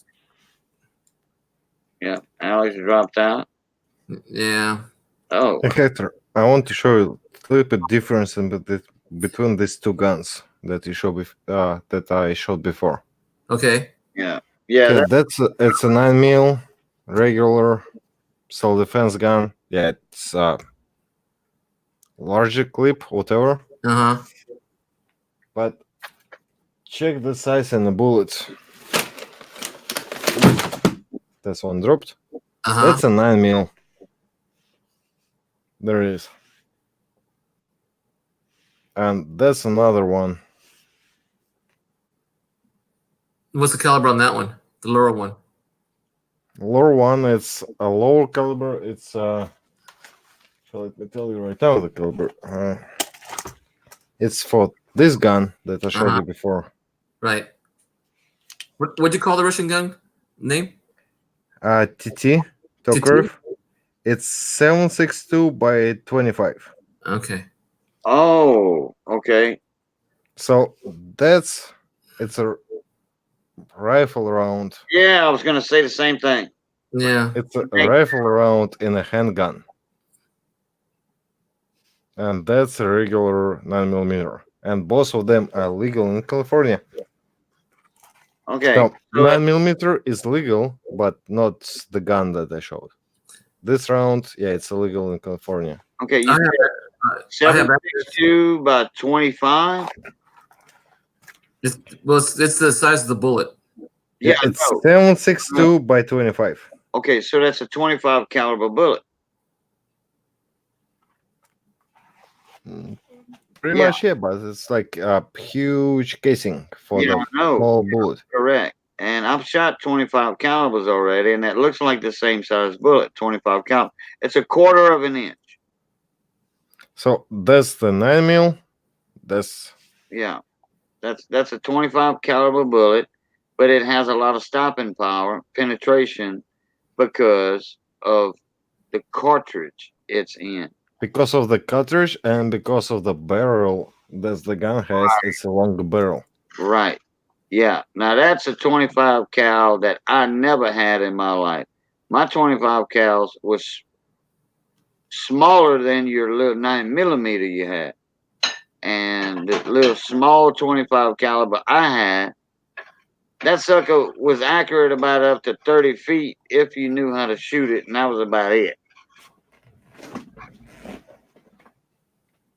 That was about it. Well, I have another one here that I use in Colorado.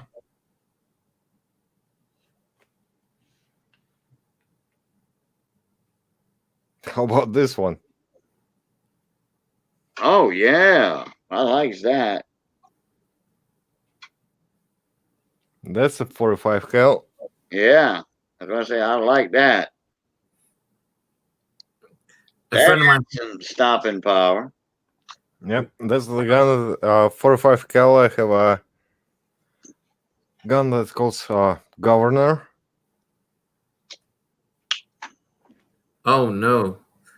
And yeah, what'd you get cut in glass on when you're doing your war board?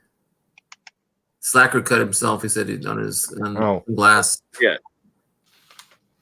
I'm working on my extent war board for the studio. That's my prospecting route. My friend has a 40 Smith & Wesson. He lets me borrow to go shooting in the indoor range over in Fresno, and I like that style and that type of bullet.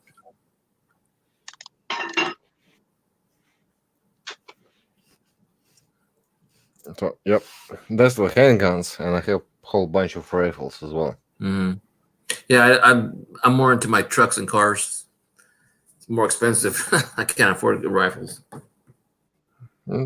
I would argue if trucks and guns are more expensive. Yeah, guns can get pretty expensive actually.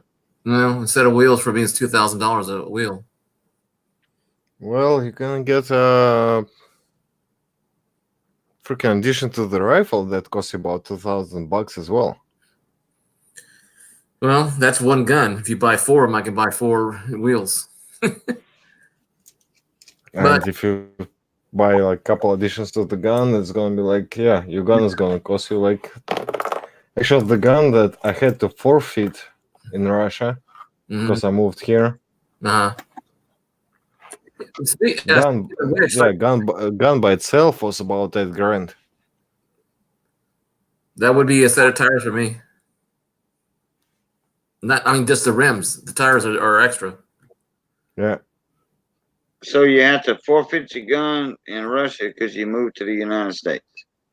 Yep. I had a couple guns in Russia, and Russian permit valid only for like 5 years. So I moved to the States, and I was hoping to find a way to move my guns from Russia over here. And it was way too expensive. Right. So I had to fly back to Russia, go to the police department, sign up the papers that, I forfeit my guns, I forfeit my licenses. You had to have licenses on your guns? In Russia, you have to have a license. You cannot have more than 5 guns on one license.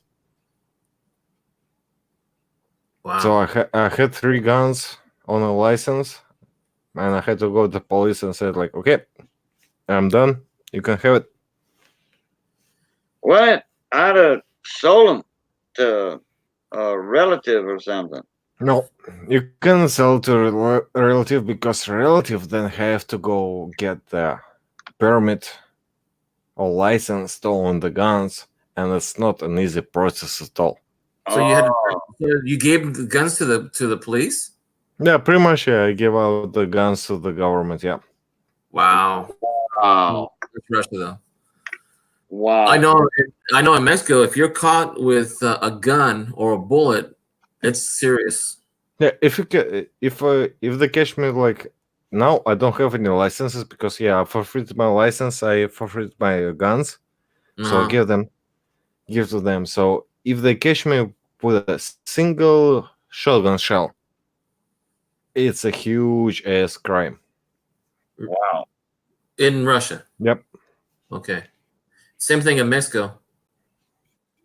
It's a big deal to have a gun, or even though everybody's armed with automatic weapons in Mexico.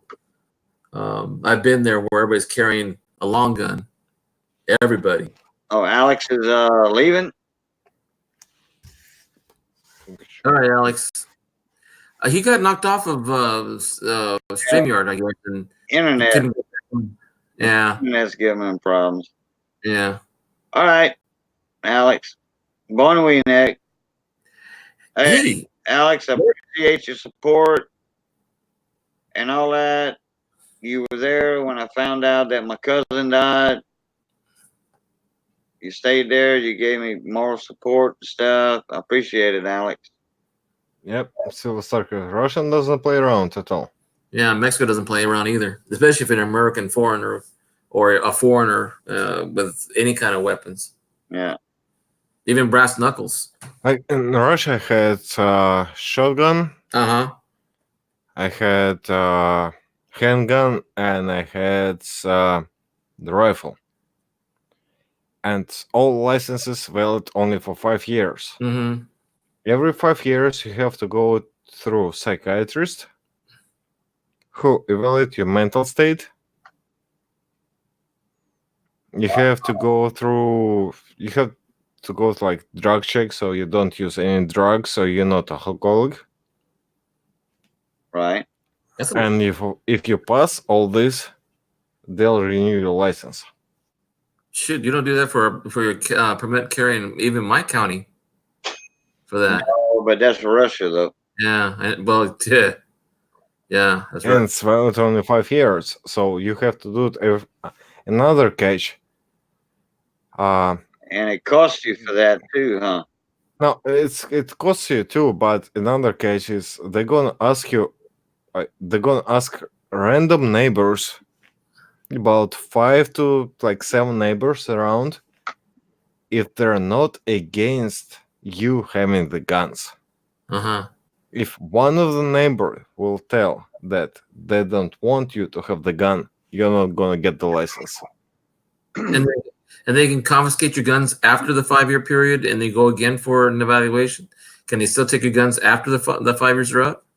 Yeah, when the 5 years are up, if you're not able to renew it, yeah, they'll take your guns. Wow. Well, I know in Mexico, where my family's at, they're not supposed to carry. They're not even supposed to carry a gun, let alone own one. You can sell it to the government, but the price is gonna be, Yeah, they're gonna give you a cheap price on it. Yeah. Yeah. It's pretty much you're not selling. It's just how call it, just like distraction or whatever. You just go to the government. Okay, I don't need this license. Here's the gun. Okay, we'll just Mm-hmm. we'll throw it in garbage. Wow. I know my neighbor down the street, he's a cop, and he was going through his property because they were going to move some of the property for auction. And they had one huge door. And I said, that's where we keep all the weapons we confiscate from. And partly there's evidence and weapons in there. Gee, you gotta see some of the stuff that's in there. But they destroy them. Yeah. Slacker EVG Hobbies is from Russia. Originally, yeah. Well, yeah, but you're here in the United States now. Yeah, Slacker, I'm from Russia. I was born in Russia, but I'm a U.S. citizen. He's a U.S. citizen. Slacker, you don't know EVG Hobbies? As everybody, well, his friends call him KGB. KGB. That's just because I have shit tons of guns. Yeah, I'd rather call you EVG. Oh yeah, Slacker knows him. Oh, EVG, I had no idea. Yeah, Slacker knows you, EVG. And it's fine. Like me and my friends will have like a kind of tradition that's every year. Actually, I need to clean this gun. Like I see on the camera, I need to clean this gun. Every year, like my birthday is on September 23rd, and his birthday on September 9th, and we have tradition just to give gun as a present. Mm-hmm. So I'm stacking on guns. It's like it's not even funny. It's like, yeah, I want this gun. I have a bunch of guns. But my friends have a super like. I don't want to go in like political stuff, but I have super like liberal friends who don't like guns. Mm-hmm. And they're saying, okay, if shit goes crazy, we're going to your place. Yeah. They don't like guns, but they're going to meet you, huh?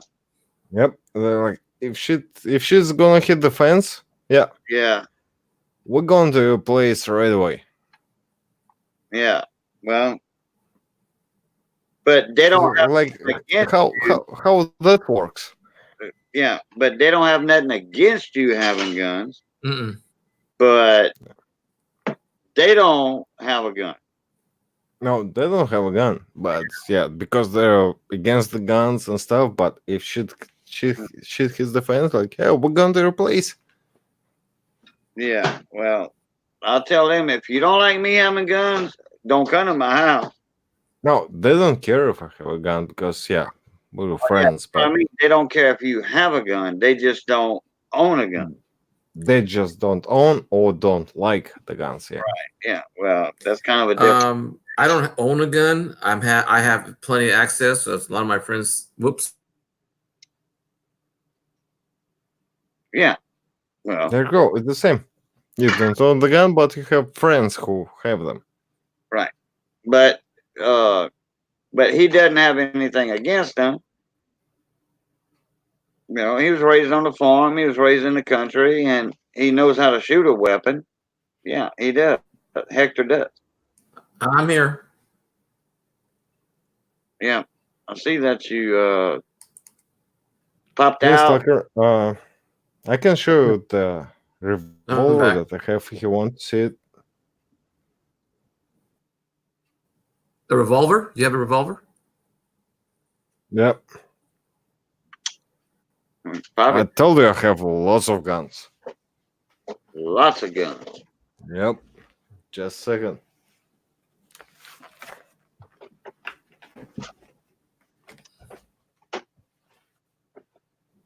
The Cajun, I was telling you, I don't own a gun that will lend me theirs, and Two things. I've It's like some people stacking I'm on duty with coins, I don't fear and them. I have this one. Oh yeah, that's That's a long It's a one. governor. Let's see. It's a governor 45 caliber. oh okay. Almost look like a I python. don't know how to use it.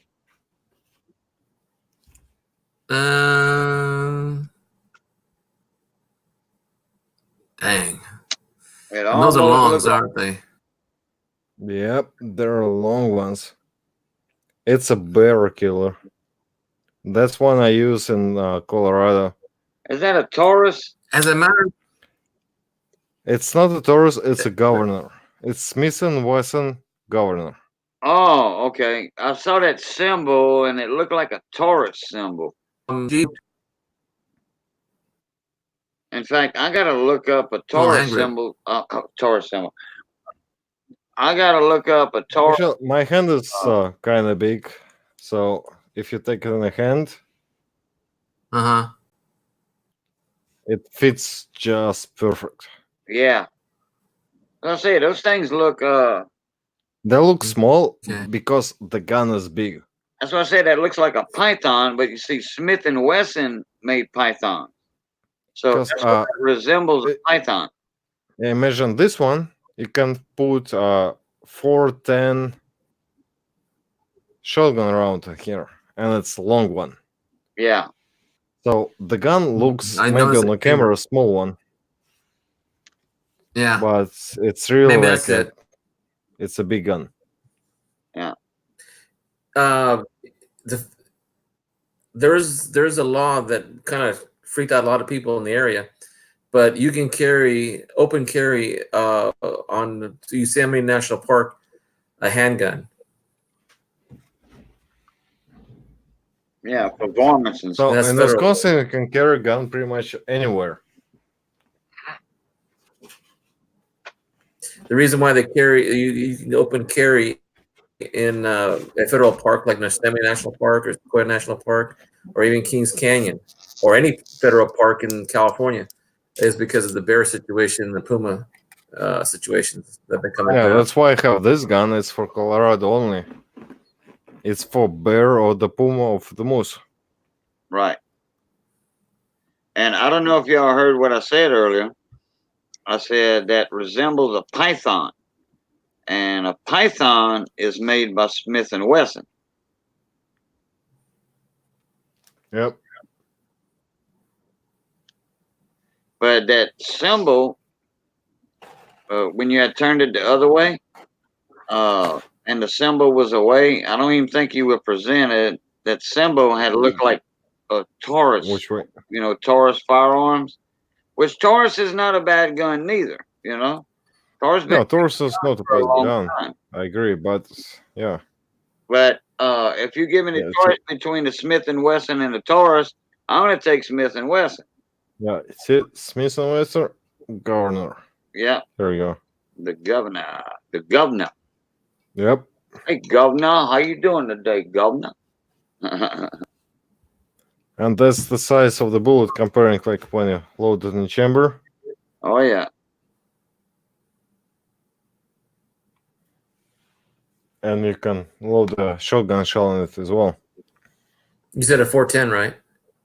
410 for the shotgun shell, yeah.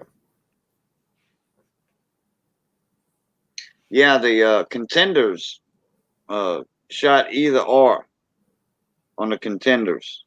Those were the ones with the funny looking stocks and the trigger guards they made years ago.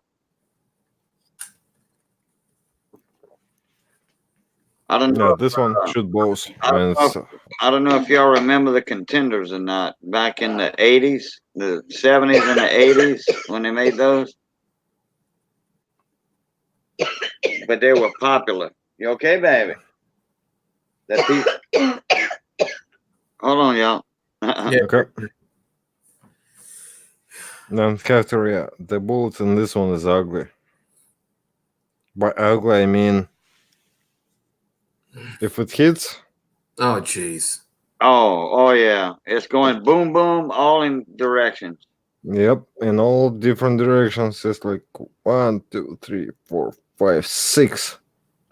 So it's gonna go into 6 different fragments. Oh yeah. And then one coming straight on. And one comes straight on. Yeah, there is a core that comes straight on. Yeah.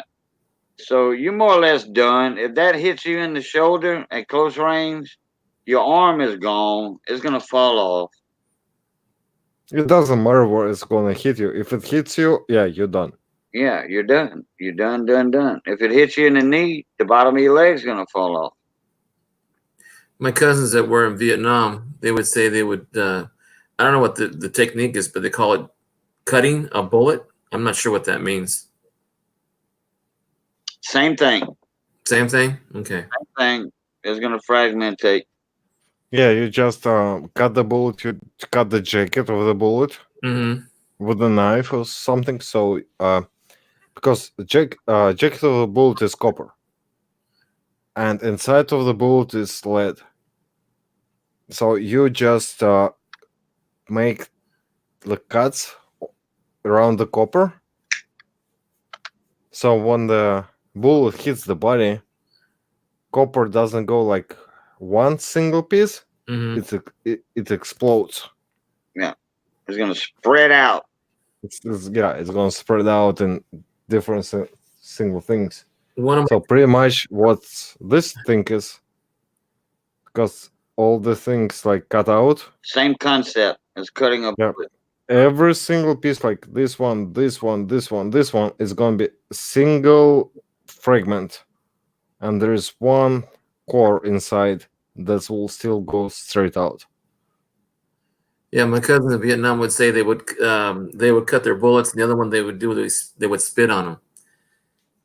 And well, you can spit on it, but it's it's because they would leave the fragments on there, and if they cut it, if the bullet didn't kill you, then the septus will.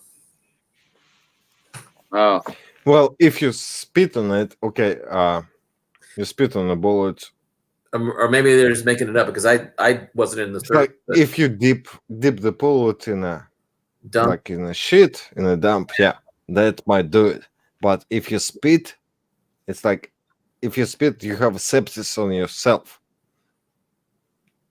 But yeah, if you spit the bullet in a dump, yeah, that might do it. The first but, time, at the same time, there is so high temperature when the bullet ignites and bullet leaves the barrel. it's gonna kill everything. including the dung. Yeah, it's gonna just fry it up. What I've always wondered about that. What is the temperature of an expanding gas from the chamber out from the gun? How hot It's does a it lot, and actually, I want to make a video of it because, like, you saw my rifle before with like 60 round mag.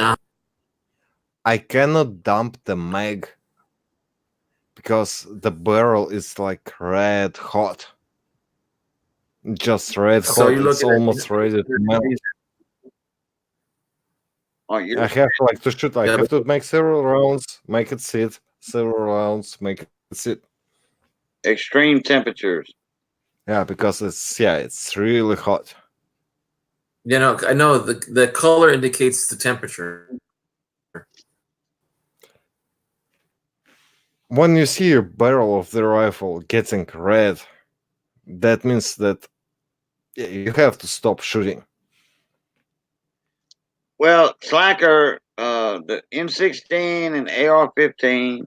If I didn't even realize the M16 was 223. I thought it was 223 and 5.56 are the same calibers. I know the M1 is a 30 caliber. I do know that. I owned one, but okay, M16, AR-15, the 223s, but they are different versions of the rifle. The AR-15 is a modern M16. Slacker, were you here when I showed you the gun that I have? That actually used for hunting, and I use it for coyotes. I don't use it for deer hunting. I have another gun for deer hunting. I use it for coyotes. Yeah, the one that I showed you, yeah, it's for coyotes. It's not for deer.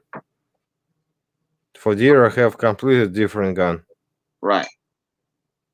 Now, you probably might have a 243 or a 30-06 or Yeah, I have 36 for coyotes.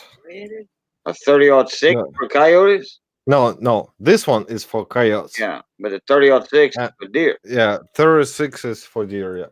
Yeah. I mean, I was just saying 30-06. I was just throwing that out there. You know. So yeah.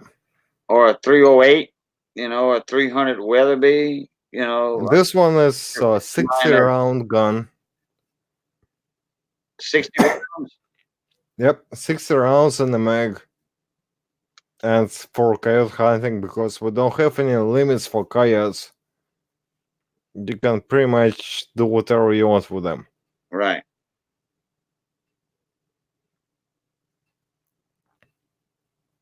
Oh my god. Actually, we just got a puppy like a few months ago. Maybe you heard maybe on one of the videos or so. And the puppy doesn't want to house train. Right. So I was trying to telling my wife if this puppy is not gonna house train, I'm gonna take it to coyote hunting with the dog. And coyote hunting with the dog is gonna run towards coyotes and then run back towards the hunter. And hopefully the hunter can kill the coyotes before they catch up to the dog. Right. So if this puppy is not gonna behave, it's gonna be hunting puppy for the coyotes. 57, that's when JC. 57. Johnny too. Oh, my wife was telling me 57 is when my buddy Johnny B was born and her defiant husband. I didn't realize my wife's Hector is back. Can I get him back? husband. There we go. Oh, there we go. I'm back. Sorry about that, guys. It was my internet. I don't know why it's coming out this late, but Slacker Stacker says he wants a revolver for home protection. Right. Well, go buy one. Yeah, he lives in I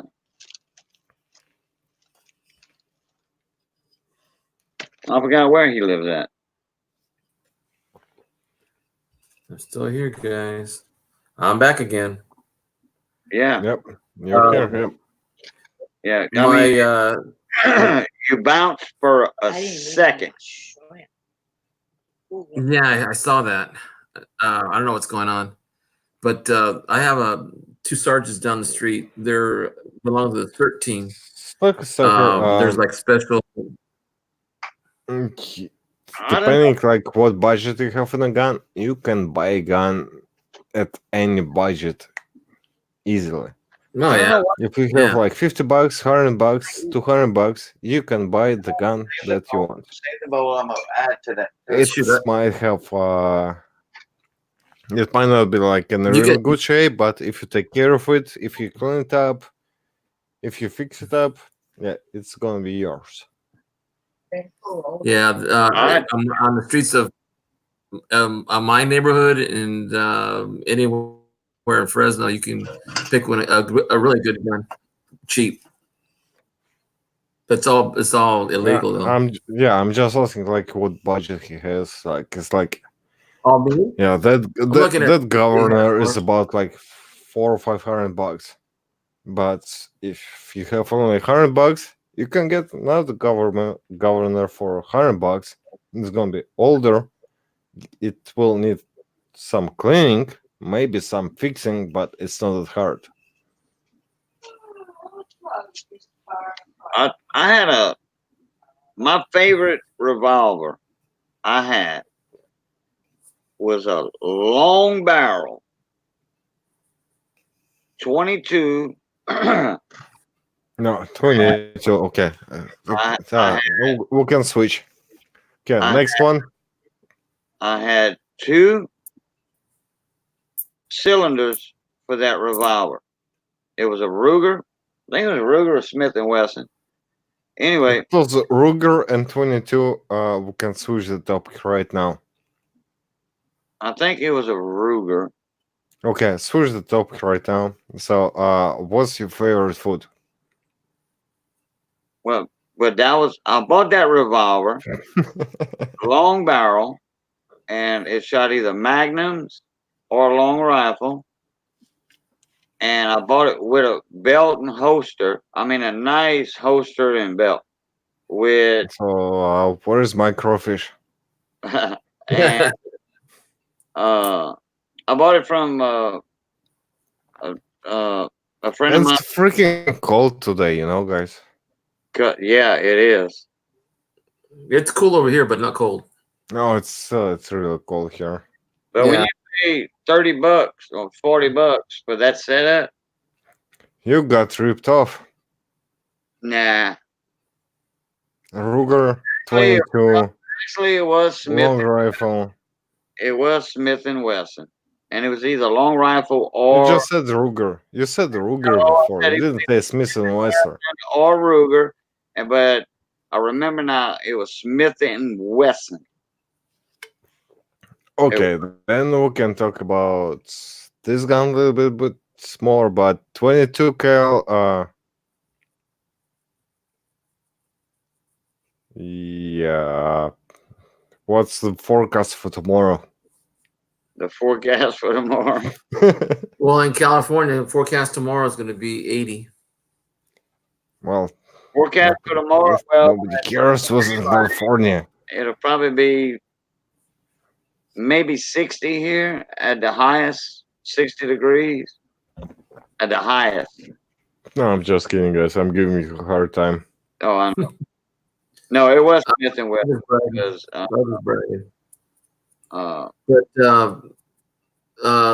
was trying to say earlier that my 2 of my neighbors, one's a sergeant. I think the other one's a sergeant. I'm not sure yet. I'm trying to remember if he is or not. He works at the. We have a state prison that's got 5,000 inmates, and there's 2 of them, one across the other. And there's 10,000 inmates, and they're about let's say about 2 miles away, and they're always doing extractions. That's what they're called with the special operations cell extraction and rescue team. and they're like SWAT, but more of a prison system. And they're always doing tactical, and I always go with them and just watch them how they do sweeps, and then when they extract an inmate. Yeah, but we already figured out that you don't have any knowledge about guns. Me? Yep. Why? Because he couldn't tell the caliber of the gun or Which one? The 45, probably. Yep. That's a guess. Well, 7.62 by 25 with 25. 7.62 or 45, yeah. Yeah, 7.62 by 25 is a 25 caliber.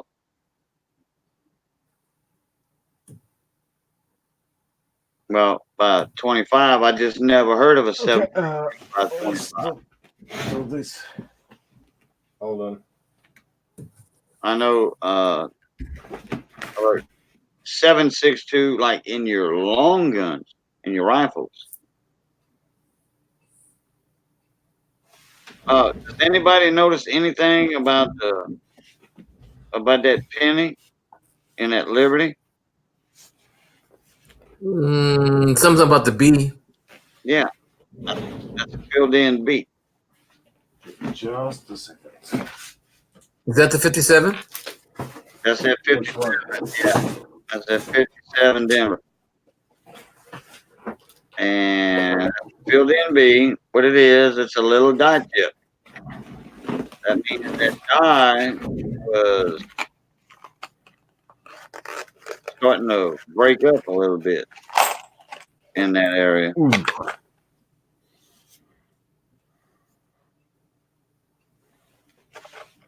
I have 2 rounds on the camera right now. 223 on the top one. What? 223 on top one? I have 2 rounds. That's what we're talking about actually like early in the stream. The one that I use for the coyote hunt and the one that I use for deer hunt. The one on top for the coyote, probably. Yeah, it's for coyote. And the bottom one's for a larger animal. Yep, and the caliber is they're similar.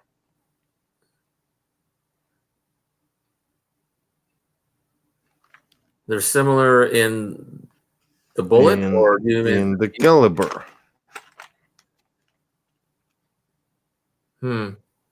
I couldn't tell the difference. This one is 5.56 and this one is 3.06, 3.08.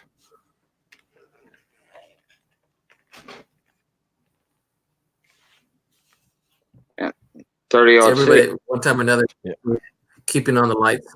Believe me, I know what that's like. This one is smaller bullet that's way faster.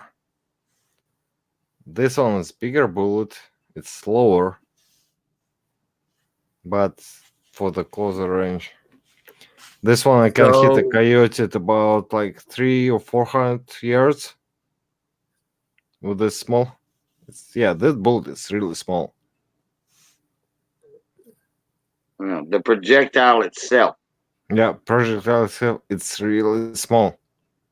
But is it the shape that causes it to go more accurate at a further distance? The shape of the bullet? Size and the weight and the load. There's like a load of the powder here. Yeah. How many grains do you have in that one? Because if you see like this one, it's like really small one. Yeah. And there's lots of powder behind it. How many grains in that one? And this one, let's see. 629. You ever heard of hot shots? Wildcats. Yeah, that too. Yep. And this one is like bigger bullet, lots of powder, but it's heavy. Mass. Yep. Mass. That's for deer hunting. and it's not doesn't have like anything. Isn't the cartridge on that one just a little bit bigger diameter than the other one? Oh yeah, it is. Yeah, yeah. Yeah, one's a 308. One through it, another one is like 456.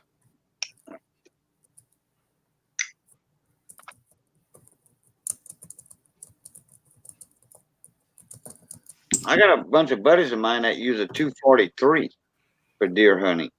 243.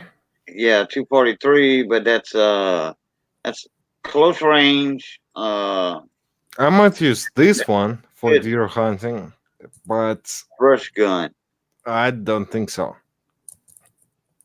Close range, yeah.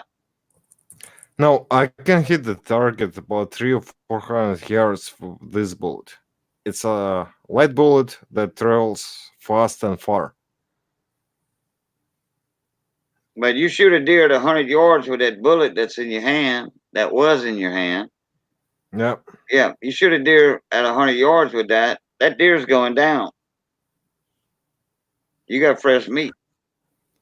And it's not like you see, it's not like other bullets. It's like, it's a nice tip. Nothing like, can't even make it focus. Here we go. And it depends on where you hit the deer, too.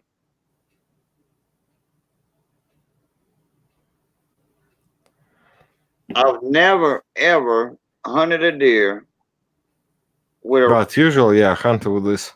I've never hunted a deer in my life with a rifle and a scope.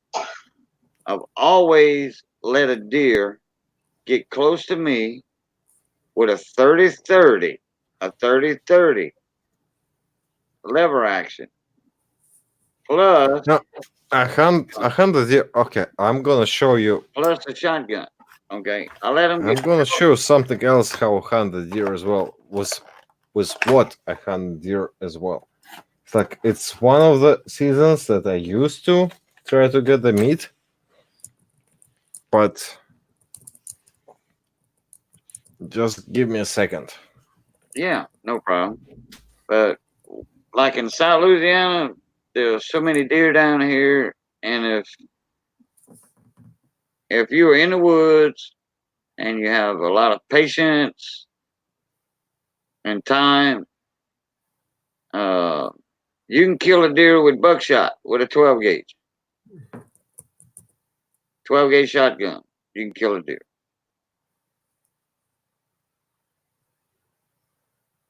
Hey there, Mr. Doug Fresh.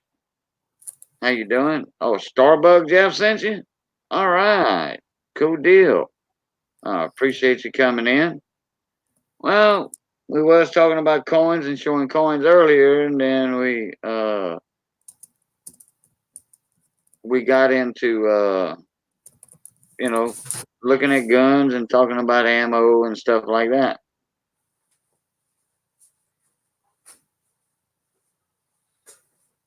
And it's 4:20 at your time. Well, it's 3:20 my time. So you on the East Coast or East Coast time? Carry Glock 23. Nice gun. I like a Glock 40 myself.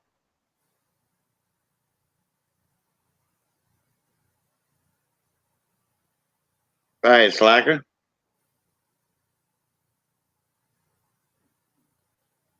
Yep. Eastern time. Ohio. And not far from Central time.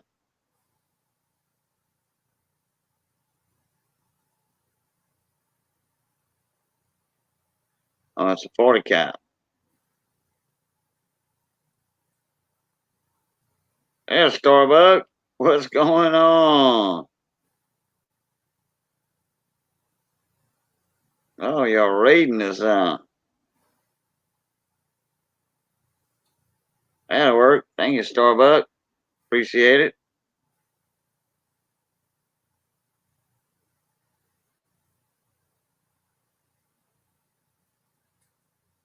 Let's get you to 14 for 14 more. That'll work. I appreciate that very much.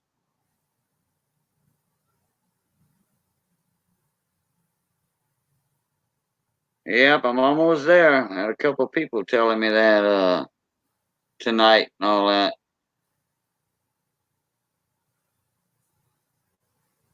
Hey, Kim Humphreys. I don't know why that name sounds familiar. I've seen that name in here before. I'm pretty sure I've seen it in streams before. I appreciate that, y'all. And believe me, I will get y'all back. Because all that's going to show up. And I always hit back. No problem. So this one. Does it tell anything to you guys?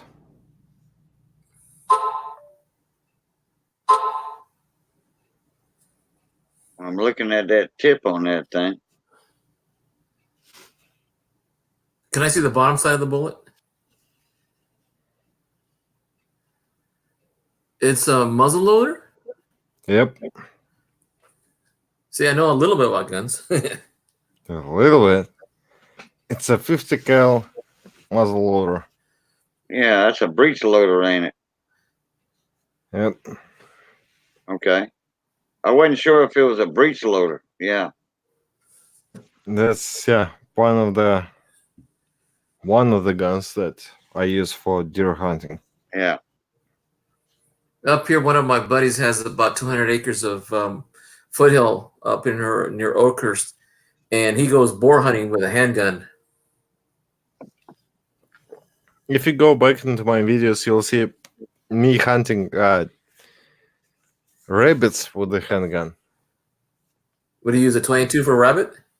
No, I use that governor for the rabbit. Oh, jeez. Oh God, you're gonna blow his hind legs off with that. Actually, it's not that easy that it looks. But yeah, I use governor to hunt for rabbits. Wow. And okay, you can governor is what 410. Oh yeah, with the 410 shells. Okay, Yeah, got 410 shells. Okay. If you use a standard shotgun, it's a 12 gauge. Oh yeah, gotcha. So rabbits have way more chance to survive when I use the handgun versus the shotgun. Right, because of the spray pattern of the pellets inside the shell. Spray pellets, distance. Yeah. Right. I'm trying to plug in my phone before it dies. Slacker, I'll check in a minute. I gotta plug in my phone because it just died on me. Darn it. I'll get you up here in a minute. Hey, Starbuck, I'm sending you rolling nickels tomorrow or in the morning. Okay. All right. I appreciate it. Slacker, I'm gonna send you a link, and that way you can show us your war board. Let me I'm in my email now. Okay. Here we go. Boom. Boom. Make sure that's the link. Yep, that's it. All right. Okay, Slacker, give me a second and give my phone a charge, and I'll check the photo you sent me. You know, I forgot about that, Starbuck. Yeah, Starbuck, hey. Just leave a note in it or whatever and remind me.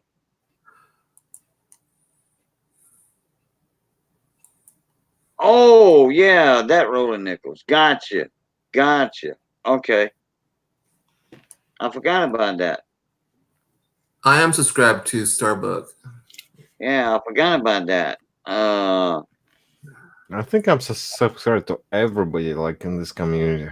If I don't, it's probably I've been like just unsubscribed by stupid YouTube. You know, I was gonna ask you about that too, everybody. I've been losing people, at least one or two a day. Yeah, it's the same thing. I'm losing 1 or 2 subscribers a day. It's not because they are unsubscribing. You, It's because they're not like actively watching your videos. Oh. So if somebody is not watching your videos for like certain amount of time, YouTube automatically unsubscribes them from your channel. yeah, YouTube does that because certain people don't watch your content in a few months or 2 months or whatever, and they just take them off, which they should. Hey, Miss Kathy Durbin, how you doing? That's Craig Durbin's wife, y'all. Hey, Kathy. Hello. Good morning. She's in here a lot. Her and Craig's regular. In fact, Craig, my buddy, was in here earlier in the panel. So yeah, that's why you're losing your subs.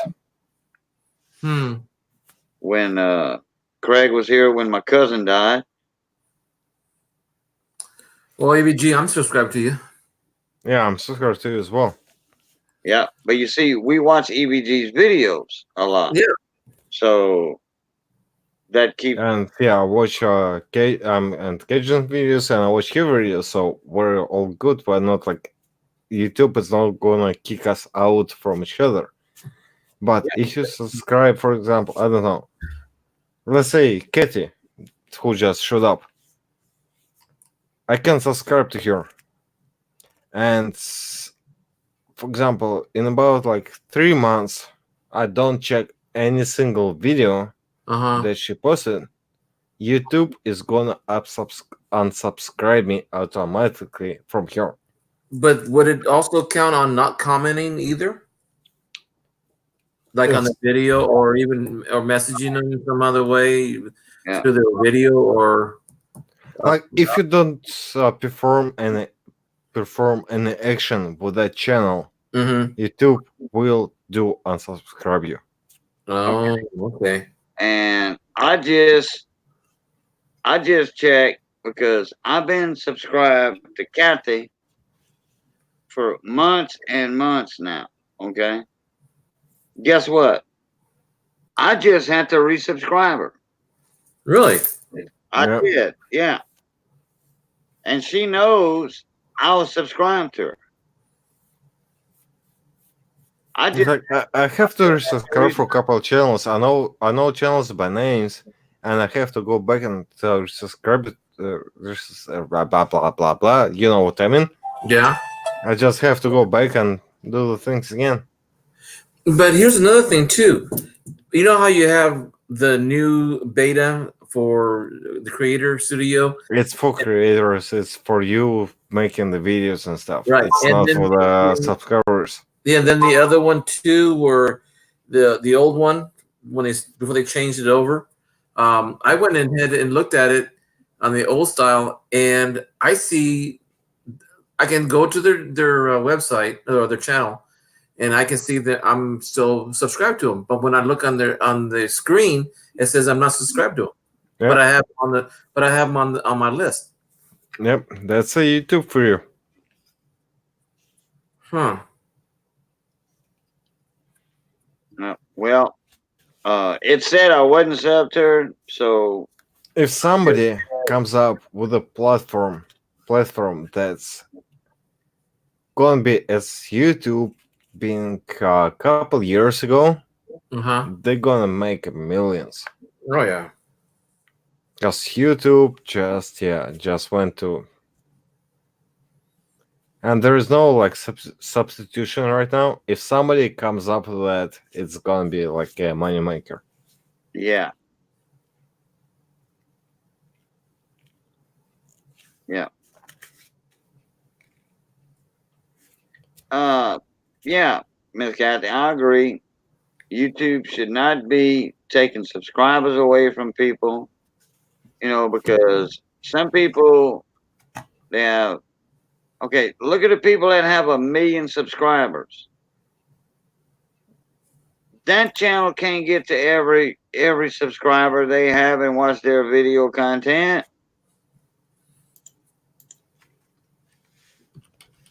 You know what I'm talking about? Yeah, Yep. I do. But I have way less, and I have less time to go visit every person I've subscribed to. Yeah, you have a No, I'm not checking every single video.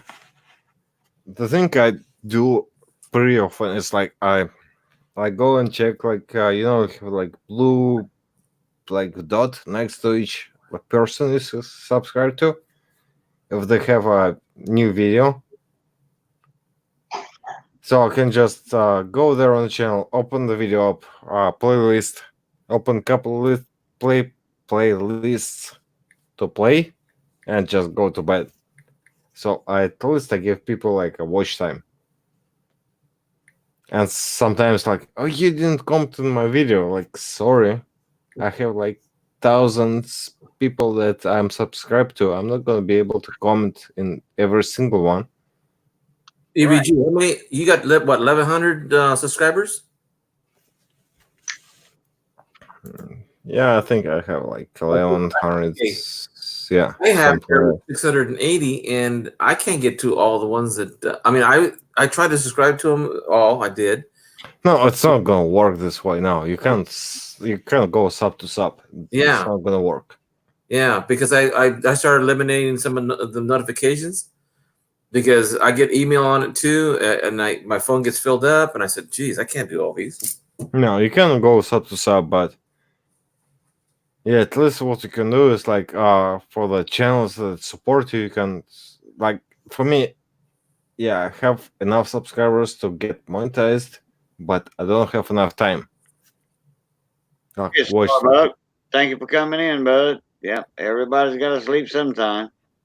I appreciate that info, Starbuck. So yeah, I'm just trying people like to get their watch time on, but yeah, there is no way to do sub to sub. Right. No way. Yeah, I was gonna say I don't know how anybody can do that. No, there is no way to do it. Hey, Cajun. Yeah. Dr. Stacker wants me to show you guys a picture that he has of his war board. I sent him a link to jump in here also. Yeah. But if you want to show it, you sure can. Okay, real quick. Let me get this off. Let's see. I just want to say to Starbuck Jeff, I have missed you. So Range has gone through the chat. I didn't pay any attention to the chat. Okay. There you go.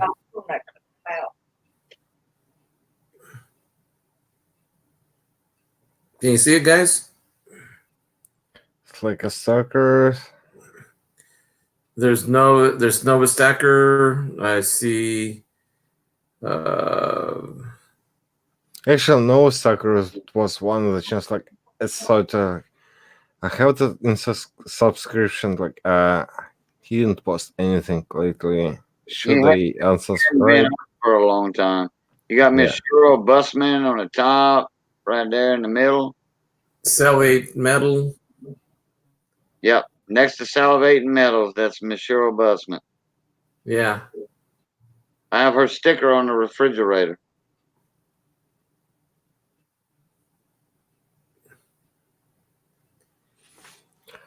Okay, guys, it's almost 4 here. Well, I was up last night until 3 California time, so I need to get to sleep too myself. Javid found the coin. How you doing? Yeah, okay, you have way more time to. Javid was here earlier. You're welcome, Slacker. He was here about how long I've been on? Over 5 hours. He was here about 4 hours ago. Oh, was it yesterday? Okay, guys, yeah, I'm gonna call it. He was in here. Well, I just subscribed to you, Javid.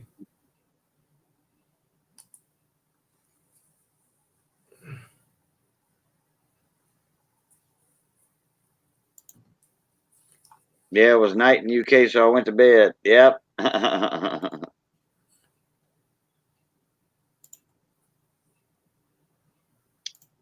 Oh, are you done showing it, Hector?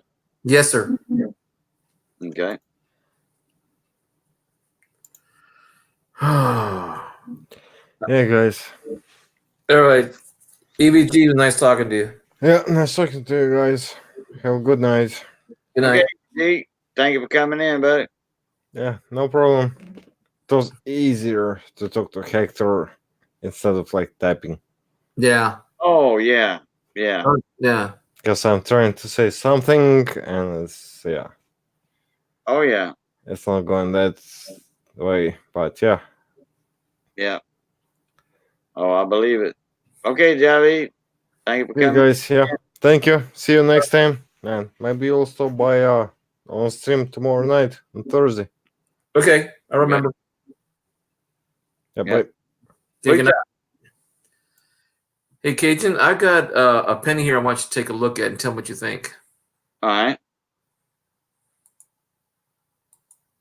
Let me pop you up right there. Let me switch camera. Oh, yes, please. Yes, please.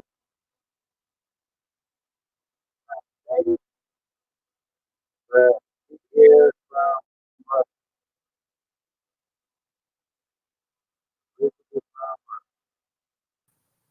There we go. yeah, we lost you there for a second. Yeah, I saw that. And I'm still there. Let me see if I can get this camera going because I've been having.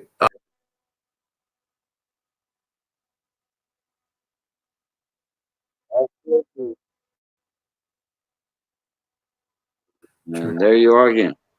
Yeah, let me turn it off the other one first. And then camera. Do this one more time. Are you going in your settings down in the bottom and There straight? we go. There we go. Okay. Yeah, I went to settings. Let me see. I got this upside down because I kept turning the D upside down. It's a 2019 penny. And look at the share. How do you say that word again? Sharice? Serifs. Serifs. There we go. Okay. Well, Is that machine doubling or is that because I can't tell with this lighting? the only way that D can be doubled if the date would be doubled because of the fact that the D's, okay, all your new coins,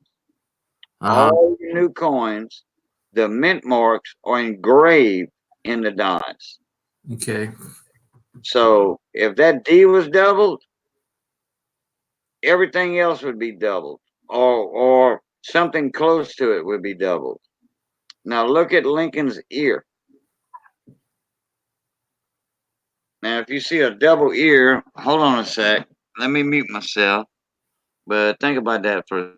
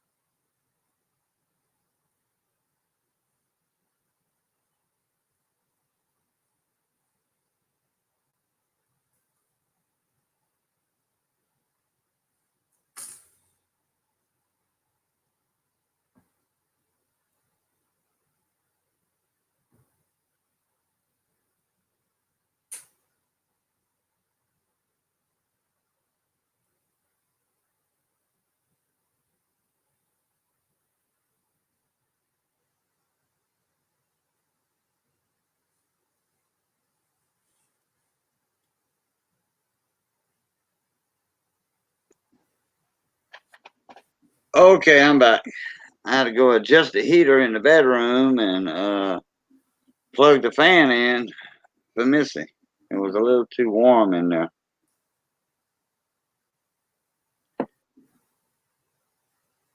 Okay, Hector, that D, Yeah.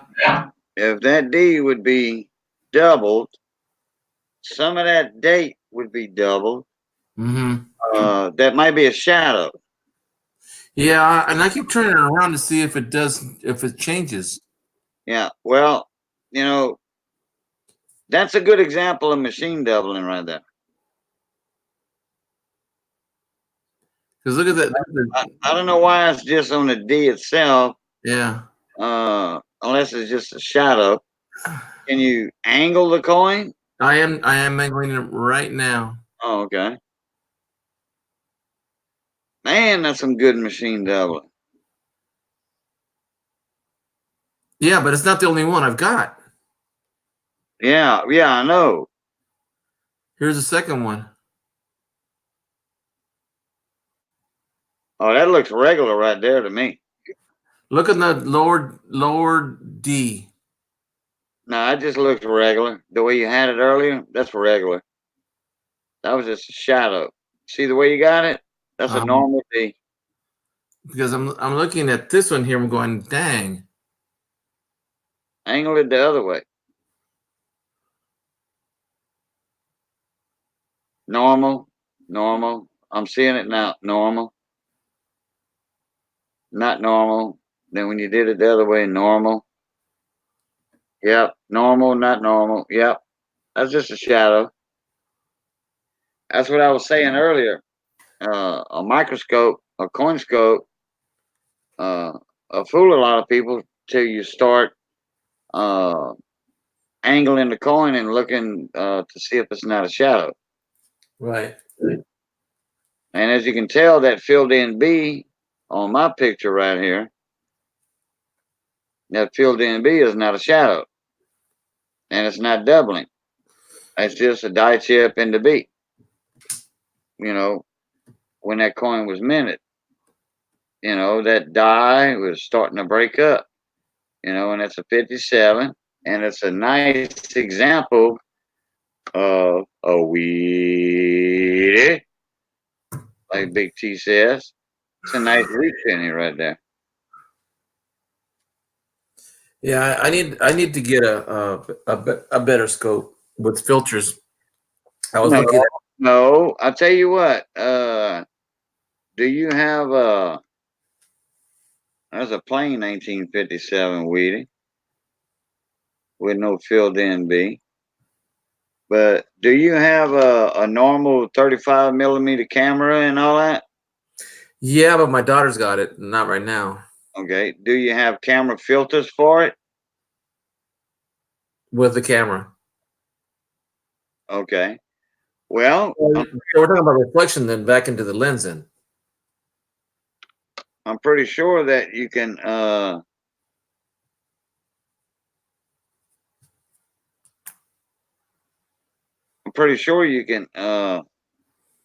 go to Walmart or whatever, camera stores, or get with a photographer, and then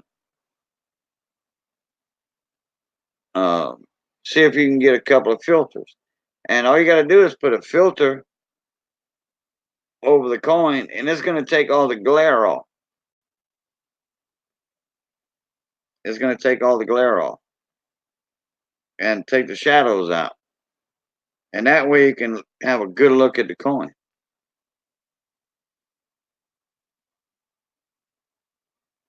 Now, I got this coin from somebody, and that is a RPM right there. That's a repunch mint mark. Y'all can see that inside of that D on the left, and you can see that double D inside. Let me see if I can get it a little closer. A little bit closer.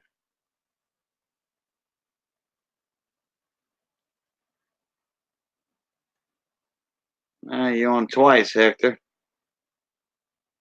No, you're not. One time. I'm back.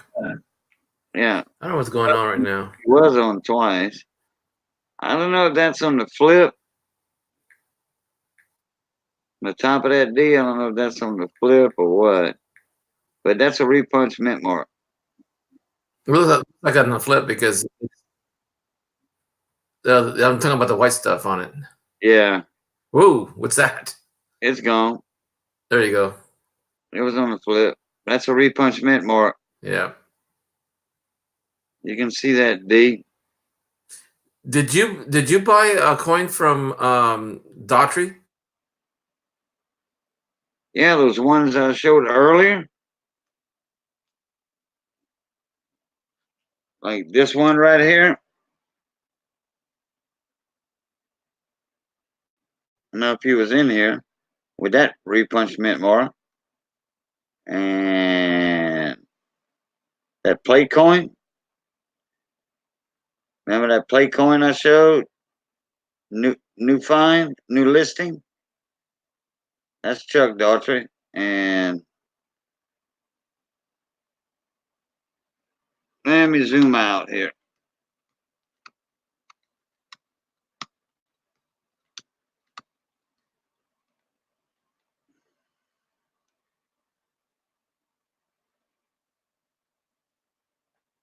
And that's signed by Chuck Daughtry, right there. Chuck Daughtry. Let me get this out of here.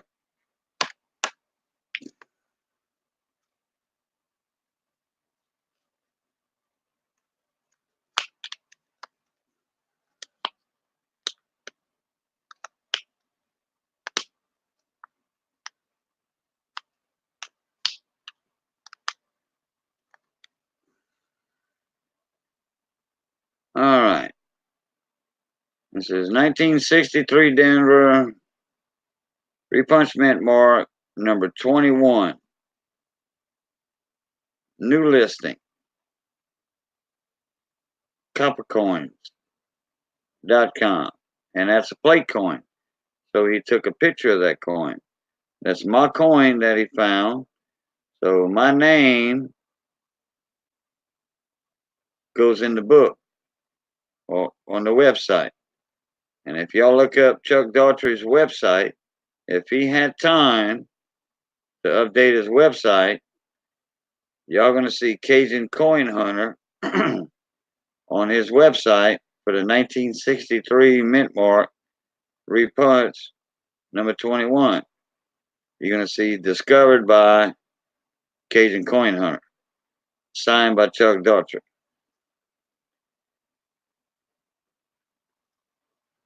And that's the coin right there.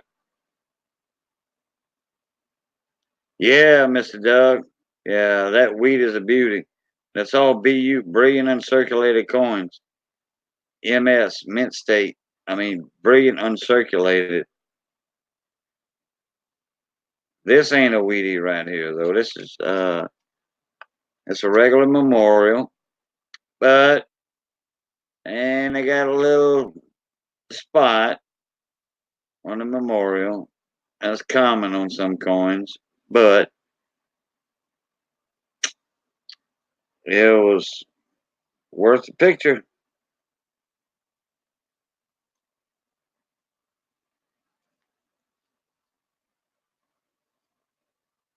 And I got several by Chuck Daughtry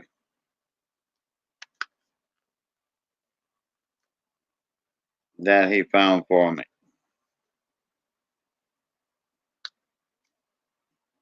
I got another new listing. Show it off again. This is same year, new listing, RPM number 22. And there it is right there.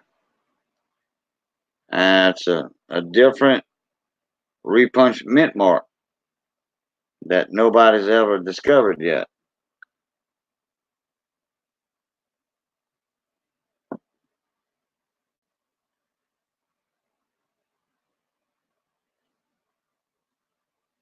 So I think I got my name in the book like 3 times already with Chuck Daughtry. 3 times. Well, it's not bad.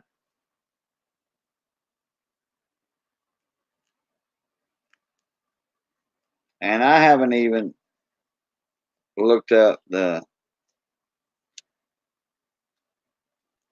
website yet to see if my name was in there or not. I've been a little busy the last couple of weeks. So, especially in the last week.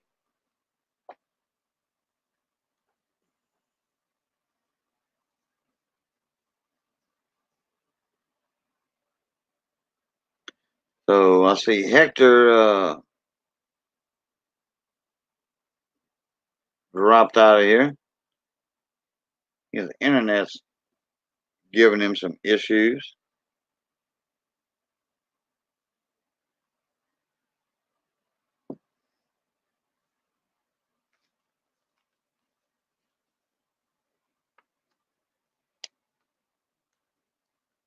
Oh, okay, Slacker. Well, you posted that a few minutes ago, so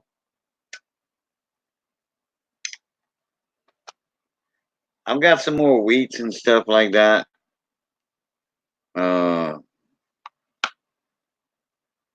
There's a 1920 Mercury dime. Nothing special. It's in about maybe G4, maybe VG. I don't know. She's old. She's tired. She's wore out. She's retired. Yeah, that's in about good condition right there. Not even close to that 42D I just showed. That's not even close. At 42 Denver right there. Now that's a nice example of a Mercury dime right there. That is super fine.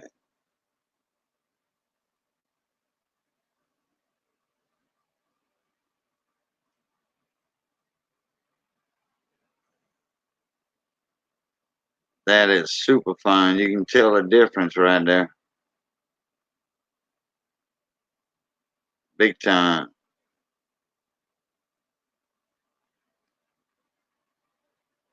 Yep. Yep. Y'all can see that. Oh, Hector's back in. Hold on, let me click him back in. All right. Welcome back, Hector. I'm on my phone. For some reason, my computer is not hooking up. So I'm thinking when I got a phone call, when I got a text message from Slacker, I think the radio frequency is knocking my computer off. Oh, okay. I mean, that's the only thing I can think of. Other than that, my Wi-Fi is working on my phone, but not on my computer. Right. I'll tell you what, I sent a dime out to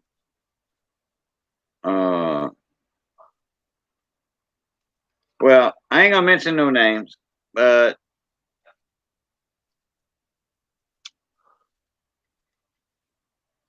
I sent a dime out to a buddy of mine, and it was in better shape than that one I just showed. And I had on the flip mine. I wasn't gonna give it away or nothing, because once I put mine on the flip, that means it goes in my collection. Well, I was digging into my collection for a couple of people on the wheel because my coin shop man, my coin man, was gone for like almost 3 weeks. Well, everybody deserves a vacation when you work all year and don't take a vacation. You know what I mean? And then all this stuff happened with PayPal and all that, tying up my money. So I dug into my collection for a couple of people. And I'm not doing that again. I'm just going to say, hey, I'll send y'all something else. You know, silver, whatever, but it won't be 2 quarters. It might be a $50, you know, or 2 dimes or whatever. But I can't, and there's that 51. Remember that, huh, Hector? Yeah.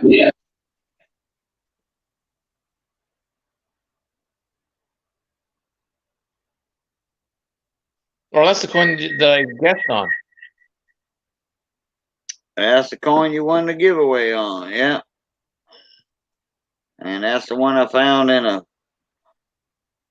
a coin store. It wasn't a coin store, but it was similar to a coin store. Uh-huh. I found that in a coin store machine.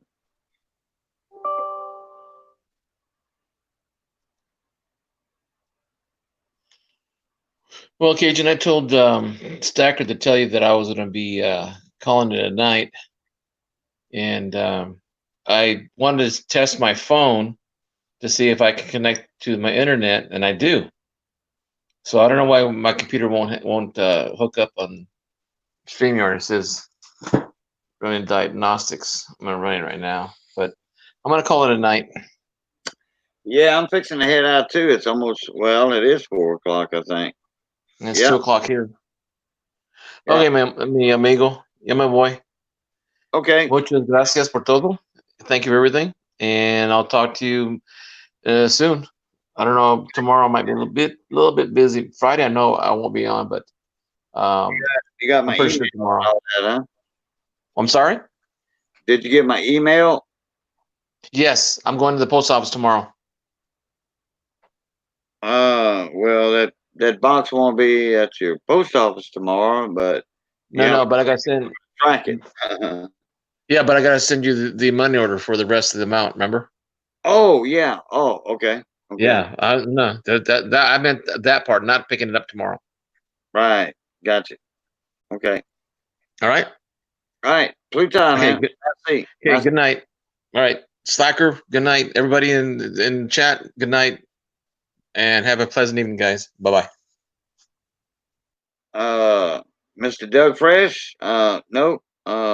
I don't sell on eBay. I sell coins and coin supplies here on my channel. I sell these flips. Well, I'm gonna have to switch cameras. Well, I can show everything here. Let me switch cameras real quick.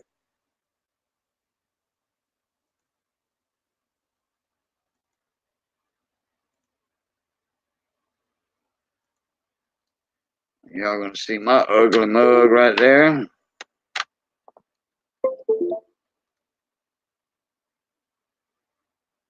I need to do this, this.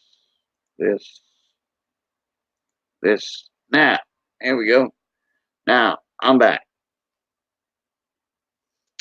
Okay.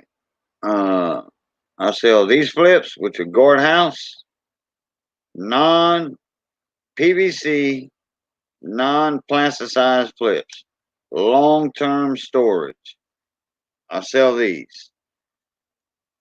And I sell these flips. That's the staple kind. I don't like the self-adhesive kind. The one that have the little sticky tape on it that you take off. I don't like those. If your flip gets hot and all that, that glue's gonna melt. It's gonna get on your coin. It's a possibility. If you keep your staples away from your coin, you're not gonna have any issues. Not gonna have any issues. And got a big old box right here. The supplies going out to a buddy of mine. And that's going out to Hawaii. I don't think y'all saw that name on there, but it doesn't matter. Everybody knows his address anyway. Then I sell them flips in boxes. You get a free box. You get a free box with flips.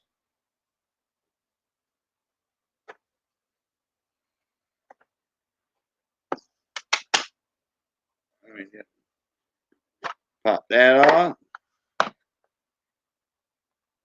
Then you got 100 of these in there. 100 of those in that box. That was only 50 of them. There's 100 of them in there. You go on Amazon and check the price. 100 of those guardhouse flips, $15, no box, plus the shipping. These are $9.50 with a free box, plus shipping, naturally, plus shipping. Then I got these in a box. These are $50.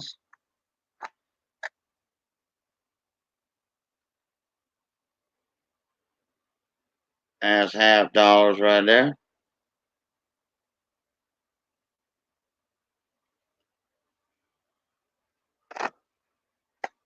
I got pennies, nickels, quarters, $50.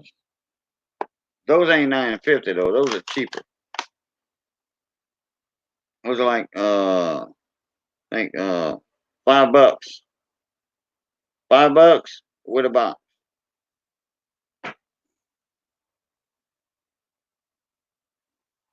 $4.50, $5. I'll just call it $4.50. Then you pay shipping.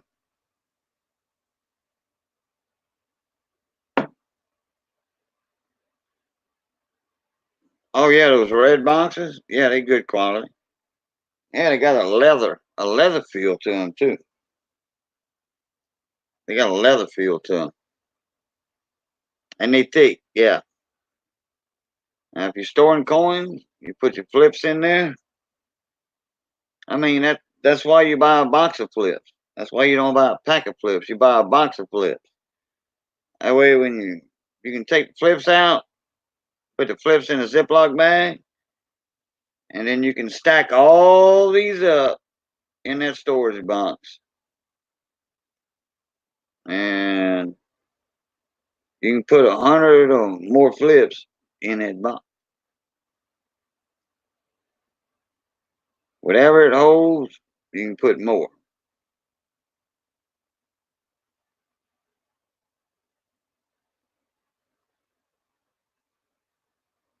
But if I did have eBay and then I lost my PayPal account since I tried to straighten out my bank account,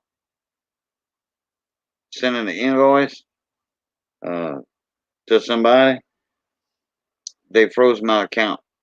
And they investigate my account right now and all that. So it shouldn't be long when I get my PayPal back up. But if that don't happen, c'est la vie, I'm going to Google Pay.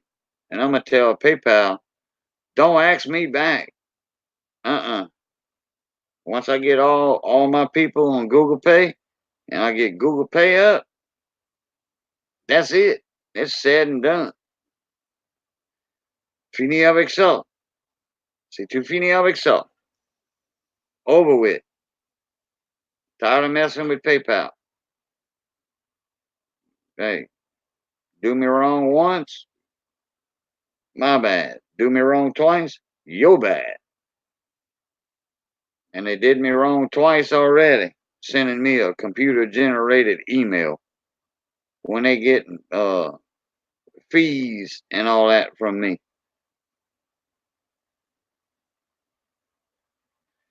Okay, Slacker, not a problem. Hey, British Coin Collection, how you doing, bud? I know a couple of your buddies in here. I know a couple of your buddies in here. I know Rob Random. I know UK Coin Collector. I know quite a few of them guys and gals over there. Oldies and goodies. Know a bunch of metal detectors in the UK. So British Coins, welcome.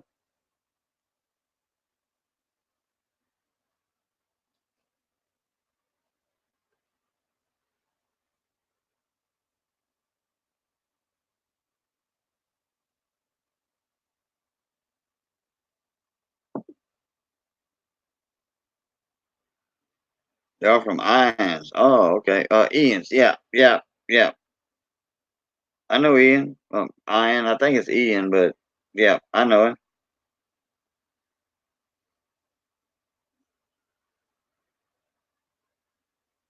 In fact, I think we had a little raid from him earlier. Had a bunch of guys come over there, from over there over here.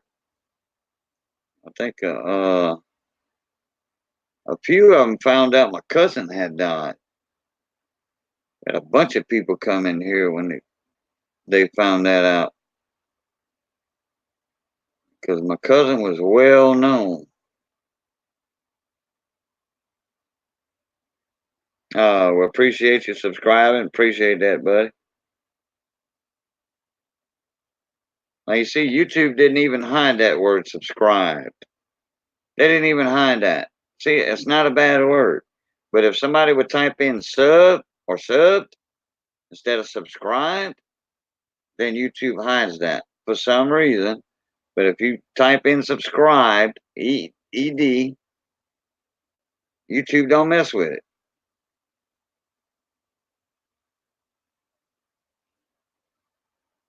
Well, and if people would type in subscribed, then other channels wouldn't have a issue with saying that. Yeah, very clever. You know that's right.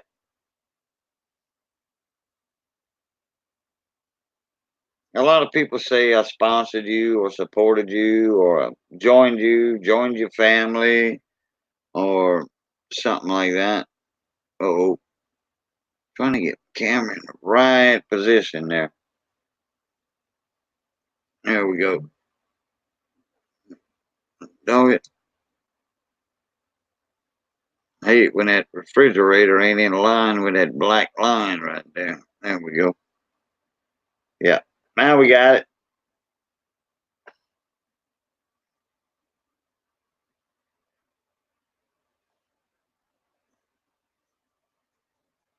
And British, we was talking coins. I was showing coins earlier, but I switched over to this camera, and it takes a couple of minutes to switch over to my coin scope. But we've been showing coins for the last couple of hours and stuff like that. So I think I'm gonna just stay on my main camera right here, since I'm not running OBS. I don't even know if this little small laptop will support OBS. I'm thinking I could run OBS, but it might be slow or something. So I'm not gonna worry about the uh, online broadcast system. You know, I ain't worried about all that right now. I'm gonna just keep on doing what I'm doing.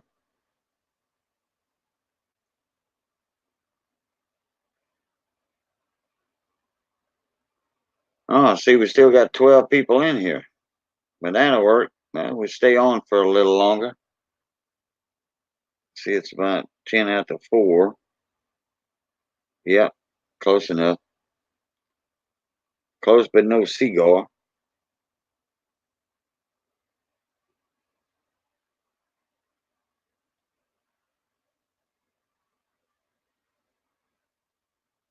Check my chat here.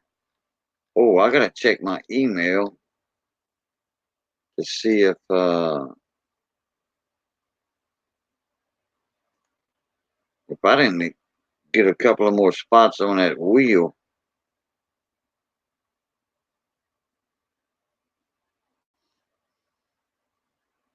Oh, I need to check these emails too.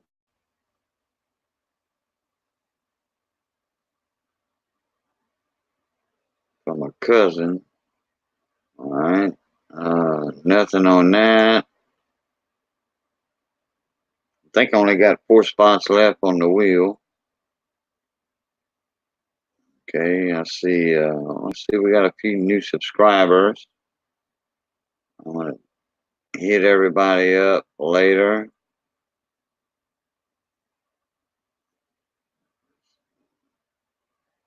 Okay.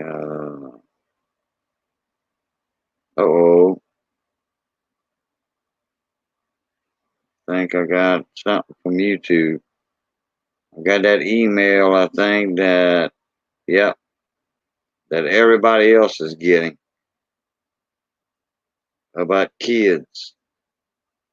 So if anybody has a YouTube channel and make videos and y'all get a email from YouTube, y'all need to pay attention to that big time. Big time. Y'all need to pay attention to that. Because if not, if you're monetized, they will demonetize you for certain videos or demonetize your channel. Then you got to go through a bunch of rigmarole to remonetize. And I don't think y'all want to go through that again. It's something very simple. It's about kids. And what I'm going to do, let me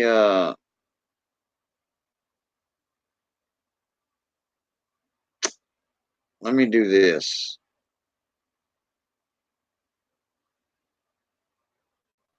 Okay, boom. All right, let me find this video, and this guy is going to show y'all exactly what to do and kind of explain it.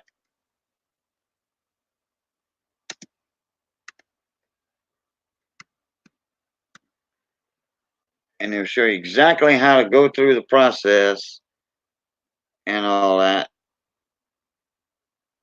This is Tyler. Tyler, with friend of his house, is writing an email. Okay, let me skip this ad right here because his channel is monetized and he don't want to get demonetized and go through all that rigmarole over again. Okay, here. It's not very early. Yeah, it's 4 in the morning. Okay, this is a very good friend of mine, Ken PV. And I'm going to put link to YouTube.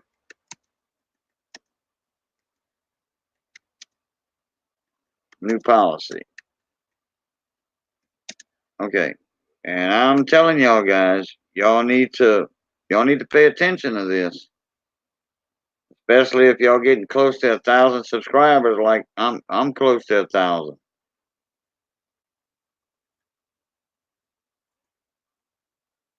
All right.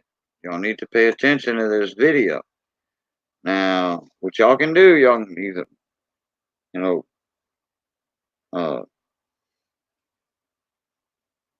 copy and paste that.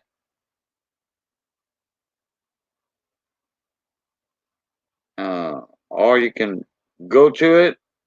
It's not a long video. Y'all can watch it, save it, and then come back to this video. But I would advise anybody and everybody to please watch that video. Hey, Alte, how you doing?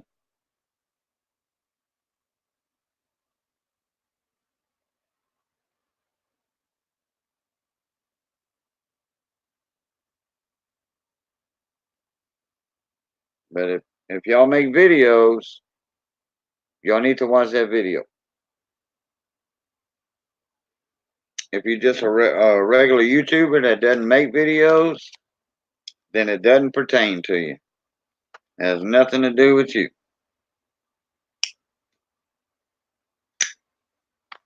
But I would do that anyway, you know, and it has to do with children. Um, if your channel is for kids, which my channel, I don't make videos just for kids, but I'm kid friendly. There's no cussing allowed in my stream. Nothing. Everybody that comes up in here knows that. There's no cussing allowed. But sometimes something slips. Nothing bad. Just stuff that you hear in school that a teacher might say too. But still in all.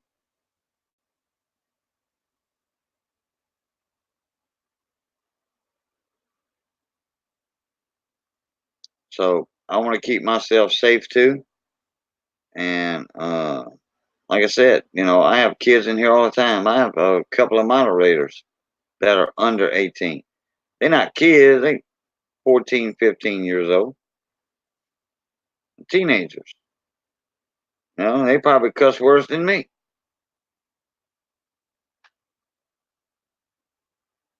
You know, on their own time.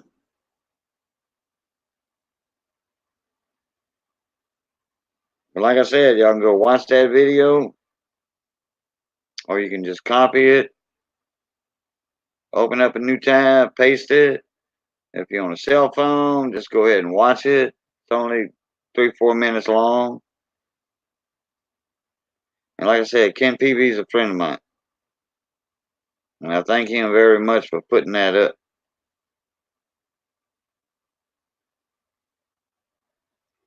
Because I didn't get the email. I just got an email from YouTube earlier, but I don't know if it's the same email. But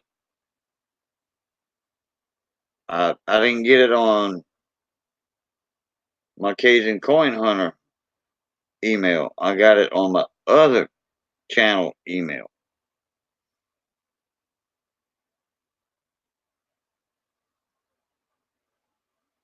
And my other channel, my gardening and cooking channel, yeah, no problem. You know, kids can watch that too. It's all about gardening and cooking. You know, what kid don't like gardening and cooking? Or gardening and food?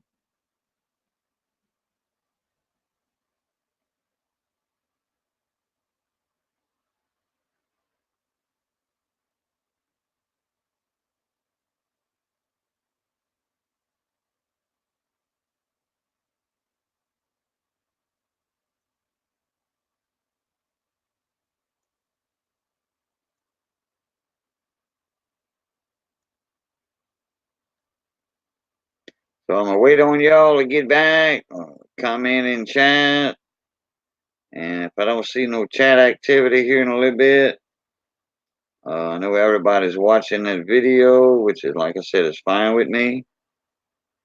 I encourage it. And that means worldwide too. Uh-oh. Train.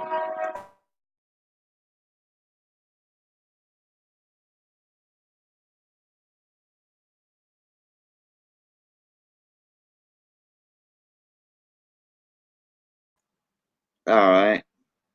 His horn finally went away. All right, I'm gonna wait a couple of more minutes, and if I don't see no activity in chat, I'm gonna tell everybody I'm going to eat some shrimp gumbo, shrimp and egg Cajun gumbo, which, yes, I am Cajun. Born and raised in South Louisiana. And this is the only time me and Missy ever put smoked turkey wings in a seafood gumbo. Well, there you go, Justin Woods. Welcome back.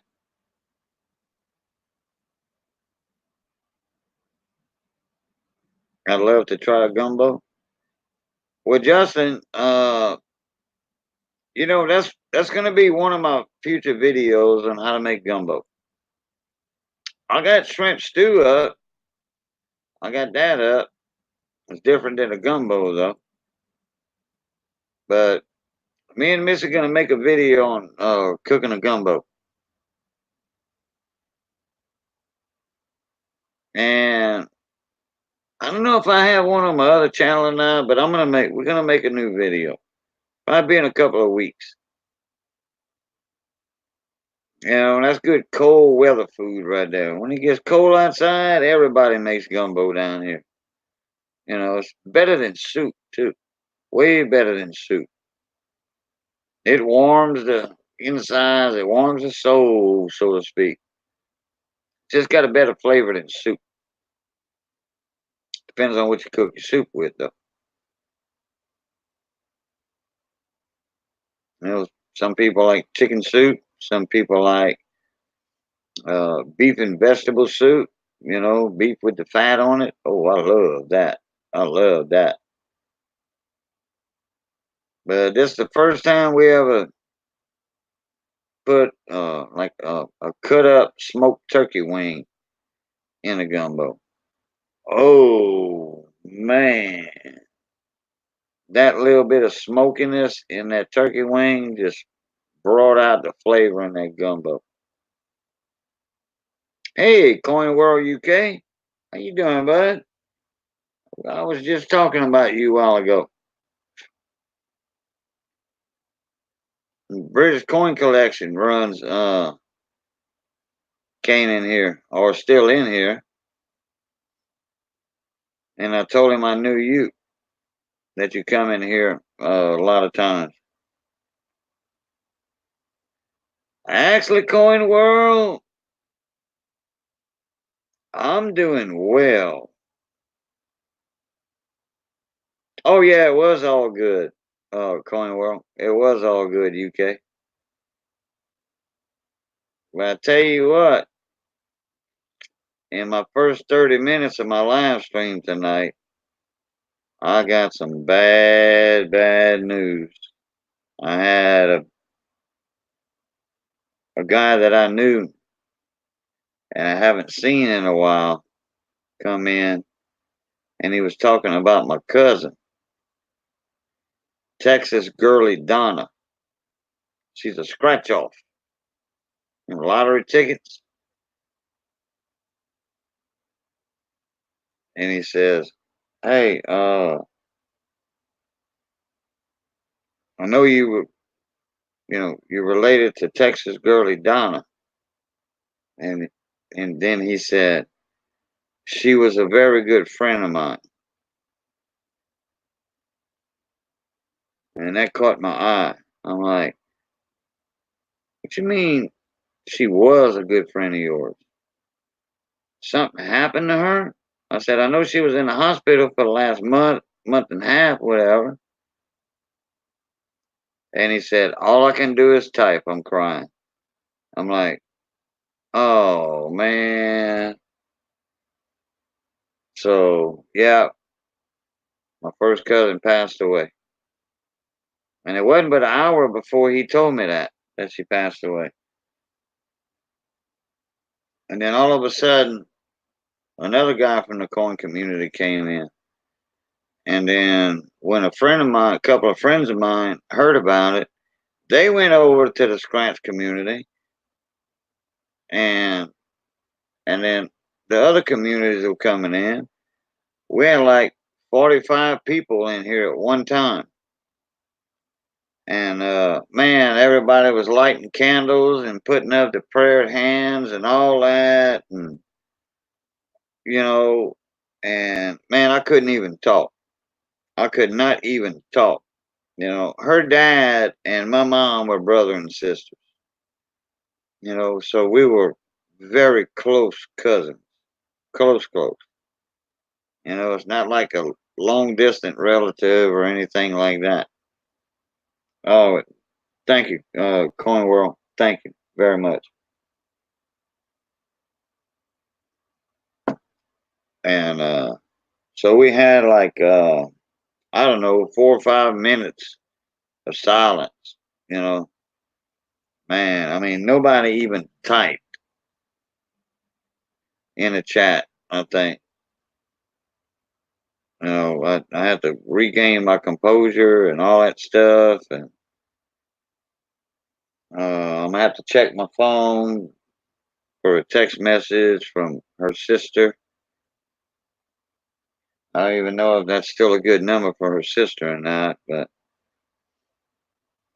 man, it's just yeah, it was sad times earlier.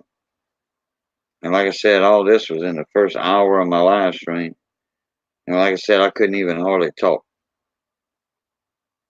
No, and Miss Andrea Wolf came in and up in here and said like a minute, 2 minute prayer.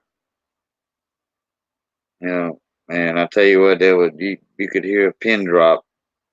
Nothing was in chat or nothing.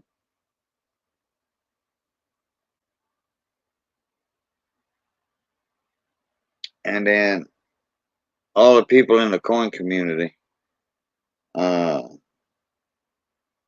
they were like, "Hey, if you want to do an auction to help with funeral expenses, you know, whatever insurance doesn't pay or whatever, hey, we're gonna send coins so you can have an auction, dude."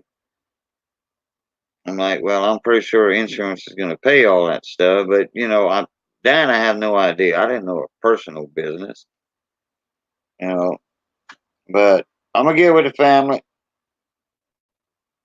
in the daytime, you know, like 4, 5, 6 hours, 8 hours, whatever. Gotta let that stuff cool down a little bit. You know, like I did. I had to cool down, not cool down, but compose myself. But anyway, uh, yeah, I mean, all the communities, the scratch off community, coin community, the small engine community, man, there was a bunch of us in here. I mean, there were probably 100 of us in here at a time. Not at one time, but no, like I said, uh, I don't think I'm gonna have to do an auction. If I do, I'll make a video or a live stream and announce an auction or something. If anybody wants to donate, they can. You know, I mean, this is the real deal right here. You know, this is not, you know, some bull butter about raising money for me uh, for something that's shady. You know, this is the real deal. I mean, there were probably, like I said, almost 100 people in here that knew the woman, that were friends with her, and now they won't be able to see her live streaming again. You know, I mean, it's just a sad situation when a close relative dies like that. You know, so I would never have an auction to benefit anybody if it wasn't a true story or anything. And everybody knows me. You know, I mean, there's a lot of people that know me. You know, I wouldn't have an auction like that to raise money. That the money's gonna go to me and not go out to anybody else. Because I wouldn't be able to sleep at night. I don't take anybody's money. I have to send out a video for Stacking Nerd. It's been good to me. I just love the nerd. There you go. Yep, stacking there's good people right there. Sure is.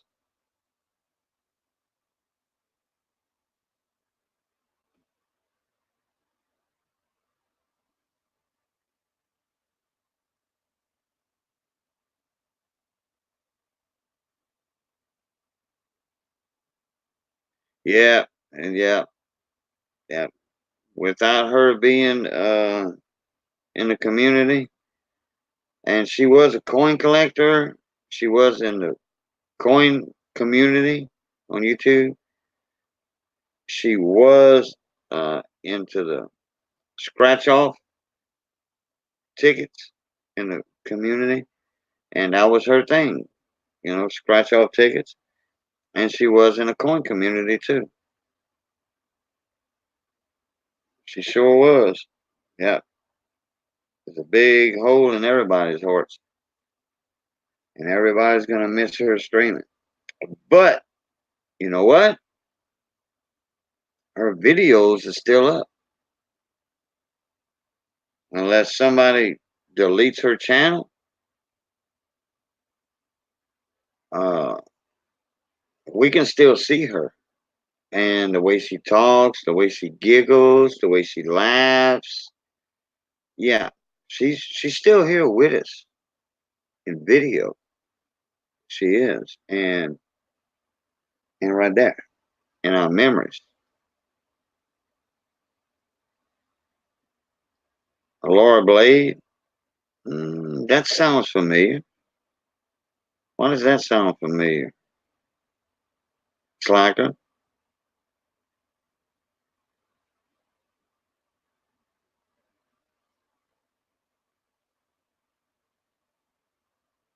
I know that name. I do.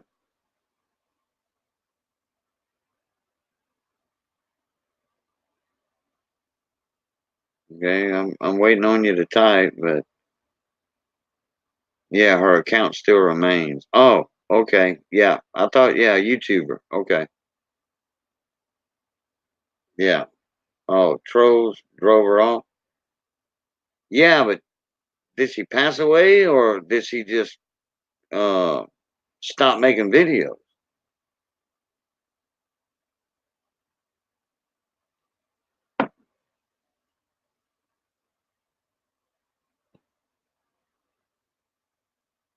But nowadays you don't have to worry about trolls. You don't. Women will be trolled, I guess, because it's a woman, and it depends on your content and stuff like that. You know what? You delete them, you report them, and they're gonna come back. But guess what? The trolls will come back on me. Guess what? Keep deleting them. Keep reporting them. Things got dangerous. Oh, okay. Gotcha. Gotcha. Okay. I'm gonna have to check that out. I think I know exactly who you're talking about. I'm pretty sure. I'll be right back. Hold on, guys. And gals.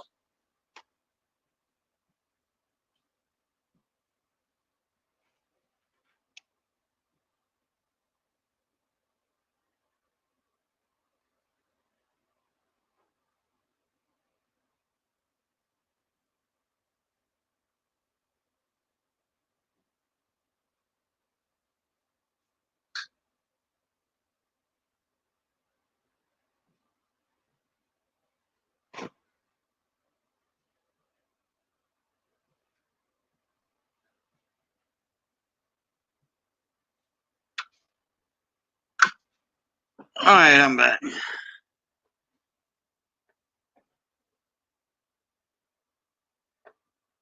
Coin World, is she still on YouTube?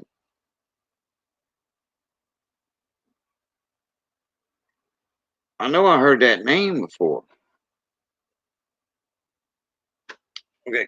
Oh crap! I'm gonna go again. Hold on.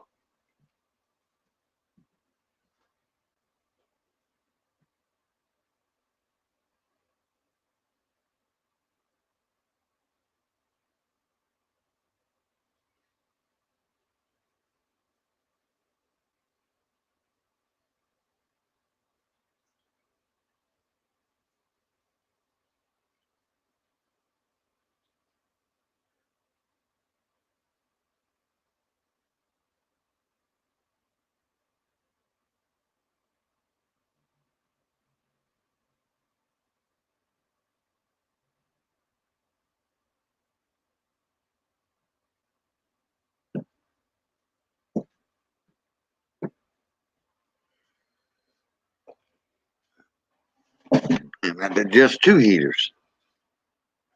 Heater in the living room, get that just right.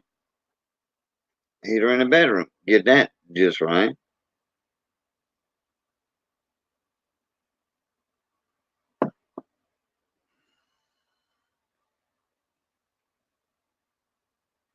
Yeah, Troll's a keyboard warrior. But I blast him out the water with a stick of dynamite like I do fishing catfish. Not just hiding the messages. Block them and report them. And they get tired of it. Just like where trolls coming into the panel, like up in here with me, or trying to get up in here with me with fake names, fake pictures of my friends. Well, we started sending links and emails, and they got tired of that. Now, I'm still not going to put a link in chat to come up here in the panel.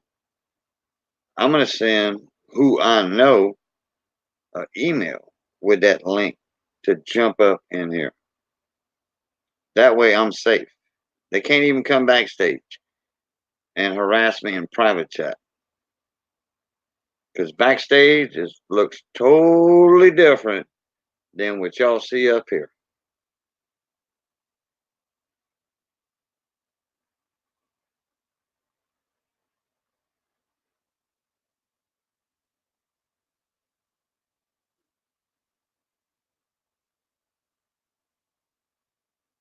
Man, I can't stand bullying neither. I don't care if it's on a kid or anything. I remember a little buddy of mine. I don't know, he was 11, 12 years old. He had 2 friends, his older brother and 2 friends of his brother were bullying him in Livestream. I said, hey, let me talk to them boys. Present me or, whatever. Let them hear my voice. I said, I'll fuss them. Tell them, leave you alone. Well,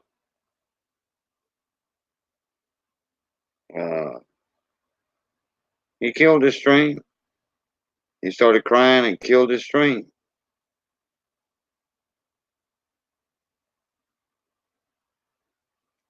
Oh, Kiwi's Adventures? I know Kiwi. Oh, Scott's Kiwi. Oh, okay. I thought you meant Kiwi. The other Kiwi. Now, Kiwi's been in my panel already. He's been up in here with me. Yeah, he's got a good accent too. Down under.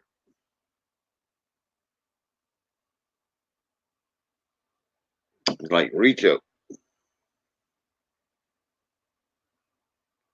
Kiwi and who else down there? Tazzy's Adventures. It's Tazzy Jr. I'm friends with that whole bunch down there.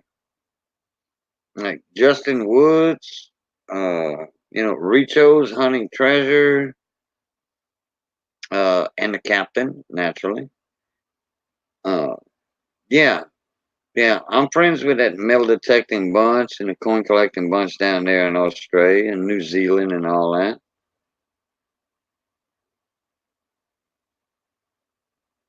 Oh yeah. Don't miss him. There's Justin. Yep, there are a few. And I see Justin all the time in Richo's stream. Richo's Hunting Strategy. Taz's Adventures, Kiwi's Adventures, you know, I see all of them all the time in Reach Train. And we all buddies over there. We all buddies.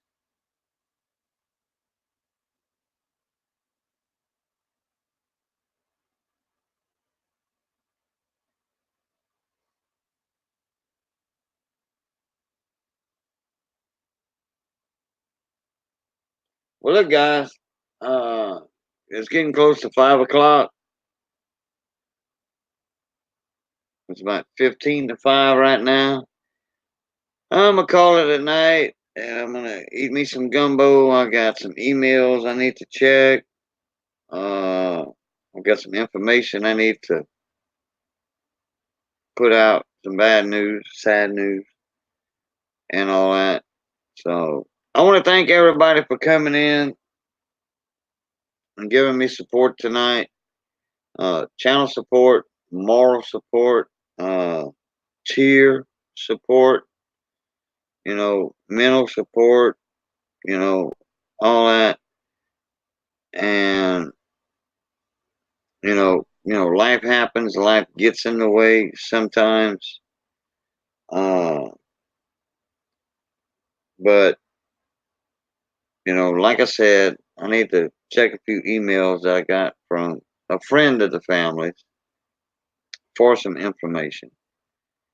So anyway, like everybody, like I said, thank y'all for coming in, all support every day, all the time y'all in here. I do appreciate it. I appreciate my moderators. And as I always say, love, peace, and crackling grease. We'll catch y'all. Blue top.